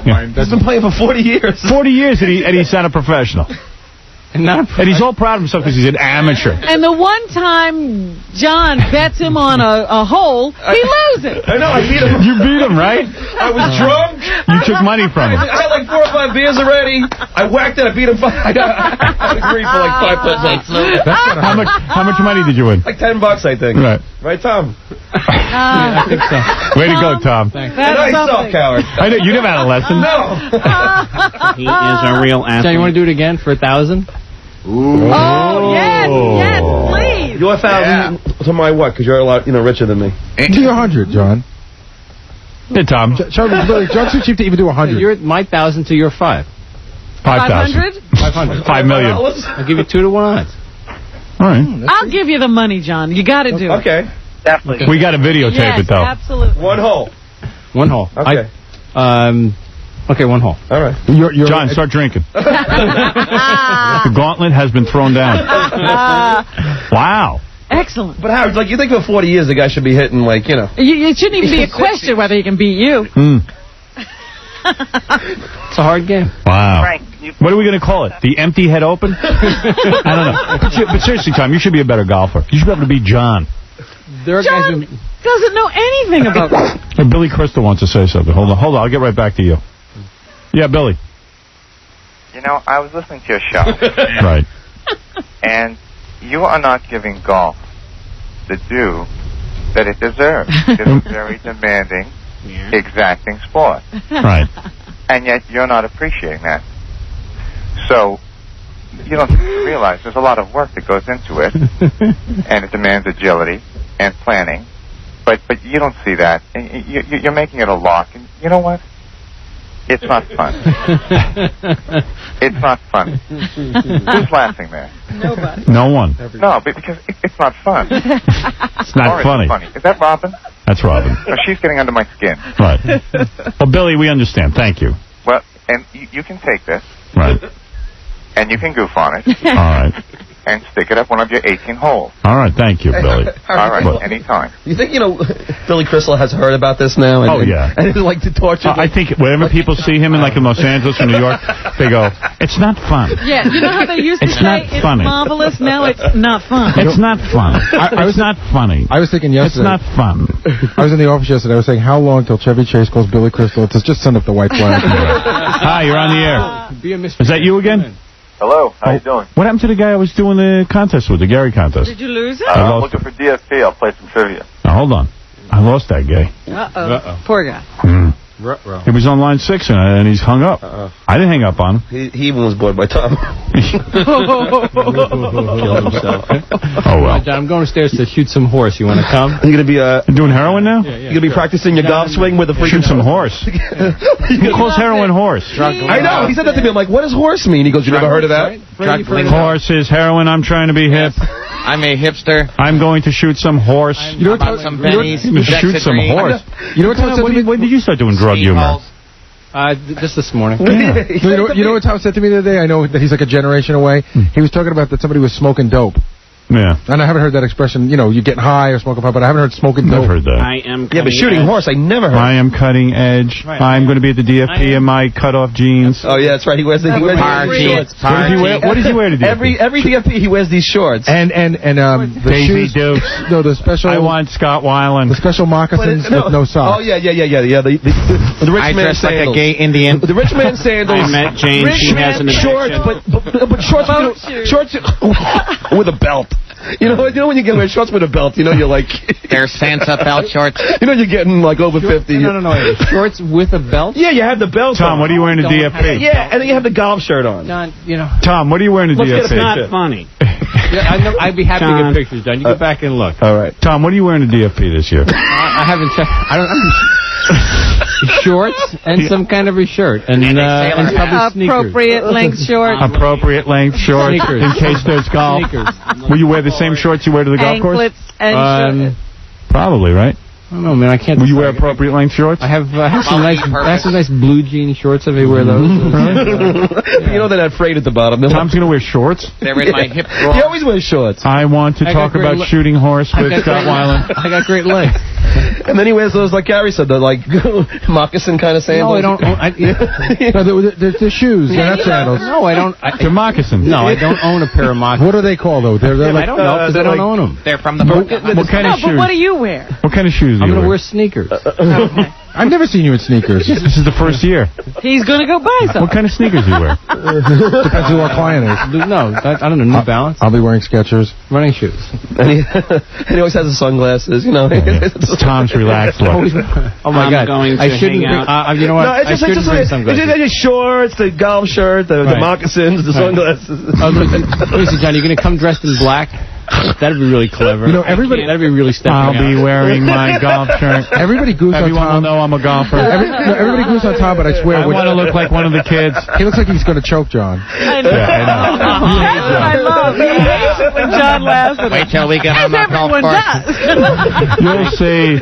You'll see in the golf course, I'll John. fix your stuttering wagon. I'm wearing my appropriate length shorts. Let's go shoot Let's horse. bang our heads and shoot horse. I wear appropriate length shorts when I shoot horse. I think you should double up the Luvox. Will you shoot horse at the DFP? Yeah. You will? Actually, backstage there's a hoop, so you never know. I might. Oh, hoops you're going to shoot. Yes. I think you should shoot horse. I did. It's a double entendre. Shooting heroin or the game horse that you play basketball, which is... Oh, HORSE. I see some. All right. I'm working both sides of the comedy fence. I will shoot. I will get wild and hang out with Jane's girl with addiction. Jane's addiction. Jane, the girl with an addiction. You know what? Dave Navarro's... Not Stealing is my favorite song. I don't want to see any of the bands with smoking pot. I will be in my appropriate length shorts. I will shoot the horse on appropriate stage. length. There's a dress code. What do you want? I will. Would you come out in your appropriate length shorts and greet the crowd? Hello, with me? crowd.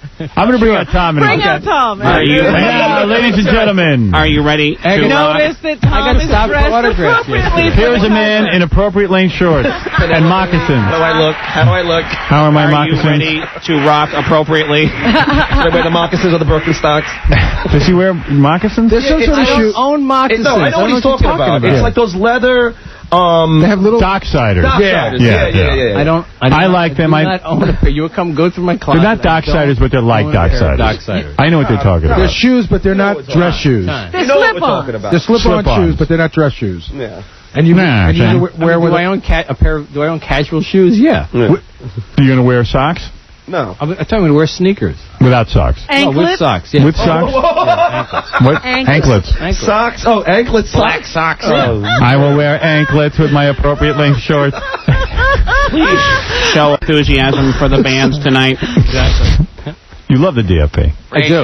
It got you off the golf course. It's a great, Yeah, it'll be fun. Maybe bring my golf clubs. You never know. Right. Well, Tom will have a lot of responsibility. I will bring my picnic basket. John's doing his imitation of Tom at the DFP. All right, Tom. Listen, you have a good time there. I'm going to be watching you. Great show. I sit back and watch Tom. But Tom does a lot of hard work. He seemed to be running around. You know what? Does he run around with Last year, there was a lot of problems between the bands. Last year was a hard year for him. And Tom was called in. Tom was called in. The year before was no fun either, by the by. Why? Let the guy talk. That was the morning that Ozzy canceled. Oh. All right, yeah. And last year, it was Fred from Limp Bizkit. He wanted to change the time slot. Oh, my God. Yeah. I had to handle the biscuit. Come on, Fred, don't be Adrian's head. People are I will handle your biscuit. That was a lot. You had to go back and talk to Fred from Limp Bizkit, right? No, I didn't. Management. I was in the room with the managers with Sharon Osbourne, with the manager from Creed. It is a goofy job. Oh my God! You know it is. But they're all screaming. They're all saying we're not going to play. You know what? If he doesn't get on the stage in 5 minutes, we're not going to go on the stage after him. You know what the big discussion was? Because I remember this was really funny. Limp Bizkit arrived and then decided that some guy who's barely in the band needed an hour to get his face painted in order to be ready for the show. Yeah. Well, and he was the they had to do their downtime. They had to have their dinner. They had to Just go out and do it. Right. You know, I mean, Fred said he'd play anytime, anywhere for us. Shows up. I don't want to play now. The sun's in my face. Yeah. Well, but we kind of knew that when we scheduled, right? Yeah. Take my glasses and shorts and get out there. Don't you see I'm wearing appropriate length shorts? And young man, get some appropriate length shorts on. Like a camp counselor. Let's settle this on the golf course. Kingston was the one who was down working Fred while I was in the room listening to everybody else yell. Right. All right, so Tom was busy last year with his appropriate length shorts. I will get crazy this year and leave my sock garters at home. You know what? I did not realize all these years. Great guy. All these years I've been going to the DFP, I did not realize you wore shorts. I didn't. Always. I did not look. Oh, Tom has a casual look that he wears to the DFP. Sure. It's a special outfit. I have on my DFP I bring it out once a year. I bring it out once a year. Is it an Izod shirt? No. No, it's a golf shirt. No, it's not even. It's a collared shirt. A polo shirt or whatever you call it. It's a T-shirt? No. No, what is it? No. All right, what is the shirt? Describe the shirt. I have different shirts. If it's not collared, it's a T, then what is it? It's Tommy Bahama. Oh, I know what you're talking about. It's a button-up shirt, almost like a Hawaiian shirt without bad Hawaiian print on it, though. Yeah, okay. Does he tuck the shirt into his shorts? Yes. Well, John sees the belt. Yeah, and then you have a belt. Now you get a I wear a leather belt, probably. Yeah. With your shorts? You tuck your shirt in? Okay, wait, the shorts have loops on them. Yeah. Not like a Sansa belt deal, so you put a belt on. You don't need a belt, though. Just because it has loops doesn't mean you need a belt. Like, I got pants on now that have a place for a belt. I don't wear a belt. If there are loops. Are you going to wear a belt this year? If there are loops, there must be a belt. If there are loops, there must be a belt. If they put it there, it's for a good reason. Exactly. But would your shorts fall down if you didn't put a belt in? God, I'm so fat at the moment they may. Right. No, they wouldn't fall down, right? So then why put a belt? Because it makes it too planned, like an outfit. It's not funny. I must wear a belt. No, I mean, it's like an outfit, like your mom dressed you. Just, screw the belt. Take the shirt out of the pants. Listen up a little, Tom. Be wild. Get wild, man. Shoot some horse. Pretend you're in Montana. I must wear a belt. That is appropriate. If the manufacturer of these shorts made a loop, I must put a belt. They are not Sansa belts, so I wear a belt. Golf courses, like everything else, not everything else, but there's a dress code at a golf course, and you live by it. All right. Is he not at the DFP? Yeah, you're wearing your golf outfit at the DFP. No, I'm not. Do you want to show everyone you're a golfer at the DFP? Is that it? I don't wear a golf outfit. Does anybody ever come up and go, hey, that looks like an appropriate golf outfit? Nice belt. Nice belt. No. You know the kids will riot if I don't wear a belt. Someone must adhere to the rules. You got to bring Tom out with a pointer. Like the kids. Okay. Let's look at what you wear to no problem. Somebody must wear a belt here. You don't think it's funny? I'll go for it. We have, what is it, a Tommy Bahama shirt? I have a Tommy Bahama shirt with a belt tucked in to my appropriate length shorts. If I don't wear a belt, this whole place is going down. These are not moccasins, by the way. All of society needs a belt. Maintain. And let me maintain order. The abuse going. I just want you to get it correct. That's all. Let me point out, I am wearing socks. They are anklets. That's I wear ankle socks with my sneakers. Yeah. So with shorts and a belt? No. No belt. Shorts, no belt. Shorts. No belt. Yeah, but the shorts he wears are the like older man shorts. They're like what my father wears. What, like Bermuda shorts? No, the ones that go down to your knee. Like, That's a Bermuda short. No. I never noticed Tom shorts. That's a good sign. What do you wear, Tom? Well, Short shorts? What kind of shorts are they? Daisy Duke. Shorts with a cuff on them, I think. Yeah. No. Your shorts have a cuff? I think Are they you do. wearing the No, they do not. I do not own a pair of shorts that have a cuff on. I keep emergency money in the cuff. Aren't they navy blue? Wear shorts. Come on. They're usually green. I own a... Yeah, the pair of navy blue ones. The ones I remember are What, are they jean shorts? Yeah. See, I remember these. You wear jean shorts? And they're pressed. Oh, Say anything. No, I thought. No, Do they have a... They are pressed. I iron them right. myself. That's your rock look.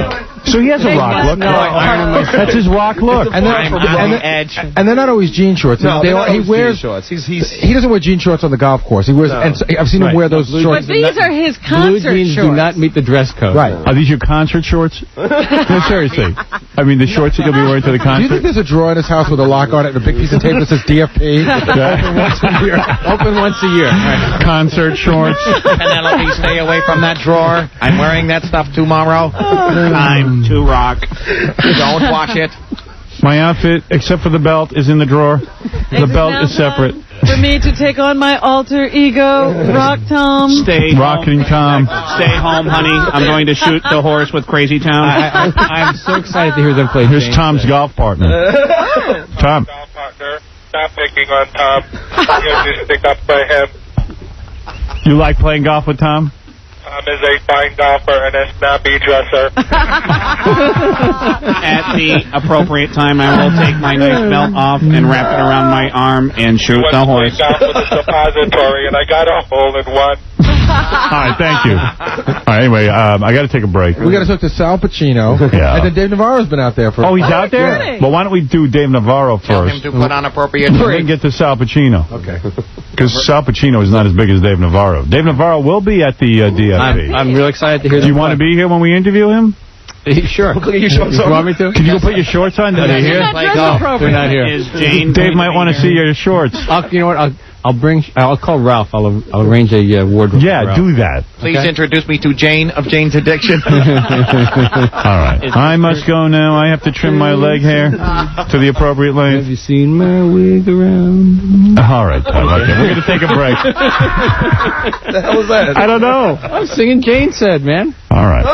Yeah, man. You're cool. Yeah, man. I'm down with rocking. it. All I'm right, hip. Tom, you go back to golf. I am. No wonder the stations are running so smoothly. He's been out golfing. We're going to take a break. I didn't even get to my Mariah Carey messages. Oh, my God. But we do have a very big star here, Dave Navarro of Jane's Addiction, and also, wasn't he in the Red Hot Chili Peppers? Yes, he was. Why is he not with them anymore? I don't know. We can ask him that when he's in here. All right, we'll be back right after these words.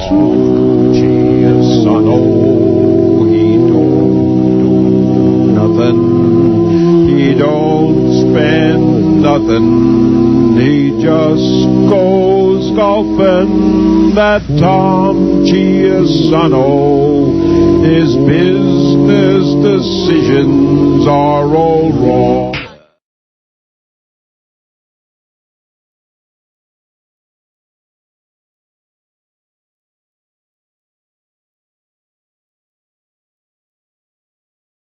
Listen to this. I never talked about this. As long as Tom's here. Right, keep it on. Go ahead.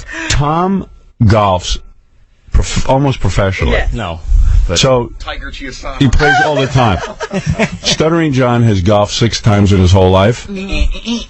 So John, who I think is an idiot because he bet Tom money. How much money did you bet? Well, he bet Robin's money. Whatever. It was 500 to Tom's 1,000. Do you know about this? No. All right.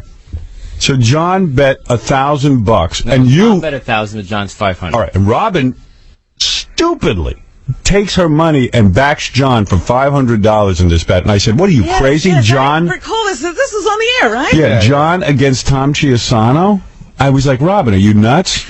No strokes. Well, guess who beat Tom at golf? Not again, John.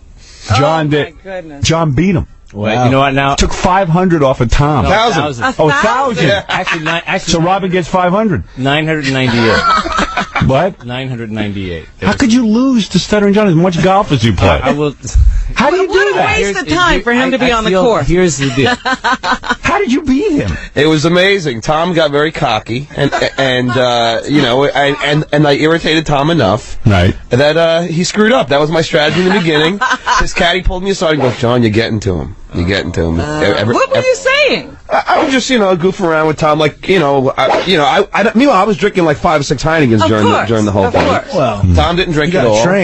Tom was concentrating. Yeah, Tom was concentrating. He said I wasn't getting to him. He was totally fine. And you know what the best part about it? It was at Tom's Country Club. Right. So after I took him for a grand, I just like drove when Tom and I drove back after I won. Like it was like the most uncomfortable moment I've ever spent with Tom, because he's like, I haven't been this upset since I lost the golf championship, and I'm yelling out the back to all Tom's buddies, hey, I just took Tom for a grand. You lost $1,000 to John. That's something you do all the time. How is that possible? No, first of all, I always thought at least you're good at this golf. I'm the other party here, so if I may, Did you lose? I lost. Did you lose or win? I paid John $1,000. So you lost, just like you paid Scott. No, Howard. Wait a second. He had to get the ball in the hole. He has a lame excuse. He thinks this is lame excuse. It is. This is what happened. I paid the bet. I'll explain it to you. The first shot I did, I dinked it off the freaking tee. It just rolled like 10 feet away into the weeds. Okay. I'm like, Tom, give me another shot. He's like, no way. He goes, this is a bet. Tom hits it right next to the hole in the sand trap. My next shot, I'm hitting it from the weeds.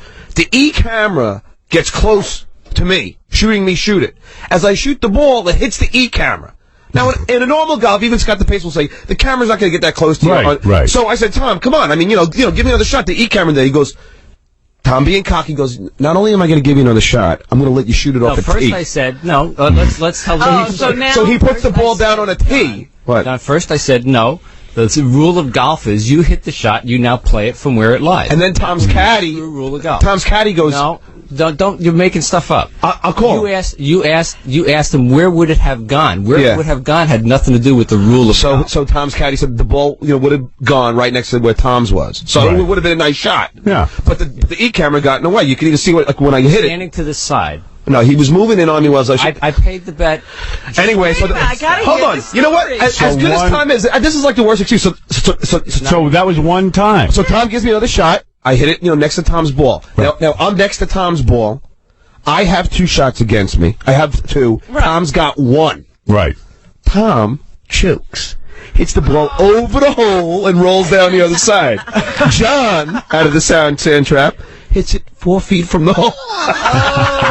So then Tom has one more shot because now we're So it was only one hole of golf? Yeah. Oh. So now we're even. Tom could still redeem himself and win. Right. Shoots it again and misses the hole. Right. Johnny hits it in perfectly and sinks it and gets a 4 as Tom gets a 5. You didn't get given any strokes. No, I beat him fair and square. I know, because he has a lame excuse because the E-camera got hit. Wow. The rule of golf would have been... Tom, be a man here. I mean... I'm a man. I paid you should have beat me by like 5 strokes. I suck, Howard. I am the worst golfer known to man. The best moment was, because I saw the videotape of it, John sinks the ball. This is at a very nice country club. Right. John sinks the ball and starts running around in a circle like a retard. I won. At one point, he does somersaults. He's jumping. He's laying on his stomach. I won. Howard, wouldn't you? That's great. Wait a minute. Very painful. There was 1 hole of golf, and it didn't take any time at all for you to get under his skin. Yeah, well, you know what? Because we had 1 practice hole. And in the practice hole, Tom shot a 6 on a par 4, which is a double bogey. Right. His caddy pulls him aside and goes, John, you're getting to him. He goes, Tom would never double bogey this hole. Get rid of that caddy. Double bogeyed? Yeah. In fact, I heard through the grapevine that Tom was very angry at his caddy because his caddy was like, talking to me about Tom's. Yeah. I heard that Tom was really like visibly upset. Like, absolutely. Absolutely. I was. How could you lose to Stuttering John? You should be able to be blindfolded and beat him. Golf. He's the worst. He probably plays like me. I've never even hit a golf ball. That he he can hit the ball at all is amazing. And he's drunk. Are you drunk? Yeah, I had a nice buzz going. I was drinking. Right, Tom? It's a great American story. It really is. But it was great how, like, Tom would, like, buy me balls, and I would, like, leave them somewhere. I go, Tom, I don't have any balls. I just bought your balls. So It's like golfing with Norton. The people at his country club are probably, look, you can even bring a Jew next time. Just don't bring stuttering Jew. Right. I love it. You can bring a black guy. Anything. But, I love that. You know, it's funny. I was telling the owner of the station the other day. Mel, yes. And I was telling him that he was laughing hysterically. I can't believe Tom, Mr. Golf, would lose to you. Wow. Tom, that's a disgrace. I paid the bet. You lost to Stuttering John in golf. All right, listen. Again. Is that the second time? Yes. Second time. Yeah, that's I didn't even know there was a second It was the first time. 2-3 years ago. 2-3 years ago. Yeah, where it was one hole, and Tom thought he was going to beat me, and I knocked the ball right onto the tree. When John probably had never touched a golf club. Right. Wow. Yeah, Howard, you got balls. And get a load of this. I didn't even bring my clubs.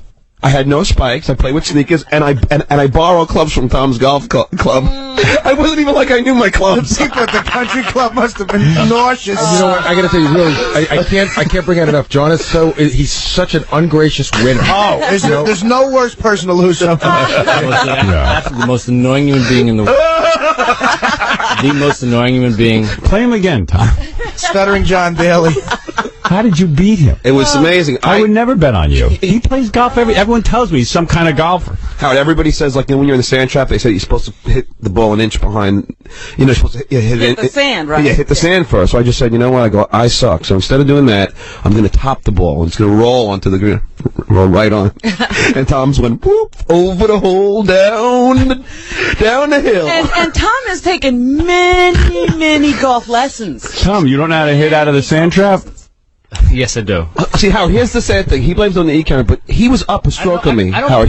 So he had one stroke on the sound trap. I was in the same position he was. I had you were down a stroke. I was down a stroke. I was down. It was up to Tom. What happened? Yeah. Tom then hit the ball down the hill, and I hit it right next to the hole. How many lessons would you say you've had, Tom? Oh, but you started golfing at what age? Seriously, about... I don't know. I mean, I started playing when I was like 15. So how many lessons? John, how many lessons have you taken? I think I had one lesson in my life, and I drank through it. And you were wearing high top ask me how many times I played golf this year. How many times? Once before Tom. Wow. Once. Wow, Tom, what a day. What the hell? And this is like his course, so he knows the course better than anybody. Right. That's right. He plays better than he has his own clubs, his own spike shoes, his own ordnance shorts and stuff. Everything. He even was scolding me because I had my hat on backwards, and like, you're not allowed to wear your hat on backwards at his club. He knows the rules. He's got the regulation. He's got all the rules. He has the regulation outfit. He has those regulation shorts, those little bobby socks. What a day of golf! Regulation socks? Yeah, those little bobby socks. The little ones that peek over the top. that peek over the top, and then these spike shoes, so he has spikes for extra traction. Oh my goodness! Spikes. He's got his own club. It's a good thing I wasn't here. I would have bet $5,000. On Tom, right? Me too. I would say, hey, this golf. You can't beat a guy in golf. He's been golfing since he was 15. This is after my first shot. I dribbled 10 feet away from the hole. So Tom had everything going for him. What do you mean regulation shorts? No, he has these shorts because you can only wear certain shorts on a golf course. You can't wear dungaree shorts. Right. He had like Bermuda shorts. Were they patterned or were they solid? What do they look like, Tom? Solid. They were brown shorts, I believe. And they're the proper length? Appropriate length shorts. And then he has a golf shirt on, the appropriate golf shirt, because you can't wear T-shirts. You have to wear a golf shirt. With a collar. Exactly. The video looks like Greg Allman golfing with Nixon. And he has his caddy there who had to be astonished that Tom lost, because Tom's like the pro. Kevin Leake is a fireman in New Rochelle. And he was Tom's caddy, Tom was tipping, who I hear he's very angry about, because the caddy pulled me aside and goes, "You're getting to Tom. He's never shot a double bogey." He's not happy. And I'm sure he's not happy with me. Well, because you beat him. No. You better stay I'm sure he's happy with you, John. No, you're not that significant. Man. You should have saw him, Howard. He didn't want to talk to me on the golf course. Absolutely. He was just... But why, Tom? He beat you. be a sport. Be a good sport. Because not really. Oh, see, not real. I mean, it's amazing. You should have killed me, Tom. When we pulled back up to the house where all the You're golfers. in the little golf We're in cart. the golf cart, and everyone's like, "Hey, so Tom, you kick his ass?" And Tom doesn't say anything. I go, "No, I killed them." And they're like, "Get out of here! You're lying." They're like, "Tom, he's lying, right?" Tom's like, "No, no. He won. Oh, dear. He won." Boy, I'm glad I didn't get in on that bet. It was because the e-camera. You would have bet on Tom. Because it's a sure bet. Wow. He was so sure of it. He put the ball on a tee when I was in the weeds. He goes, "John, yeah, you can even put it on a tee." I'll help you. Got a little cocky. I draw the corollary between you and the push-up bet. Okay. There's no correlation. All I know is he got the ball in the hole. Got the ball in the hole. Tom, how about when we were both in the sand trap? You had only one stroke, I had two. Shouldn't you beat me there? Aren't you a better golfer than me there that you should have won? Yeah, but I mean, my ball was whatever. You know what? What was wrong with your ball? What was wrong with your ball? Always buried. I mean, okay. Well, it was so buried that he hit it over the hole and into the, and like down the hill. Which is what happens. All right. Listen, Tom. I wouldn't have done that. I got to take a break. We've talked way too long. I was completely off base. And after the break, we'll come back and pretend none of this happened. You won at golf. You know how all the sales staff has been coming up to me? Didn't he just say... All the sales staff's come up to me and they're going, you beat Tom in golf? That's so funny. Jesus. So you got the 1,000? Yeah. I even made a copy of the check. And now you got to give Robin back 500, right? I don't know. However it works. I did. Like Tom was under the money. You deserve it. Keep it.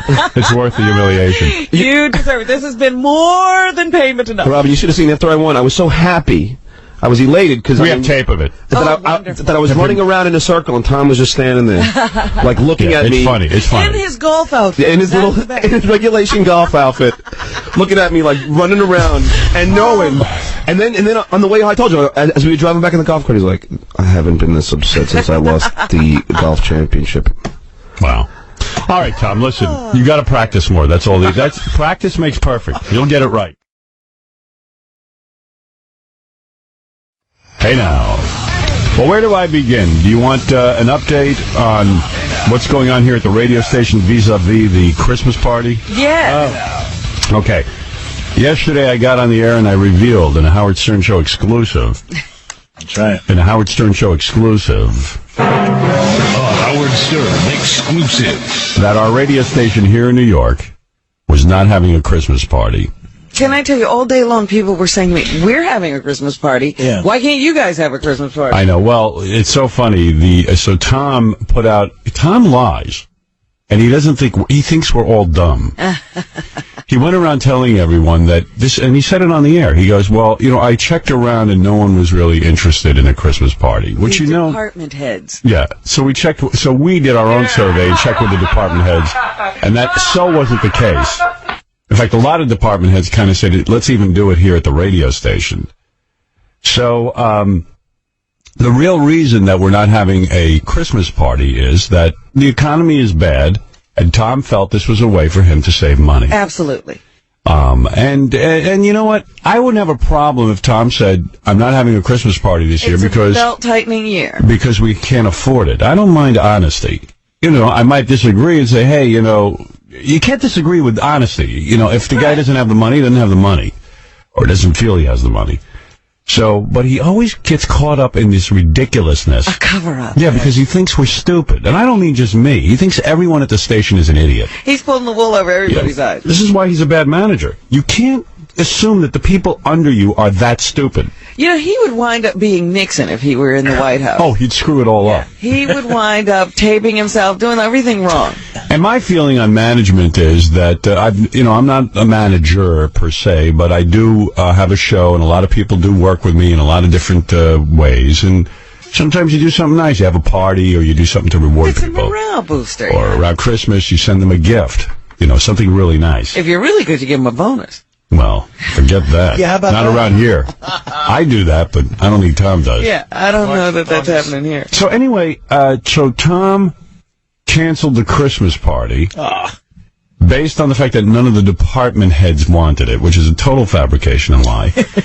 And it's just funny to me how things get out of hand because it's something dumb like a Christmas party. Believe it or not, I think if I was a manager, I've seen it in other companies, one of the nice things you can do at a company is have a party where people can get together outside of the work environment. And believe it or not, come the new year, they feel closer to one another, and it does help. I'm not saying it changes everything, but it's something nice to do.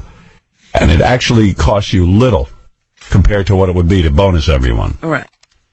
And everyone has been told all along here at the company that, listen, we don't give out bonuses, but what we do is throw a really nice Christmas party, and that's your bonus. Which, again, rubs you the wrong way, but at least we bought into that. And they give you a turkey at Thanksgiving. That's right. That's your other bonus. That's right. So, did the turkeys come this year? Anyway, I found out, I did a survey also, and in fact, I want to thank Tim Sabian over at WYSP in Philly who called us and invited us to his Christmas party. Wow. Yeah. Even YSP is still having a Christmas party. YSP's having one. Yeah. We got to go down to Philadelphia for a Christmas party? Well, a lot of us are going. I'm going. Are you going to go? Yeah, I'm going down. Philly. Well, I want a Christmas party. Let's have a whole bus trip down to Philly. Yeah, so we can go to a party. I'll take everyone at the station. What do you think of that?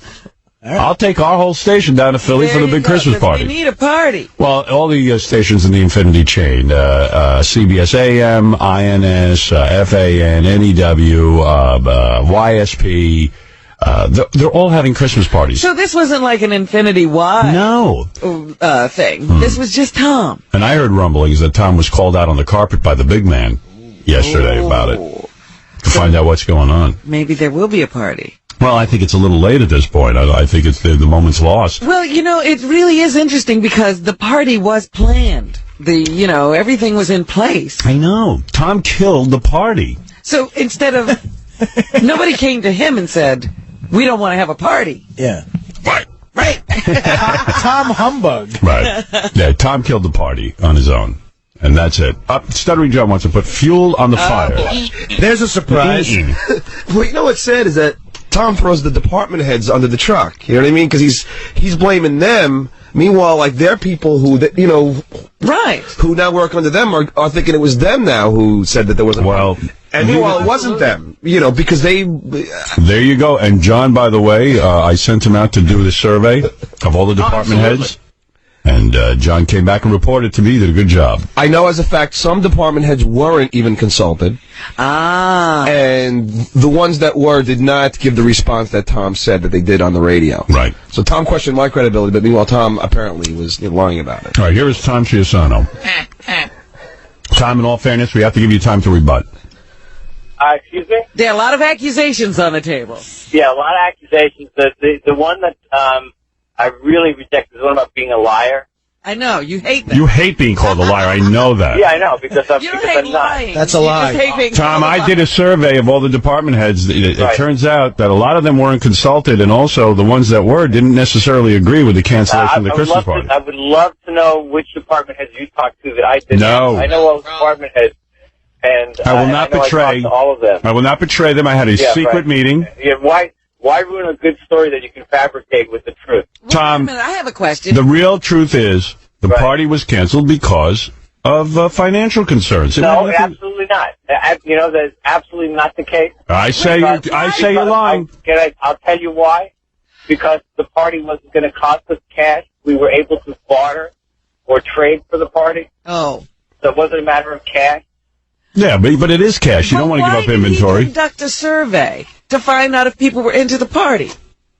I tell you, I hate this hands-free thing. I'm not getting a ticket.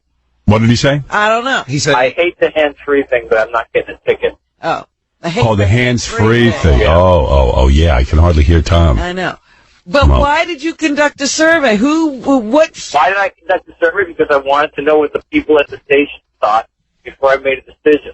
I figured I'd get some input. So you were planning to cancel the party? No, Robin. I was not planning to cancel the party. I was planning on a party, and then I wanted to make sure that if we did the party, that was what the people wanted. Well, in my survey, I found that everyone. Survey says. When did you do this survey? On September 12th? Because according to the people that we surveyed, all the department heads, they say it didn't happen that way. Hey, Howard, can I say something? Yeah. Not only did I talk to some of these people, Fred also talked to some of them. And Fred, am I lying, Fred? I only was privy to one conversation, but it appears to go contrary to what Mr. Chiusano is saying. Right. Thank you. Aha! No disrespect to Tom. But don't give out the department head's name under any situation, no. because Tom will fire them. Yes. John was talking to was probably the Department of Idiots. You might be right. Hey, in fact, I personally spoke to I think that's the one he answers to. You hired him. I personally spoke to an employee. I'm not going to say whether male or female. Ran into them in the elevator. I said, "You're a department head, aren't you?" And they said, "Yes." They said, "Were you consulted on this?" I said, "Absolutely not. Never." Tom, this is looking bad for you. And then he just said, Emery. You know what's weird? Like, Tom doesn't want to be called a liar, but he doesn't mind calling, like, us a liar, you know? Well, you're all liars. Tom doesn't lie. And then I heard you got called out on the carpet. I wasn't on any carpets yesterday. Are we having a party? The answer is no. Oh. Did you know that? Did you know? Well, actually, we are. I mean, but we're gonna have a party on the 21st. You know, at the station, a lunch and all of that kind of stuff. Oh. So you're gonna hand out cake? Did you know? Yeah, that's always fun. Did you know that every station? I know that. No, that's not true. I know that every station is not having a party. Well, YSP's having one. We're invited, and I'm going to work out. I'm going to try and get a bus together so we can all go down to Philly and go to the Christmas party. We got to celebrate. I'm not doing it to be funny. I'm doing it because people want a party, Right. and Tim Sabian has been nice enough to invite all of us. Do we know what day that is? I don't have the day of the YSP party. Doesn't a party boost, like, station, you know? Of course, there's a million reasons to have a party. And the other thing, Tom putting it on the department heads makes them, as John said, they're workers. The bad guys. Then hate them. They took away No, the party. Tom made the final decision here. Tom's not trying to put it off on anybody. Right. Yeah, a day later. Yeah, right. Tom. Tom comes up to him and goes, I don't want anybody here into a Christmas party this year? And they're like, You don't want to have a Christmas party, do you? he probably talked to like one guy. Yeah. I know how Tom operates because I've spoken to a bunch of people who said they were never consulted. Yeah. You know. Oh, you know what? Sean's on the phone. He's the owner of Spa Nightclub. I could probably put together a Christmas party. Ooh. I gotta go before I have an accident. Yeah, good. Don't have an accident. Everyone would be really upset. All right, Tom. You'd be very upset. By the way, I thought, after the whole cancer scare with you and everything, I thought can't drive hands-free. I thought the Grinch thing would certainly, ease up. Like, wow, I got a lease on life. Maybe I'll do something nice for my staff. No, I have 2 words for you. Go ahead. Bah humbug. I see. Yeah. You know, Howard, I know that one of the, a station head in the station has been calling Tom Scrooge. Yeah. Well, of But, course. he also is just, this just misses the mark so badly for him. Let me see if I can't put together something. Sean, hi. Hey, what's up, Howard? You own Spa? That's a great place. I don't know the number. First of all, I got to talk about a few things going on here at the radio station. Number one, our general manager, Tom, Yeah. is walking around with a cast on his hand. Is that, what's wrong with his hand? Well, he comes in the other day and he's showing me his cast because he's got on his right hand and he's like, I am now in a cast like you were. But he Can't sign any checks? What's the deal? He broke his pinky. Uh-huh. And I said to him, How did he do that? I asked him and he goes, it was just something dumb and I don't even want to talk about it. So I said, okay, cool. But now I'm getting reports from all over the station that this is scary. What? This is creepy. John enjoying Tom is telling everyone that he lost his temper when his suit, pants, and jacket it fell off the hanger in his closet. He hung it up, and you know how sometimes you hang something up and it falls off the... Yeah. He got so angry that he punched the wall and broke his hand. Wait. It was a culmination of events. He also lost a card game.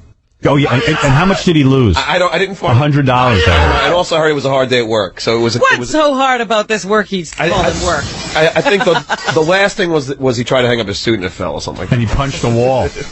I want to hear what puts him over the top. Give me your rundown of this day. I'll tell you what it is. Ever since his cancer, he made a deal with God that he won't masturbate. And I think that's what's sending him over the top. Absolutely, that's what leads to it. He's all backed up. He's so angry. You know what's great, though? The hand he broke is the hand that he would have used to pleasure himself. Well, I know. the hand frustrates him. I just called him and I said, they're talking about you breaking your hand. And he goes, I'm in a meeting. Yeah, so he obviously did something stupid. Well, he definitely punched the wall. He punched the wall because his suit fell off his hanger. But and he punched the wall and broke his hand. But you're right. It's a culmination. It's like, I can't masturbate and the suit fell. God, you forsake me. You let my suit fall to the floor. You don't let me masturbate. God, I'm so angry. I can't. Oh, there's Tom. Oh, there he is in his chest.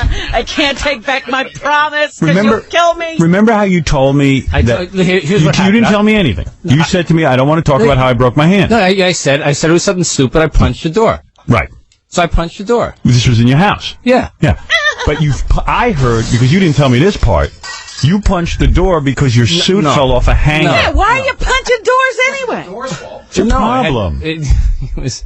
I did not punch the door because... And what do you punch like a girl? You should be able to punch a wall, Yeah. keep your thumb tucked, and keep your hands Don't you know how tight. to punch a wall? Would you keep your pinky out? No, I punched it like I was drinking tea. And what'd you do? I punched it. Why? Why are you punching walls? It was a lot of things. Well, explain some of them, Tom. I explained No, them. I'm not going to explain Oh, them. come on. It was a lot of things. Was it something that required punching a door? No. Of course not. Don't you think, and you can laugh at me for saying this, and I'm not joking, don't you think your sexual frustration from not pleasuring yourself... I have no sexual frustration at all. I have a very healthy sex life. Tom is like a dog at this point. How many times a week do you have sex? Because you've been married a long time. None of your business. But you're not pleasuring yourself to supplement I don't your need this. needs. Believe me, I don't need to be supplemented. I have a fine, healthy sex life with my beautiful wife. I wonder. Just go ask his door. You don't need to wonder. Why'd you punch the door? The door has nothing to do, has nothing to do with it. You punched the door because you're horny. No. And you're all pent up. You know what? I'm not all pent I up. talked to Guy last night. He told me it's okay for you to go back to doing it. I know certainly you're not having at the trouble with moment. that promise. He's not going to give you cancer. I promise. Right. He told me he doesn't work that way. Listen, it's got nothing to do with it. I want to know what culminated in punching. Here's what I heard, because he told some people around here, and it gets back to me, of course. Of course. Tom had a tough day at work. Mel or someone is putting pressure on him. No, I did. No, that's not. There's a lot. Listen, it's been. It's just there's a lot of things. I'm not going to go into specifics. You had a bad day at work? That's a first. Oh, please. I've lost. You know what? Well, first of all, Tom's got a crap job. He's got to go around telling really competent people that he's going to pay them less when they come in for raises. You have no idea how bad it gets. But he doesn't. That doesn't bother him. Oh, it's got to on some level. It doesn't look like it bothers him. He enjoys it. No, I can't imagine. I do not enjoy. There are negative. So you had a tough day at work because I heard the company's putting pressure on you because times are tough and sales aren't what they're supposed to be. That's your job, Tom. Business is part of it, but I have a frustrating card game that I go to every Monday night and I lose. Okay, so I heard about this. Right. I heard you went to the card game and you lost like $120. For like the 30th week in a row.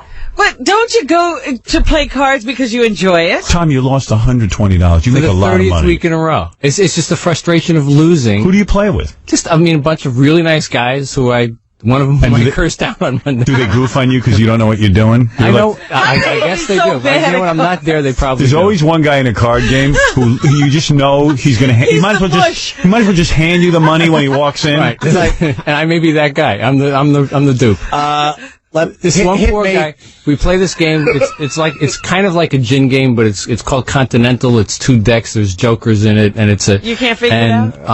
Yeah, I guess I can. You want me to stand with you and help you? Thank you. Yeah, maybe you can come and coach me. Why don't you play real poker? Then maybe you'd win. Continental. So play Continental. No, these guys enjoy taking Tom's money. They created a game. They created a game that Tom can't figure out how to play. But Tom, here's the thing.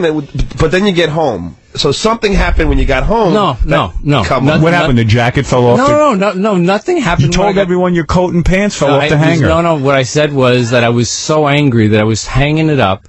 I pulled it off, and I pulled it down off the hook, and then I had my snap, and I punched the door. I'm being totally honest with you. What else do I tell you? I'm being totally honest. You mean you hung up your pants and coat, and then you somehow as I'm hanging it up. Yeah. I'm putting it on. It's fresh from the dry cleaners. I'm putting it on the hook. It's a wire hanger, and I just put it on there, and it was just. had my snap. And it slipped? I pulled it off. He's saying the first thing he did was destroy the hanger that was holding his suit. You beat up your coat and pants and your hanger. So when you went to the... I hope that you're enjoying this. Oh, this and is that insane. wasn't enough, so then John's he gonna have a heart destroyed attack. his hand. Oh, if I had a cup... So in other words, you took it, you got mad, and you ripped it down, and then you punched the wall. Got it. Now you got No, it. he punched the door. Well, unfortunately, there was a door behind the suit. Oh, did it bounce back and hit you, the door? Oh, I see. When You're hitting the Yeah, what really made me drove me crazy was when the arms of the suit, when I hit it, they punched out and they punched back out at me. Oh, wait a second. Oh, you You were punched... beating the suit. You punched the suit and it hit the door. I see. It was hung up on the door. Oh, that's funny. He was beating the suit. The suit won. And then I shot my This is underwear. what a wimp I am. He shot his underwear. My underwear. Bad underwear. Who else wants a piece of me? Why are you looking at me, Floor? I wrestled my Sock suit. drawer has an Wait a minute, attitude. Tom. What did that suit represent? No, you know what? The suit didn't represent anything other than just Come my on, frustration. you were fighting Father. with it. No, the suit was all about my frustration. Suit represent your father? No, Or Mel? my father. Was it Mel? Mel my wears the suit. soon-to-be 88-year-old father. Well, I mean, gabardine suit. Healthy. What did that suit do to you? It told me sales needed to go up. The pocket square is looking at me cross-eyed.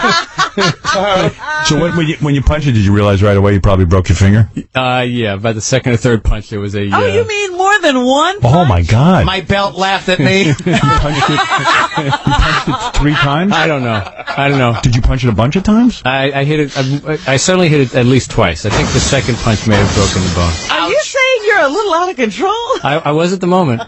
My poor wife is standing there watching me, and she just kind of said, do we need to talk? I said, no, I think unfortunately you need to leave me alone for the moment. And then I went and apologized to her. And then what did you have to do, go to the emergency room? No, I mean, I thought I'd heard it, but I wasn't sure. I iced it. I tried to go to sleep. I woke up, I iced it some more, watched the end of the Monday Night Football game. Then I called this good friend of mine who's an orthopedic surgeon in the morning, and he saw me. And you had to explain this sad and stupid story to him? Yeah. Did he laugh at you? Yes. So what did he say? He said, Tom, what are you doing? So what are you, an idiot? And I said, punched the unfortunately I suit. was. Last night I was an idiot. So your wife was there. She watched the whole thing happen? I think actually she She heard it more than once. Yeah, I think she was standing there and saw it. Yeah. Did you use bad language? Were you No. cursing out loud? Fudge. No, I wasn't. Oh, fudge. I want a rematch with my suit. I don't get something. He's hanging it up, and then suddenly, just out of nowhere. No, I pulled it off. Did you ever, you understand, like, when you're really angry, sometimes like, you just take something... You want to destroy something. He was ripping it down, and then he punched the suit. It probably wouldn't fall fast enough for him, so he started beating it. But what thought got you that angry right when it happened? Do you remember what... No, there was no thought. Actually, what I hoped was... Were you thinking about the card game? Yeah. I was so angry about the card game. And this one poor guy, he's a really nice guy, looked at me and tried to say something that he thought was going to be engaging, and I just looked at him and told him to go F himself. What did he say? What did he say? Oh, what's the matter, Tom? You're not smart. The game has this thing where if you're at you play to points. At 101 points, you're out of the game, and if you have 80 points or more, less than 101, you can buy down. And I just wanted to go home. I was tired of losing. It was the second game. All I wanted to do was go home. So I have 100 points. And the guy said, and they said, you want to buy down? I said, no, I don't. And the guy says, oh, come on, I'll pay for you to buy down. I looked at it, I told him to go F himself. That I didn't need his charity, I didn't need his money. If he wanted to buy down, I'd do it myself. Wow. You must be so much fun to I play am. with. I'm a joy. You know what's weird? They say guys who survive cancer, like what you did, beat the I have a odds. joy of life. Well, yeah, I like do. the little things don't bother you after you know something what? like that. I'm telling you, it was just it's 20 weeks in a row losing at the stupid game. I'm gonna say something to you as a friend. You want me to come talk to you after the show? You want me to spend a few minutes with you? Do you need Can I some lay help? down on your new couch? No. Do you want me to talk to you? Man to man? No, Anytime I'm okay. Howard has I to really talk am to okay. you, you're in trouble. Do you want to talk? Because it sounds like you're cracking up. No, I'm In not. trouble. I'll sit down with you, and I'll forget about you're my boss. Forget about all of that. No, we're friendly. We're friendly? friends. I consider you a friend. Yeah, I'll sit down. I'll talk to you, and let's really have some honest conversation here. I think you need someone to talk to. I still don't understand why a guy goes for 30 weeks to something he's not enjoying. Because you always think that's the week you're going to win. At this point, you're chasing a dream. Exactly. Have a simpler game. And you know, and the other part of his penalty is always saying, "Look, come on, you know, you should go do it. You like the guys," and I really do like. You want to play cards with us? We'll let you win. No. You know what you should do? You like those guys? You should serve those guys. You know, get them drinks. With you know, actually, I do. So I usually am the last one there. All right, and, so you got humiliated and you went home and you punched the door. Yeah. Okay. Yeah. All right. All right. Enough of it. We're going to drop it. Yeah, if he does that at a card game, how didn't he kill John during that golf game? Oh, he must have. You didn't punch any walls after that? No, wow. No. I mean, normally I pride myself on being in control. And seriously, said that to me. I think the whole thing about giving up pleasuring yourself has to play into this somehow. I don't mean that you're not pleasuring yourself. I mean, you gave up. Something's going on with you. No, I'm telling you, golf had something to do with it. I lost at golf over the weekend in the club championship that I wanted to win. And losing for the 30th week in a row. See, normally I would say to a guy like you really have no adversity in your life if you're worried about golf and he's cards. got to make up problems. But you've had adversity. You came near death. Absolutely. I don't understand what's going on with you. I mean, I could have died easy. This is why God let you live, so you could start punching walls and losing at golf games? My father gave me that lecture yesterday. You know what you ought to do? You ought to give up golf. Well, I have for the next 3 or 4 weeks. He can't handle anything. Why don't you give up gambling altogether? But, I don't play golf to gamble. I play golf because I really like the game. No, you don't. Yeah, I do. I know I do. The Tom Chiusano story. You think you like it. I lost control. I did an OJ on my tie. I boiled my leather shoes. A pair of Poochies down the drain. He's murder on clothing. But I was telling my son about this the other day, and I said I pulled a Tim. He said, "What do you mean you pulled a Tim?" I said, "Well, I watched it because I watched him as a lacrosse goalie one day punch a goalpost and break his hand." Mm-hmm. And he said, "Dad, I was 17 years old when I did that." Yeah, he's learned. You're 500 years old. Right. You're progressing is what your son is telling you.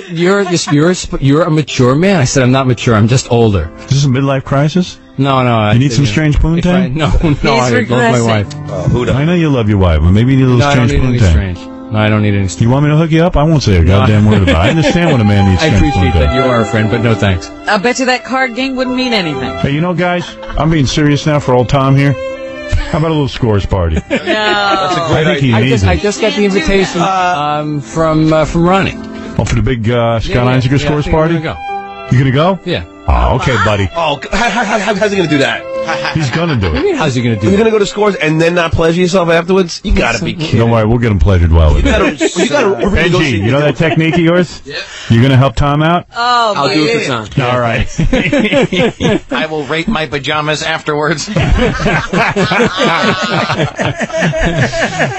going to rape his pajamas? That's correct. All right. The ones with the little cowboys on them. He's going to give the pajamas roofies and then have his way. You going to go to scores? All right. Yeah. All right, buddy. Hang in till then. I will. Yeah, I mean, this guy, he's got a problem. Hey, Tom, can I ask you one question? You ever thought about renegotiating that deal with God? Like saying, God, listen, can I you go back negotiate in? a deal with God, John? Well, you did. I did not negotiate a deal with God. Will you stop pleasuring I yourself? made it. I just, you know what? Because your cancer went away. So do you ever think about talking to him again and saying, God, listen, I can't handle it anymore? All right. Listen, Tom has his own conversation with One God. has nothing to do with the other. Can you imagine if there is a God and he's listening to Tom's prayers? He's probably laughing like everybody else should be. All right, Tom, go back to your important meeting. Thank you. And don't punch anyone. While he's pleasuring himself. All right, guy had a tough day. I think he expected a lot more from his career. A golf game. Yeah. I thought he'd be an owner of a radio station or. No, if he had won that golf championship, the suit would have been safe. Is it your career frustration? I like my job a lot. I got a great job. It's not frustrating. It's Can I ask you all something? those things. Does it upset you that the other general managers in the company get 2 or 3 radio stations to run and you only have 1? No, because doing this one is like doing 2. Okay. Well, for you. Well, are you disappointed that you never became an owner or operator? No, I kind of chose to be where I am. Okay. All right. He kind of chose. All right. Hey, let's put you down. I like this job.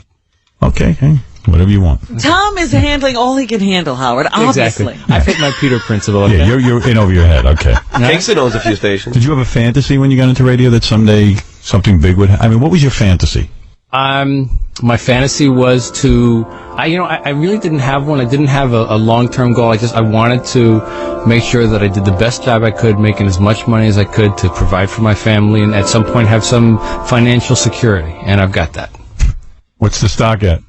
40? All right, then you got some financial security today. All right, go ahead, Tom. Go punch a wall. All right, go bang your head into the wall. But if you're going to talk about me after we leave, then we have to come back. Understand. You know, is your wife considering padding the house? My wife is considering a lot of things. Poor woman. I'm sure. My dream was to win the golf tournament. Yeah, I'm telling you, if he'd won that golf championship, the wall would have been standing. Oh, no, you know what? You're probably right. Why did you lose the golf tournament? Is it because of your age? I don't know. You think you're getting older? No, you know what? I was the oldest guy in the tournament, probably in as good, if not better shape than anybody in the tournament. And what happened? Just didn't get it done. Didn't get it done. Was it the mental thing? You choke? Affected your mental? I'll bet a masturbator won. I bet you the guy who won, I don't know him, I guarantee you he pleasures himself. He cranked one out just before he cranked it out right before he went to Tom's golf tournament. I bet you the guy who always wins a Continental, man. No, that guy doesn't play Continental. Nobody plays Continental except women. Except you. In fact, those guys don't even play it. So you show up. Big game in the Bronx. Really? Big game in the Bronx. All right, okay. Tom, Continental player, golfer, and general manager. Thank you, Tom. No, was he doing well in the tournament, or did he never have a chance? Oh no, I absolutely had a chance. I had. Wow. I qualified well. I won my first match and lost the second one. All right, Tom. Good. We'd love to hear more, but I know. time doesn't allow it. Right. Exactly. All right, thank you. Because Captain Jenks is here. He's back on the phone call circuit. All right, that's the story of Tom's hand. I'm going to go home and hug my sweatpants. His clothes are his friends. You got to take his suit cufflinks away. never let me down. I love that. Yes, Barbara, you're on the air. Hi, good morning, guys. You know what? I have a great idea. I think you guys should set up a pay-per-view special, Tom versus his suit. Yeah, I'd watch that. Tom Isn't that a great idea? I definitely would get that. Thank you. Better than the boiling point we've been living through. Yeah, well, I just want to heat on a little bit. I have this weird thing goes on with Tom, our general manager. He knows when I'm sick, he brings me in a nice piece of fruit and hot water, which is really nice, but then he stares at me. He wants me to talk to him, but I can't talk because I'm trying to save my voice for the radio. Doesn't he get that? No. He stands there staring at me, waiting for me to talk to him. And it's just stupid talk, you know. Yeah, small talk. I would rather not have the fruit. I don't want to talk to him.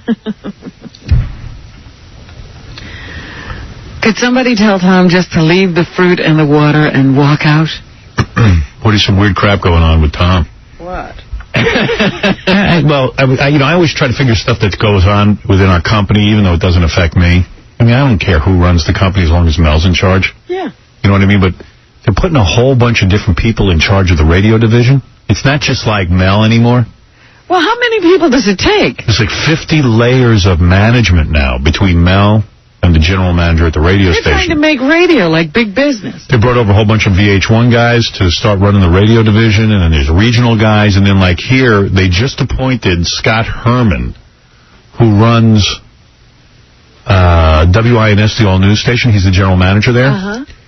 He's now like the regional guy. He's in like he became Tom's boss. So now Tom's answering to a guy who just used to be one of his fellow general managers. Right. So it's a real slap to Tom. Tom, I'm figuring this was a big blow to you. The Scott Herman thing. I do not come in here expect to engage you in conversation. I came in to tell you what I was trying to accomplish this morning for Oh. And then It seems like every morning you have stuff to tell me. And then, and sometimes it only seems to be small talk. We do work together, and it has, and but during the show, don't talk to me. Sometimes it's not necessary. You see, I understand, but then you run out immediately after the show. No, if you have something legitimate to talk to me about, I understand. But a lot of times it's like, hey, how you doing? And, it's cold outside. Yeah. So put on all your clothes. Yeah. What? Yeah, it is single digits. Single digits, the wind chill factor.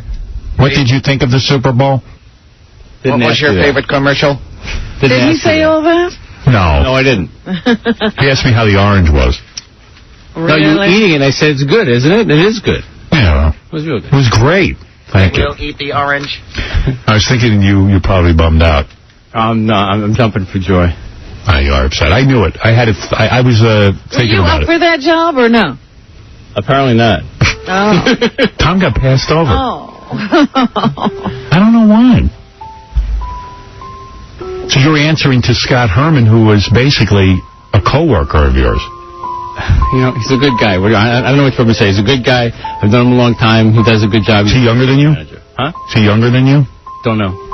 I think so. You should have given Mel oranges, not me. Yeah, what are you doing? So who's Scott Herman in charge of? He's the market manager for all the stations in New York now. So he gets a bump in pay? I don't know. What do you think? I would say he should. Who decided this? Was this a necessary thing? Did you have a kind of guy like this before? No. What's going on, do you think? I don't know. Are you going to... Actually, I would tell you, I'm 100% I think the decision to put somebody in charge of the market makes a lot of sense. They've also announced a director of sales. It makes a lot of sense. And I think it's a good thing for the company. I think it will... But where's the How many people are you answering to? Do a better job of... Where's the Tom Chiusano in this? Where's his reward? Right here talking to you. You and me, baby. But how many people now have they put in charge of you? Of me? I'm losing count. Are you necessary anymore? Apparently not. That's what I'm getting. No, I think that everybody's doing every little bit of your job. I think with everything that goes on here, and with the size and scope of the Howard Stern show, I think I'm very necessary. My show's pretty easy to run. I run it, and Tom sells it. But Tom has to, put together special promotions and so forth. Oh, yes, bumper stickers. Make sure you have hot water and fruit when you're sick. So when did they tell you this, when they break the news to you? About a week ago, 2 weeks ago. How did they tell you? In a memo? No, face to face. Did Scott call you? And no, I wasn't told by Scott. Have you spoken to Scott since he got his job? There's another big guy, right, that you have to answer to? John Fulham. Yeah, so you have to go meet with him. He told you. Right, he told me. Who's John Fulham? He's the chief operating officer of Infinity Radio. I buy him figs. Him I send fruit baskets. You get apples, oranges, he gets fruit baskets. I'm sorry, Tom. Thanks. No, I'm sure it upsets you. Did you congratulate Scott? Sure. Let me ask you something. There's speculation that you will not put up with this and you will resign. Oh, you could only hope. No, I don't hope that. I feel weird. Thank you. I've talked to people who said that you're really ticked. Who? I'm not going to say who. Seriously, you're really ticked. You were passed over for a promotion. Scott Herman is now your boss where he was a coworker, and you are really irked. That you're putting on a face now, but behind the scenes, that you are thinking of retiring. No. Have I thought about it? Sure, I've thought about it over the years, actually, but no, I'm not.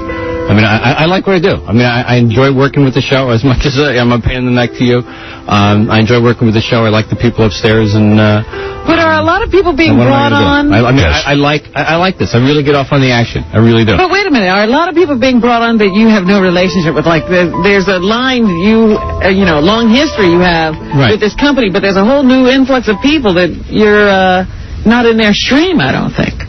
They're new people, certainly. I mean, they're good people. They're all good people, but yeah, it's different. I heard you beat up your suit again. No. Look at my hands; they're fine. Although I got to tell you, So privately, what are you saying to friends and family? I mean, seriously, what is your thoughts on all this? I mean, my wife and my son. Yeah. I mean, but my wife would kill me if I ever stopped working. No, come on. I swear to God, she would. You've been passed over in a major way here, and don't minimize what's going on. I mean, if you want to be honest about it, you have really been hurt here in terms of everyone's looking at you cross-eyed now and thinking how sad. Is this going to make you mean and evil and angry? No, but I think you've had it. You've been passed over one too many times. Am I correct? No, because I like working on the show. No, he's not being honest. It's clear that he only wants to be here. Well, no. He wanted that job. Did he? Yeah. It's a kick in Tom's pants, what's happened. Hasn't he been successful with the station? Very. Well... that would warrant a promotion, wouldn't you think? Very. This morning show is very successful. Well, wait a minute. Yeah. Regardless of what portion of the show is successful, he's been a part of that. I mean, it's been under his watch. I think Ed Moyer... How you sucked me in here for... Yes. Ed Moyer left. And I bit. Ed Moyer, who was a salesman... You jumped the waters, I came right in. Ed Moyer left. Yes. Are you giving Ed the credit? No. I'm not giving him the credit. I think when Ed left, it hurt Tom. They showed a lot of Tom's faults. Oh, exposed him. Exposed him for what he is. All of my inadequacies. Right. I don't think the company believes Tom can run more than one radio station. This is what it says. Am I right? Isn't that what it's saying? We'd say apparently yes. Did you? Apparently you're right. Right. Oh. It hurts. I'm sorry, Tom. Give a tissue. Did you cry in Penelope's arms? No. Did you cry? No. Took it like a man? Yes. But it was like a body blow, right? Knocked the wind out of you. Yes. Okay. Wow. Fair enough. That's all I needed to know. I need to know about your pain. Because you like it. No. I empathize. Thank you. I mean, I think to be an older gentleman like yourself, to be passed over time and time again is almost like... You know what? I'm gonna say this. I am the youngest 55-year-old guy I know. Well, that's very good. That's something. Most immature.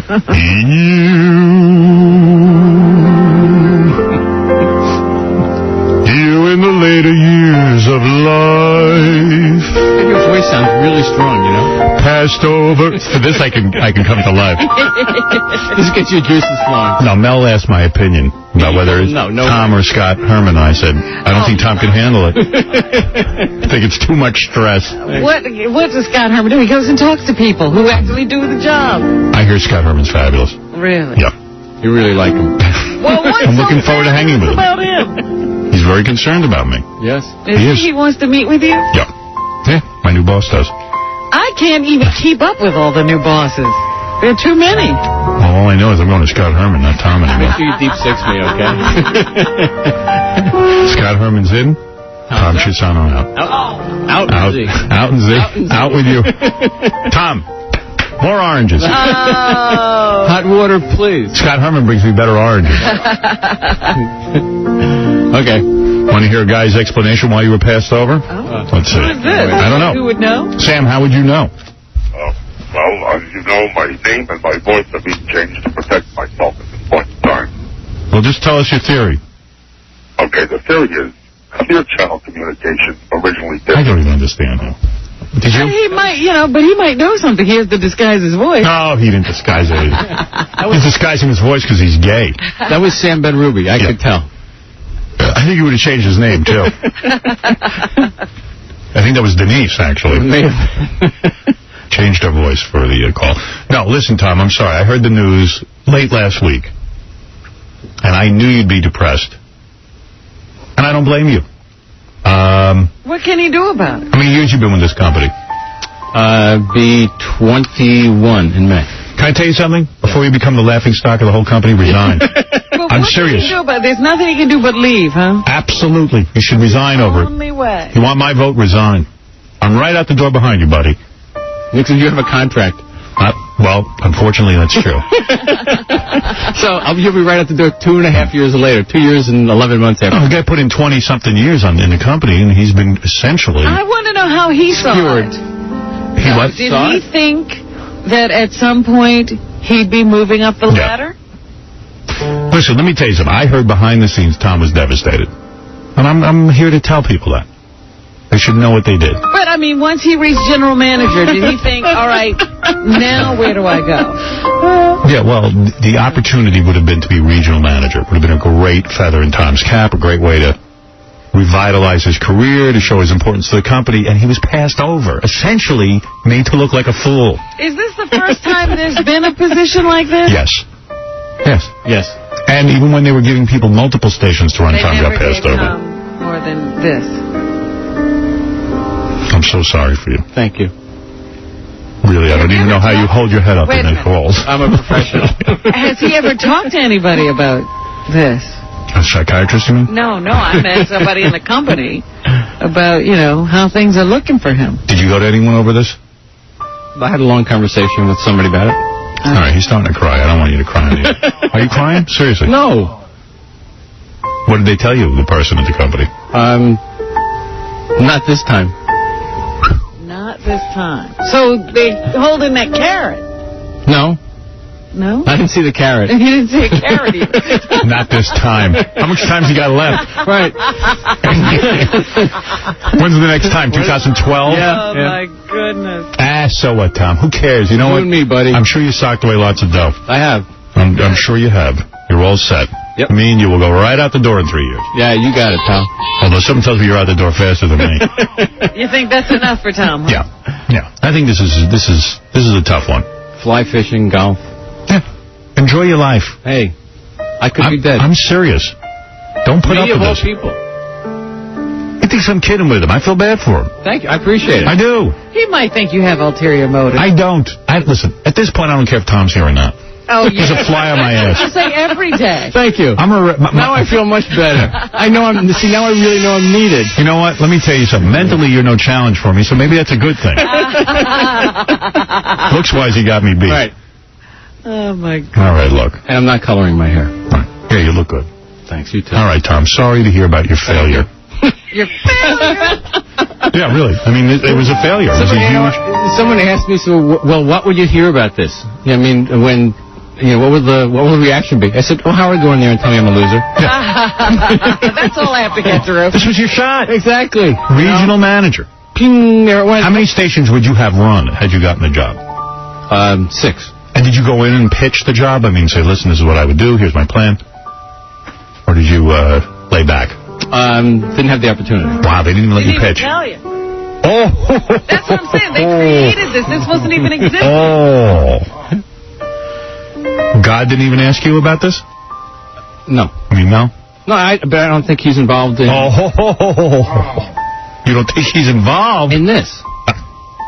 In these decisions. Embarrassing yourself. Now I see why they didn't hire you. You're naive. I'm not that bright. Mel runs everything.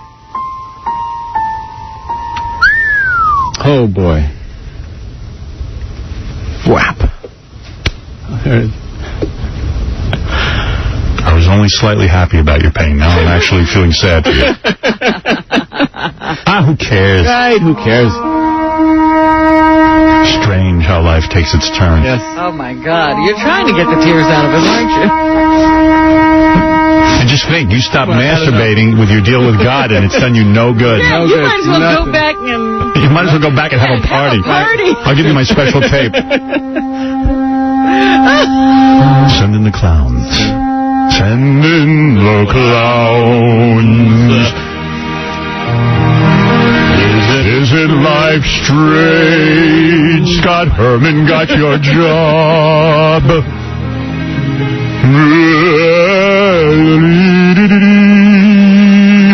You gave up masturbation. All right, enough with Tom. Did Scott say to you, are you going to have any trouble working with me? I won't go into the detail of the conversation, but we'll talk about a bunch of stuff. Oh, I can imagine that conversation. Because Tom's always the loyal guy. Tom never gets mad. I've seen movies about things like this. This is really happening here. Hello, Tom Chiusano's office. Hi, it's Scott Herman, Tom. Hey, Scott. What's up? Tom, are you going to be able to be loyal? I will be loyal. I am always the company man. Hey, you win, I lose. Well, Tom, quite frankly, they didn't even consider you, so you didn't lose anything. They created this post for me. They created this post for me. I know I am loyal to you. I know what I must do. I must put my personal feelings aside. I know what's correct in this situation. Good, because now you're my dog. I'm your dog. I know I can't talk back to you, Scott. What can I fetch, Master? I run 6 radio stations. You run 1. Yes, my legion. Yes, my great one. Legion. My legion. My liege. Liege. Listen, Tom, I'm going to need you to remove some bumper stickers from my car later today. What time and when? I will do it, Lord Herman. Get a razor and be right there. I will do it, Lord Herman. Oh, Scott Herman's on the phone. Scott, how are you? Good, I'm good. Tom, right away. Hey, Scott. My office, right away, Tom. No problem. Coffee, light and sweet. Thank you. Thank you, Scott. Thank you. He wants it light and sweet. You better hurry up out of here. I gotta go. Okay. There he is, Tom Chiusano, passed over. Passed over. The Willie Loman of radio. Thank God I have an electric stove, you know? Don't worry about it. You're fine. I'm fine. This is a big job. It's big enough for you. They've got big plans for you, Tom. Yeah. You think this is like they're saying, hey, you're not that good? I think, How much more money was it? I don't know. Take a guess. I don't know. Percentage-wise. Well, 10, 20? 6 stations. Should have been 20%, 30%, 40%. Actually, Scott, if you didn't get a 100% raise, it wasn't worth it. That's right. Options. Are you kidding? Oy. Now that hurts.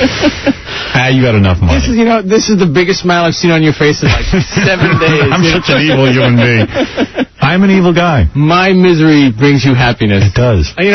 That's why I can't leave. Misery is a better story than happiness. Absolutely. Well, won't you be sad when you realize the real coup is that Tom's going to be all of their bosses? Yeah, when? I don't know. In heaven. I will win in the end. In the end, I will win. This was Tom's big moment. No, they're saving something very special for Tom, I'm sure. No, you know what? This was Tom's big moment, and it's now gone. We'll see. Up in smoke. You bet on Oakland. Unless Scott Herman was to suddenly die. No, they've got something bigger in mind for Tom. All right, Tom, way to go. Thanks. Had a way to be a winner. Yeah, exactly. No, all right. Listen, who cares, Tom? Forget it. I'm with you. I love you. I love you too, man. That's the important thing. I'm sticking by you. And me, you. You know what would make you feel better? I'm not going to answer to Scott Herman either. Screw him. And Scott Herman, if you're listening, I don't want to meet with you. I don't want to know from you. Leave me alone. Same goes for Tom. That's Tom's job. Yeah, all of you. Well, you don't want to meet with me or you? No, I don't want to meet with either one of you. Yeah, you don't want to meet with Tom because he didn't get the job. You don't want to meet with the other guy because he got it. Tom, you better leave. There's Scott Herman's secretary's up in your office measuring your office for new furniture. Thank you. All right. All right, I gotta go. How many times a week do you have to check in with Scott Herman now? Seriously. Don't have a number. Do you realize Tom was on par with Scott Herman? Yeah, I hear what you're saying. He was a bud. You know, they used to sit around the table together, and now Scott's moved up to the head. You might want to call Chauncey for more magazine advice. So what? You know, not everybody needs that. No executive washroom for you. No. All right. Would your office have moved to, like, the big building where Mel is and all those guys? No involvement. No move there. I would have been at Black Rock. Wait, Penelope, your wife is on the phone. Yes, Penelope. Tom, this is Penelope. I'm leaving you. I'm marrying Scott. Right. Thank you. Thank you. Penelope is leaving you. She wants to sleep with a regional manager. Yeah, she wants Scott Herman. She wants somebody who's on the fast track. Yeah. All right. Why is Scott Herman more qualified than you? What did he do that you haven't done? Honestly, what? Do you bill as much as he does? Over the last couple of years, no, but for the years before that, yes. Okay.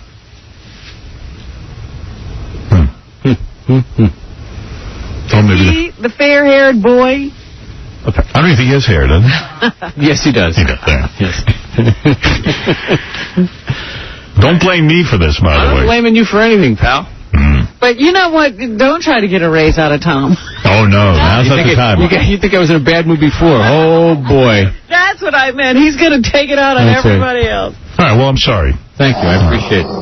Your empathy means a lot. I'm not going to say anything else about it. Okay. I'm never bringing it up again. Yeah, oh, sure. Boy. Oh, boy. Right. Do the interns in my office know Tom got passed over? They won't answer. When I ask them to do something, they already say, "Has this been approved?" All right. Tom, thank you. Thank you. Good luck to you. Thank you. You're doing great. Now, what kind of things will you have to take to him? What? Everything. He oversees everything. Oh. In fact, I'm kind of already going over Tom's head on a lot of stuff. Really? I'm already actually dealing with Scott Herman on a few things. I'm sorry to say.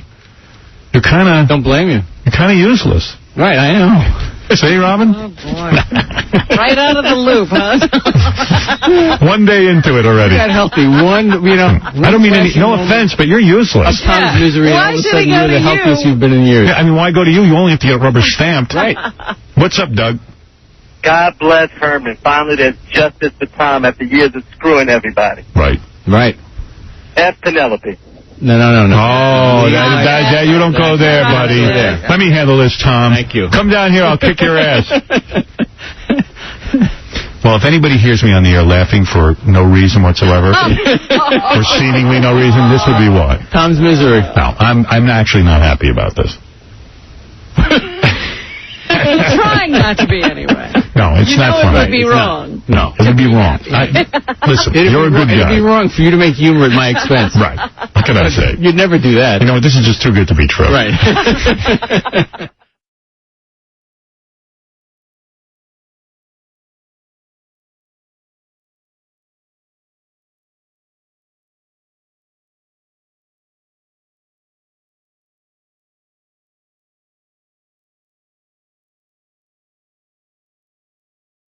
Hey, so, anyway, I was thinking things were kind of quiet lately and kind of nice around here. Uh-huh. So I found out that I'm not supposed to know this, but Tom Chiusano, our general manager, is at golf school. I know. Oh, I didn't know it was golf school. He took 3 days off to go to golf school. Is that what he's doing? Yeah, not general manager school, golf school. Absolutely. I heard it was the whole week he's been off. Oh, is it the whole week? He left on Wednesday because I talked to him Tuesday afternoon. I can't tell you how relaxed it's been around here and how nice, but I got confused because I keep whenever Tom's here, I keep getting on my computer, you got to take a break. It's been 20 minutes, so you got to take a break, you got to take a break. And what I'm figuring is going on is he must be calling the radio station, listening at golf school. Are you kidding? And yelling at him. You're still getting those? Yeah. That's what I'm thinking. He's calling from golf school? Well, how else would he be doing it? That's amazing. What's with this guy? Must dial telephone. Must call now. Put down Potter. I didn't know he didn't tell me he was going to golf school. I knew he was going golf. Well, he doesn't want any of us to know. Yeah, it's been the gossip around. He didn't even tell me he was leaving. He only told me because I happened to run into him. Right.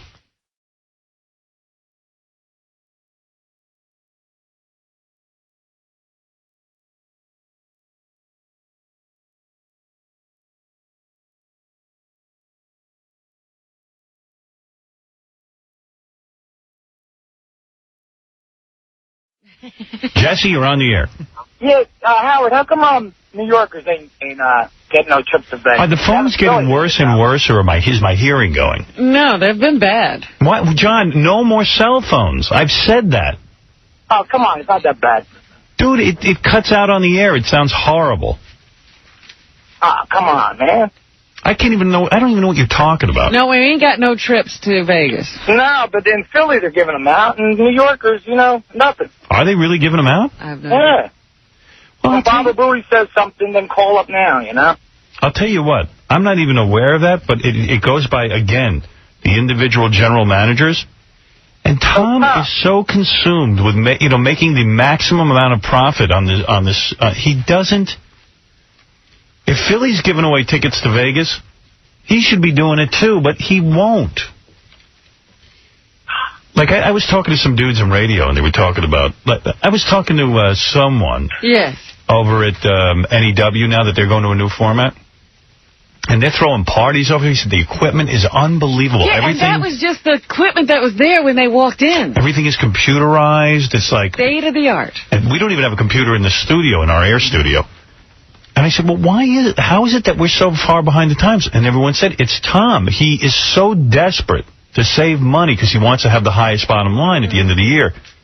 But at some point, it becomes sort of self-defeating. It's like, well, I'm not saying go out and build the Taj Mahal. But you sacrifice the product. Yeah. L.A. is evidently giving away... Tom going out to Vegas? Yeah, Tom's going, and I don't even know why. Let's give away his ticket. Stay in New York and give out his ticket. Yeah. L.A.'s giving away tickets to Vegas as well because, that's Bob Moore. He really knows how to spend money to make money. Right. He knows how to run a promotion. I've been saying this for years. I mean, I understand the general manager's job is to make money, but it doesn't... Tom has never heard of the concept spending money to make money. Well, also, you know what? Why not make the working environment reasonable? I mean, I can't imagine the spores and fungi that are in this building. I don't think they clean this place properly at all. Yeah. Well, this happens at this is why we have to move every couple of years. It's the only way to get clean. At least they keep the bathroom up nice, though. Yeah. Like, he won't even, clean the bathroom. Like, hire a guy 3 times a day to come in and clean the bathroom so that it's not filled with duty and pee and SARS. SARS is in the bathroom. You know, a few months ago, somebody came in here and did a scraping, and they said they found, like, you know, bubonic plague here. Howard, most locker rooms have a bathroom that is, like, immaculate compared to that. But why wouldn't you hire someone to clean the bathroom during the day? Make it pleasant for people. I know it costs money, and I don't know. I mean, but... It's such a bad reflection that you come in and you can't even go to the bathroom. So gross. I have a couple of things of gossip around the station. What do you got? Yeah, what do you got? Yeah, John. Apparently, we're like the only station in America that still uses carts. Yeah. And we have to go to a special place, like one place in the country that still makes them. And Tom won't even buy them. Scott is always running around going, we've run out of carts. And the other rumor is that the clients are getting taken to Vegas, but not to listen. That's the rumor, that we're taking clients. And where are they putting them? And they're being paid for it. I mean, you know, they don't got to pay to come. Well, that I get. I mean, it's business. But how about a few, you know, tickets for listeners? Yeah, what about that? Well, hey, listen, man, I don't run the station. I just said, hey, let's go to Vegas and do a couple of shows. I mean, who would you rather have, 5 Heineken guys or AA? Yeah. What's going on? No, that's the other thing. We have to do a client meeting, like the first night we broadcast. And Tom said, will you do a client meeting? Will you do a client? And he just badgers and badgers me and gets me after the show. And I'm like, well, I guess. But now I want to just not do it. Like, what am I going to do? I mean, he has no clue how I get off the air, and I'm beat. I know. And I want to go eat. Did you see Howard try and hide from Tom? I've seen it. Well, because he gets a hold of me, and my head is rocked. Yesterday, he comes running in. I have to meet with you. It's very important. It's very important. He starts shoving some legal papers in my face, and he goes, you better read about the FCC and what they're up to. I go, Tom, I don't care. I don't care. Let the FCC take me off the air. I don't care. It's meaningless to me. The hypocrisy of it all doesn't matter. Every kid in America is watching HBO, Sex and the City, The Sopranos. Their parents don't supervise anything. The only time in the morning from 6 to 10 is when the kids are in school. Yeah. They don't get. That's when they do get supervision. It's all hypocrisy. It's all a joke. Foul language is around us. Porno is rampant. And you know what? The country's running fine. It's religious freaks who get all freaked out about sex. We're talking about a human function. We're animals. And it's never going to change. That's why there's so much herpes, AIDS, STDs. Everybody can't stop effing. Teenage pregnancy. Yeah. And it has nothing to do with the radio. Zero. It was here before we got here. You watch The Bachelor. They got sex all over that. People laying down in hot tubs on primetime television. I was watching that Married by America, and this guy just went crazy, and he's cursing, and they're just bleeping, but you can read his lips. You use the words there. So one guy on the FCC who still, you know, is dreaming of a religious right country is fantasizing if he gets me off the air, he's going to change everything. And it's just it's ludicrous. And Tom gets a hold of me and starts in the FCC. I don't care. Bleep the whole goddamn show then. Get rid of me. My time has passed. I was part of, like the disco era passed. I'm part of an era that passed. Right. You know? Let's take me off the air for 3 years, and let's see if America changes. Let's see if it gets cleaner. I mean, so he gets a hold of me, and he starts working on me, and I'm like, Jesus Christ, dude. Get off my ass. My head is ringing. I've been wearing headphones for 5 hours, and I can't think straight. It never occurs to him that you're going immediately back to take a nap. Yeah, I literally go and fall asleep in the office after every show. He's right there. Yeah, and he's preventing me from sleeping. And I said, if you want to talk to me, schedule a time and call me on the phone when I'm coherent. But he just badgers me, and he stands outside the door, and he blocks my way. I want to push him down. He cuts through other people's offices so we don't have to see him. Oh, I've seen him in the hall looking around, peeking around corners to see if Tom has gone the other way so he can make it down the hall. Will you do a client meeting? Will you do a client meeting in Vegas? Will you do a client meeting? You know what? Why? Why? What am I going to tell the clients? What do you want me to do with them? Let me alone. Let me be, will you? Why me? Why me? Why did it have to be me? Why doesn't Tom just let everyone in the building Whenever they see him, badger him for a raise. Yeah. They have to set an appointment. You know, let's have a raise meeting while we're in Vegas. Yeah. I want all my staff to come together and discuss their salaries for an hour. That's what we'll do. Yeah, we'll see if that happens. You got to hear this. I never even told you this. What? One time, I rappelled down the side of this building to avoid Tom. You just jumped out the window. Casey opened the window. I hung myself out a rope. And I went down like 14 flights. Amazing. Spider-Man. I'd do anything to avoid him. You know, John and I were just talking about the list of things at the station that need fixing or ignored. Like there's an ice machine that's been in the kitchen. Oh. That broke 4 years ago. Yeah. Let him work on that. Okay, then we complained that in the bathroom, they put those toilet seat dispensers on the door. So one of them broke, so instead they put another one on, but that one fell down behind the toilet, so now everyone's gone to the bathroom on it. So you can't use it. It's right behind the toilet. Tom, why walk in here? You should all die. Why? Tell me why. All die. Why do you wish death on us? We're gonna from bacteria. How could you argue with me?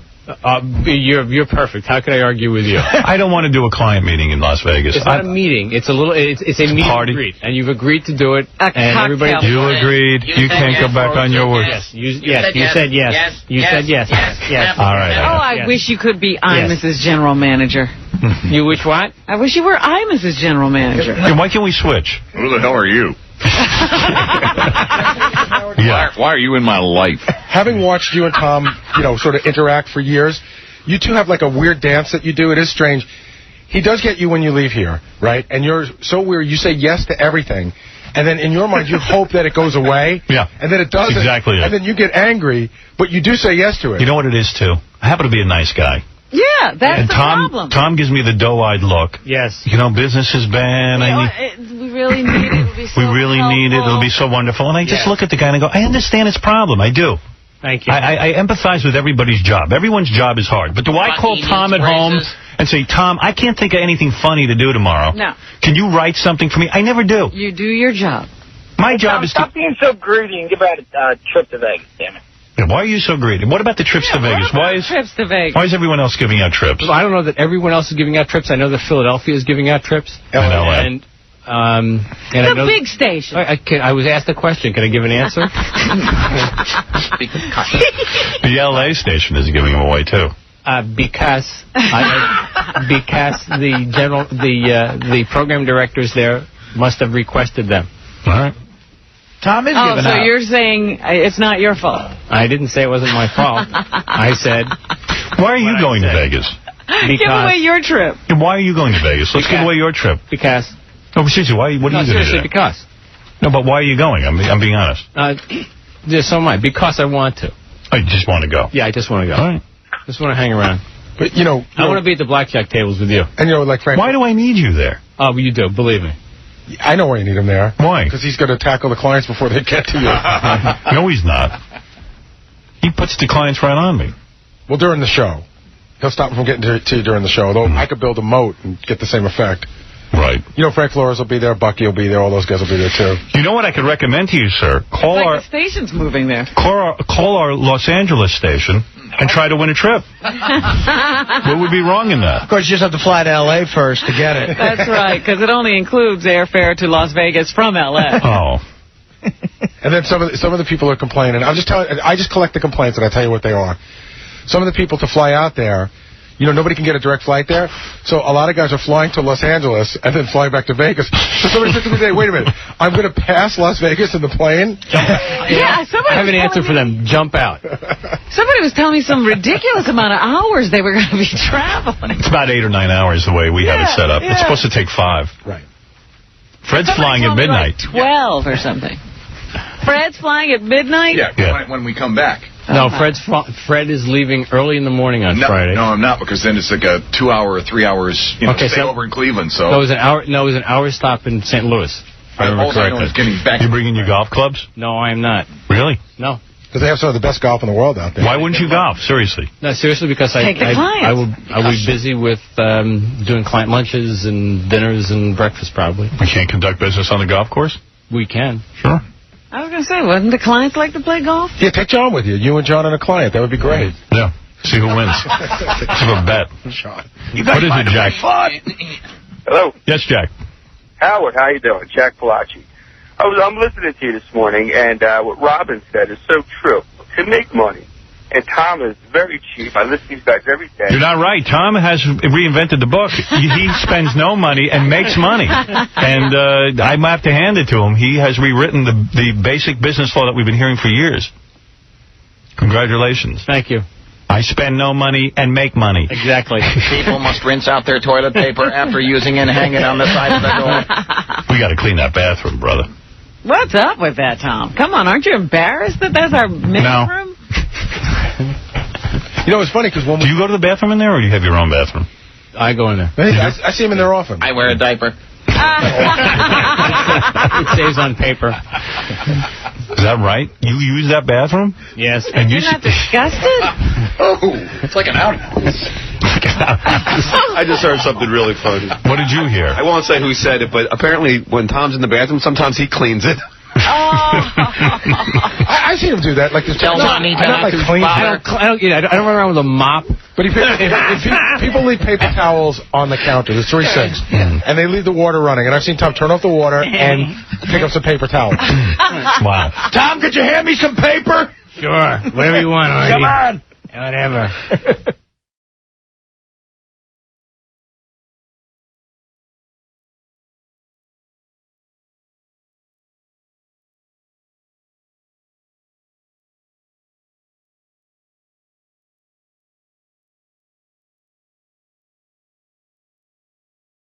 There's your top 5 songs. Interesting. They made it into the top 5 in their first week. I got to tell you a funny story. You know, our general manager, Tom, while I don't think he's a good general manager, I don't think he does a good job. He's a nice guy personally, you know, when you see him off the air and everything. Very nice, very friendly. So, you know, every year he goes to Montana on his vacation. Yes. And the first year he went, he came back and bored us to death with his pictures, because he's one of those guys that takes pictures of, like, mountains and grass. I can't stand people who do this. They're so uncreative. No one wants to look. It could be my mountains in my backyard for all I know. Right. It looks like a picture of nothing. Where's the picture? Put some people in the picture, for crying out loud. Nobody wants to look at your landscapes. Landscape pictures are boring. If they ever are going to be good, you're not going to take the picture. And they never capture the natural beauty. And you're right. The only guys who could take landscapes are some pros that, you know, and even those are kind of lame. I mean, it's just not, it's not good. So, but, all right, never mind. So he went to Montana. And I said, please don't tell me about your vacation. It's boring. So he walked in. He said, such a nice guy. He says to me, I got you a gift from Montana. And he hands me this really nice T-shirt, but like not just like shorts. It's long sleeves. It's like something you'd sleep in. And it says Montana something or other on it. I don't even remember what it said on it. Do you know what it said on it, Gary? No. Yeah, but it's nice. It had some nice lettering. It was actually something I'd wear. I take it home, and I said, you know, this thing looks small. I look at it. He gave me a medium. Now, I'm 6'5". Now, he didn't give you a medium. Not only did he give me a medium, he gave Gary a shirt as well, just me and Gary. He gave Gary a small. And it just, you know, what? It's just so tacky to give a gift. Bother? Exactly. It's like, you don't know that I'm 6'5". Listen, I don't care. I'm going to take the shirt and throw it in the garbage anyway, because it doesn't fit. Or I'll give it to one of my kids to wear or something. I wasn't small when I was 11. I actually thought, never fit there. Gee, how thoughtful. What a nice shirt. But, I mean... Turns out it wasn't, though. See, I figured out mine was small right away because I liked the shirt so much, I went to put it on right away. And you had a belly shirt on. Yeah. Well, I'm so stupid. I'm looking at this and go, this is a really nice quality shirt. Like, I would wear this, like, with another shirt or something. And Beth said to me, isn't that kind of small? And I look at it and I go, you know what's a medium? That son of a bitch. I mean, you could have at least come in and said, I bought it for Beth. Right. Don't you think that's kind of dumb? Tacky. Well, let me ask you a question. I mean, if you look at me, do you think I'm a medium? Wouldn't you at least get me a large? Do you think he bought those sizes? See, I had a whole different thought. I thought that he was staying... Someone gave it to him. And the guy that ran the place gave him a bunch of shirts. Oh, that's what happened. Oh, jeez, I didn't even think of that. But why wouldn't you go through the shirts and... if you wanted to give Howard a shirt, or anybody a shirt, wouldn't you go and get the shirt that would fit them? I'd love to know the real story, whether he paid for those. I know he came to me. I didn't know that this had happened, but he's a weird guy. And he's odd. Because now I have no knowledge of any of this until he comes to me and he says, I gave other people shirts, but I want you to know that I have more coming, so I'll get you one. Wow. Oh, I see, because he doesn't want you to feel like you were not going to Right, but I don't even know about it. And he could have gone on his merry way. What if you had heard about that I got a gift and Gary got a gift? I really wouldn't have cared. Oh, Robin. And Fred, people feel you'll go off the deep end. Fred got one. Fred got one. I didn't even check the size. I have to go home and look at it. It's just funny. I mean, listen, he doesn't have to get me anything, obviously. It's nice to receive a gift.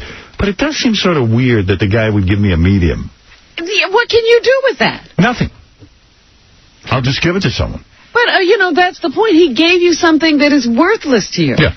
He basically gave me something worthless. Yeah, that's ridiculous. Yeah, that's what I'm telling you. The only medium shirt I have, I use as a napkin. Yeah, I'd probably just tear mine up and use it for rag. That's what I do. He gave you a rag. He gave me a rag. I can wipe down my grill. Yeah. You know what, Gary? You should put it on.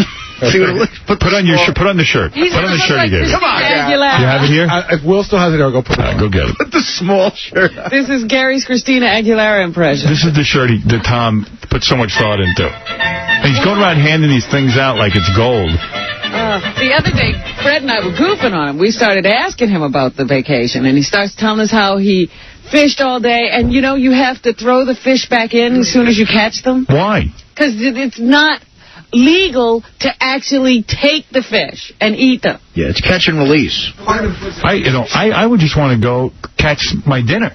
Right, but I said, why are you irritating the fish? Yeah. You're out there, you take them out of the water, then you take them off and you throw them back. But wait a second, They file down the hooks. Oh, they do? Yes, they do. What does that mean? I guess they cut the barb off it. So it can't kill the fish. Right, but, doesn't that mutilate fish anyway? Yeah. We are not allowed to eat them. We just catch them for fun. One day I caught the same fish 4 times. Right. We I was became like, friends. why are you irritating them? We became friends. I don't want to harm a fish. I would like to buy you a T-shirt. And then I'm like, were you out there in, because it's casting. Are you out there in those waders and, those big rubber things and with the suspenders on so you don't get wet? Most of the time you're in a boat, so you don't even get dressed up. But he did get into the waders just for the feel of it one day. Who does he go with? The poor bastard has to sit and listen to Tom all day in a boat. I don't know. And then when I was 20, I went to Europe. Oh, yeah, I've heard that, too. Oh, the European I bought a Volkswagen. I stopped working and traveled. I drove to Austria. I stopped. How many times nice. How many times have you sat through that? I think at least 2. Maybe 3, but I might have been drunk the 3rd. And then what kind of an owl did he say he saw?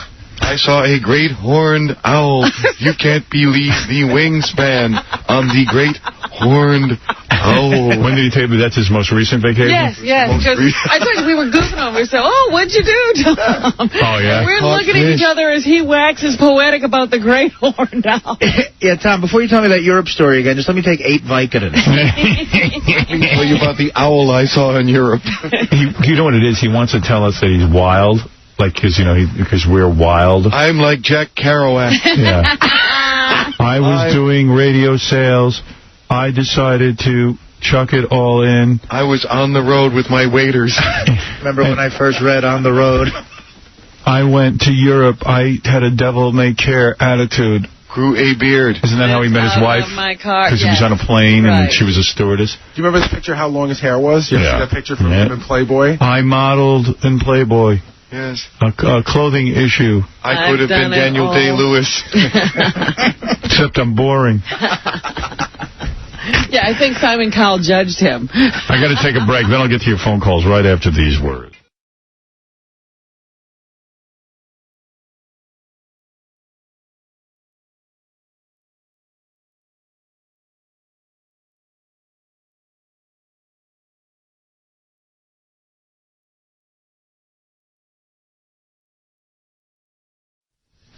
Hey, I was talking on Friday or Thursday, whenever it was, about Tom Chiusano went away. Tom Chiusano is our general manager. And he went to Montana. He now goes every year because he loves it, and then he comes back with a bunch of boring pictures for us to watch. And stories. Boring stories with boring pictures. I was at Big Hole River. I saw a horn ring down or something. Specifically, we go to Melrose, Montana. Melrose. I saw the big horned owl. It was quite spectacular. Its wingspan almost equals an American condor. I saw the brook trout, which is not as colorful as the rainbow trout. Then he did something weird. He brought in a gift for me, and he goes, I want you to have a T-shirt.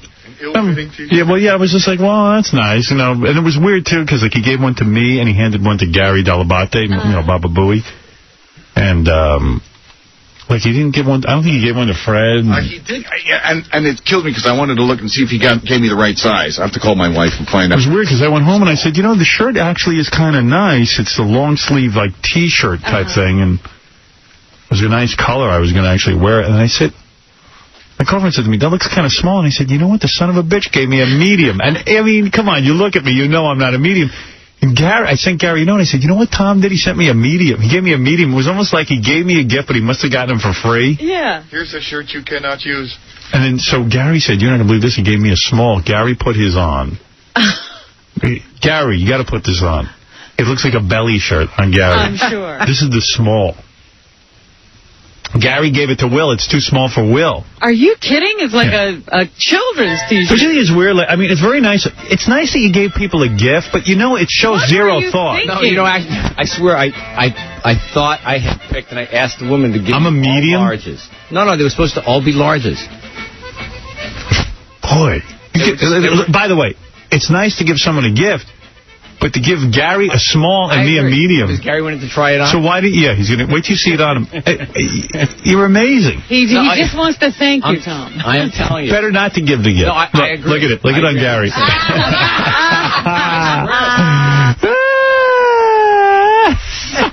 Fantastic. Way to go, Tom. You could catch a lot of trout dressed like that. You look like Aquaman. They were all in the large bin. I thought I picked out all larges. All right. Well, thank you for the thought. I'm sorry, and I'm having large, and you need next large. Don't get me one, please. It's being shipped. I was on fashion. It's being shipped. I don't even want a T-shirt. It's nice. I understand what you're saying. It's beautiful. Please don't send me one. Big sky country. You want to tell everyone about your trip? No. Why should I be the only one who hears about it? I didn't bring tell us any pictures. about the fishing. I haven't brought any pictures in 2 years. What about that owl? The first year, the owl is very cool. A great horned owl. What's weird about you is you take pictures without people in them. And, like, I always find people odd who do that. But you're in Montana. It's all about the country. Yeah, I know, but what does it mean to me to see a picture of you of Montana? I could buy that in a book. Better pictures than you could take. Here's a picture of Montana dirt. Tell us how you spend all day catching fish that you could have to throw back. Well, that's the deal. You File the barbs off the hook. Wouldn't it be fun to eat the fish? No? You can, if you wanted to keep two, either you can cook them on the bank of one of the rivers, or you can bring them back to the lodge that you're in. But we just catch them and release them. I smuggled a fish back. They arrested me. Can I ask you a question? On your it's the sport. In your vacation, yes, you go to Montana. Yes. With this other guy. Yes. He's the same guy you go with all the time? Yes. Okay. And then you sit there. What time do you get up in the morning? Early? For the fish? Yeah, 6:30, 7 o'clock. Eat your breakfast. Eat your breakfast. Then you have to drive from the town of Twin Bridges, Montana, over to the town of Melrose. Does this guy you're friends with, is like an old-time friend? No, a recent friend. Past. Where'd you meet him? 4 years. Met him through business. And is he a masturbator, a non-masturbator as well, like you? We haven't discussed. Do you ever talk to him about it? No. No, about his masturbatory. No. Does it ever come up that you took a vow? How does Montana turn into that? No, I mean, like, how close are you with this guy? Did you tell him everything? Close. And you discuss wives, you discuss whatever. All sorts of stuff. But did you ever tell him that you don't pleasure yourself? I have not had that conversation with him, no. He's well aware of it because he lives in a place where the show is heard. All right. What does he do for a living? Is he a salesman or? No. He's a big-time media executive. Mm-hmm. So you're kind of working him a little. No, not working him at all. When you say media executive, you mean a guy who owns radio and television? No. He works for one of the one of the world's biggest advertisers. Oh, so it's one of our sponsors. But it's a Right, it's good. I'm glad to hear this. And it's developed into a relationship other than work. Yeah, I consider him a good friend. Right. But he also can buy time on the station. And does. Oh, I like that. Hand me the worm and buy some commercials. Don't you think Howard has great demos? He's perfect. You and him together. What do you think? Some sponsors are afraid of Howard, but Howard gets results. Now, business over. Let's go have fun. Let's go catch fish and release them. Let's go catch fish and release them. Let's release the trout. I have another trip planned. But wait a second. Help me pick out some small T-shirts. You get up. There's nothing to do there. You can't get the right size T-shirt. Yeah, he fished for T-shirts and got this one. So you guys get up, and then you drive down to the riverbank. I hope the you drive to, because what if the guide picks you up. Right. So you drive. It's about a 20-minute drive over dirt road through nothing but cattle country. I mean, if you see 2 or 3 cars on this road in a half hour, you've seen a lot. So you get there, and then what do you do? How many hours do you spend fishing? 8. I'm sorry, I don't mean to laugh in your face. Oh, yeah, absolutely. Sure you don't. 8 hours you're out there with this guy? 8 hours for nothing. Do you talk the whole time, the two of you? Sure. Oy vey. Could you imagine Tom talking to you for 8 hours? No, I thought the whole idea of fishing with a guy was you don't talk. My friend, it was really funny. Wouldn't it be funny, though, if the guy went insane, like we read in the paper, the guy went into a mental institution or blew his brains out? Yeah, he made fun of Mike Tyson's tattoo. Yeah, he couldn't take it. 8 hours you're in the boat with him. A boat? Yeah, boat. Canoe. No, not a canoe. It's a boat. We have a guide. The guide is so it's you, the guide, and your friend. My friend, right. No what? No, I mean no motors. There's no gas. They don't allow them to put any gas in the rivers. And then you sit there with the rod, and do you put the bait on yourself, or does the guide? No, the guide does that. You don't even fish. Oh, the guide fishes. You're holding a pole. Come on, Chief. Put a worm on the hook. You know what? Freddie, actually, the first year we went, the guide the last day was half Indian. And he said a prayer to the river, the whole thing. Joe Salisbury. And then he should have thrown you in. That story. You make them bored.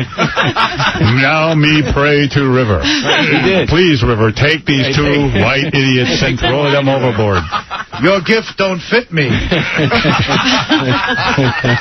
did you get close to the Indian guide, I would imagine? No, actually, no. Really? I mean, I almost killed him. Why? Because he almost had us. You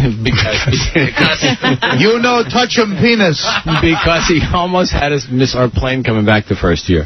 Wow. Tonto, I have a plane to catch. Hey, Coach, he's getting out of here. No problem, Kimasabi. No, we're floating down this river, the Madison River in Stop Montana, the prayers. and we're supposed to be out of the river at noon. We're floating along, and I said, "Hey, Joe, by the way, what time is it?" He looks at his watch and he says, "Well, we're not gonna be out of the river by noon. It's time for you to shut up." Why not? He says, because it's 12 o'clock now. Oh, my. And we were like 45 minutes to an hour from where our drop-off was. Oh, it sounds like it was so stressful for you. Damn you. I'm going to kill you. I'm glad they wiped out the Indians. How did we miss you? So you spend all vacation on this boat, 8 hours, and you catch the fish, you don't even eat them. Right. Yeah, you do this every day for And how many fish? 3 days. 3 days? Yeah. How many fish did you catch? This year we caught about 30 between the two of us. Well, good for you, Tom. You released 40? I talk to the fish fall asleep when they float to the surface. Right. Hey, you just I pour the fish into the boat. The fish want to kill Well, congratulations. Thank you. I guess. I'm going again. When are you going? I'm going to Oregon this time. Wow. Yeah. Oh, Oregon gets the treat. Why Oregon? A different friend has organized a trip, and he had Fishing? an opening. It's actually fishing and golf. He has a 3/4 Indian. Oh, boy, the double threat. After talk, me like sleep. You go hit ball in hole, me Now, sleep. After 8 hours of not really fishing, what do you do? Well, then I guess you go back to the lodge and eat somebody else's fish that they caught, that they're allowed to keep. I've got to buy Cabby a tube top. By the time... Who got the T-shirt gift? I mean, like, who is special? Because obviously some people around here didn't get T-shirts. Who did you who got the T-shirts? I gave one to you, one to Gary, and one to Fred, and I have a box of other things coming. Oh, so, like, Cabby doesn't get a gift. Do you send a gift to Mel? No. No. So I get a gift. You don't think Mel wants a... Yeah, I mean... Me, Fred, and Gary. The guys in the show and my friends at home. But no one else around the radio station. I didn't give one to everybody. Oh. I mean, I gave Frank something. Frank got something? What did Frank get? Frank got an extra small T-shirt. I bet he looks good. Maybe he can switch sizes with Gary or you. All right, so I'm very honored. Thank you. Look who gets a gift. Yeah, you're right up there. No gift for Chuck Roast, our program director? I have stuff coming. Mm-hmm. Chuck Roast. You could actually give Chuck Rose Gary's T-shirt. I think it might. Yeah, maybe it fit him. He's tiny. But then he said it was too small for Will. How's things going with the new program director? I think good. Yeah, what's he doing? Just listen. I mean, listen. I think the music sounds... Station sounds good. Sounds good, real good. I saw them in a big meeting. You know, Tom has everybody in a meeting. And Chuck Roast was a part of the meeting, and I wondered... I had a lot of time out in Montana to think about what I wanted to say. This is a powwow. I wondered if Chuck Rose is speaking up in those meetings. I'd like to introduce you to Flying Wasp. He's going to talk. I learned a lot out in Montana. While I was in the boat. You make them ratings big. Fishing is a lot like radio. Yes. Did you come back Every day you put your hook in the water looking for listeners. Sometimes you catch them. Sometimes you don't. But you always throw them back. Well, Tom, how is that like radio? I don't know. I just like the analogy. So what was the meeting about? You called everyone into the meeting? You mean the programming department? We have a weekly promotion meeting. We go over stuff that sales needs done, that programming has got, that maybe sponsorable, all kinds of things. We need more ways to whore out the show. You catch ratings. Any ideas? Chuck Rose, I couldn't push Kingston around. You're nothing. It's like fishing. Here's what I need you to do. Every record should be sponsored. You catch ratings in the morning and then you release them in the Yeah, it's like fishing. There you go. So far, we have had a throwback pop. Howard catches all the fish. You guys throw them back in. You're releasing too many fish. Time to go. I think it's time for us to start keeping the fish. My colonic and strip club sponsors are aggravated with all of you. You make them. And then I walked into another meeting out there while Tom was away. It was a closed-door meeting. Yeah. And I just needed to talk to somebody in the meeting. I opened the door. They said, yeah, we're working on a bumper sticker while Tom's away. Wait. That's my expertise. You can't do that. Well, good for you, Tom. Thank you so much. Congratulations. When can we look forward to you being gone and being in Oregon? Yes, in when are you going? July. In July, all right. That sounds like a good vacation. Sounds like a great... you're not going when we're going. No. Good. Yeah. Oh, leave great. when we're here. I will. Right. My plan, too. All right. Tom Chiusano, thank you for the gift once again.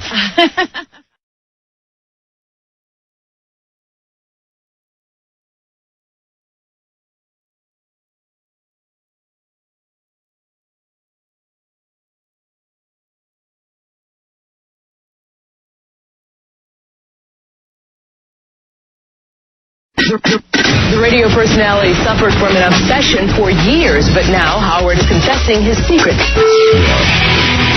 All right, just a couple of seconds. Stump the Buoy. Evil Dave Letterman's joining us today. Everybody's happy to see him. How are you, Evil Dave? Howard. Good morning. Can I just ask you something? Sure. Does anybody have Ashton Kutcher's home phone number? Boy, would I like to cake his eyebrows with my DNA. Wow. I didn't know you were feeling that way. Yeah. Well, it's good seeing you. Haven't seen you in a while. Oh, yeah. A lot of the fans are happy. Hey, I heard that the president has put the government on big alert. There's a big bomb scare. The new J-Lo Ben Affleck movie is coming out. Right. Yeah. Yeah, I hear that. In fact, there's been some advanced reviews. David Letterman is correct. There's some advanced reviews, and they say this movie might be a bigger bomb than Mariah Carey's Glitter. Wow, that's hard to beat. Yeah, they say it's horrible. The whole concept is horrible. J-Lo's a lesbian, but the posters promote that this is a love story. Yeah. People are going to be very angry when they show up and there's no love story. They also are trimming her butt in the posters. Have you noticed that? Yes, I have. I notice everything. I applaud that. Well, Dave, it's good to see you. Yeah. You know, I just want to say one thing here. You know, since 9/11, I haven't been able to think about nude young boys as much as I used to. That's an after effect of the tragedy? Right. I don't know. Well, there's a lot to talk about, certainly. A couple of things. That's a good thing. Yeah, our own Benji gave me a gift. I had the weirdest experience with Benji. He came up to me and said, I want to give you a gift. You always are generous with me. And I was trying to think of a time when I was generous with him, but...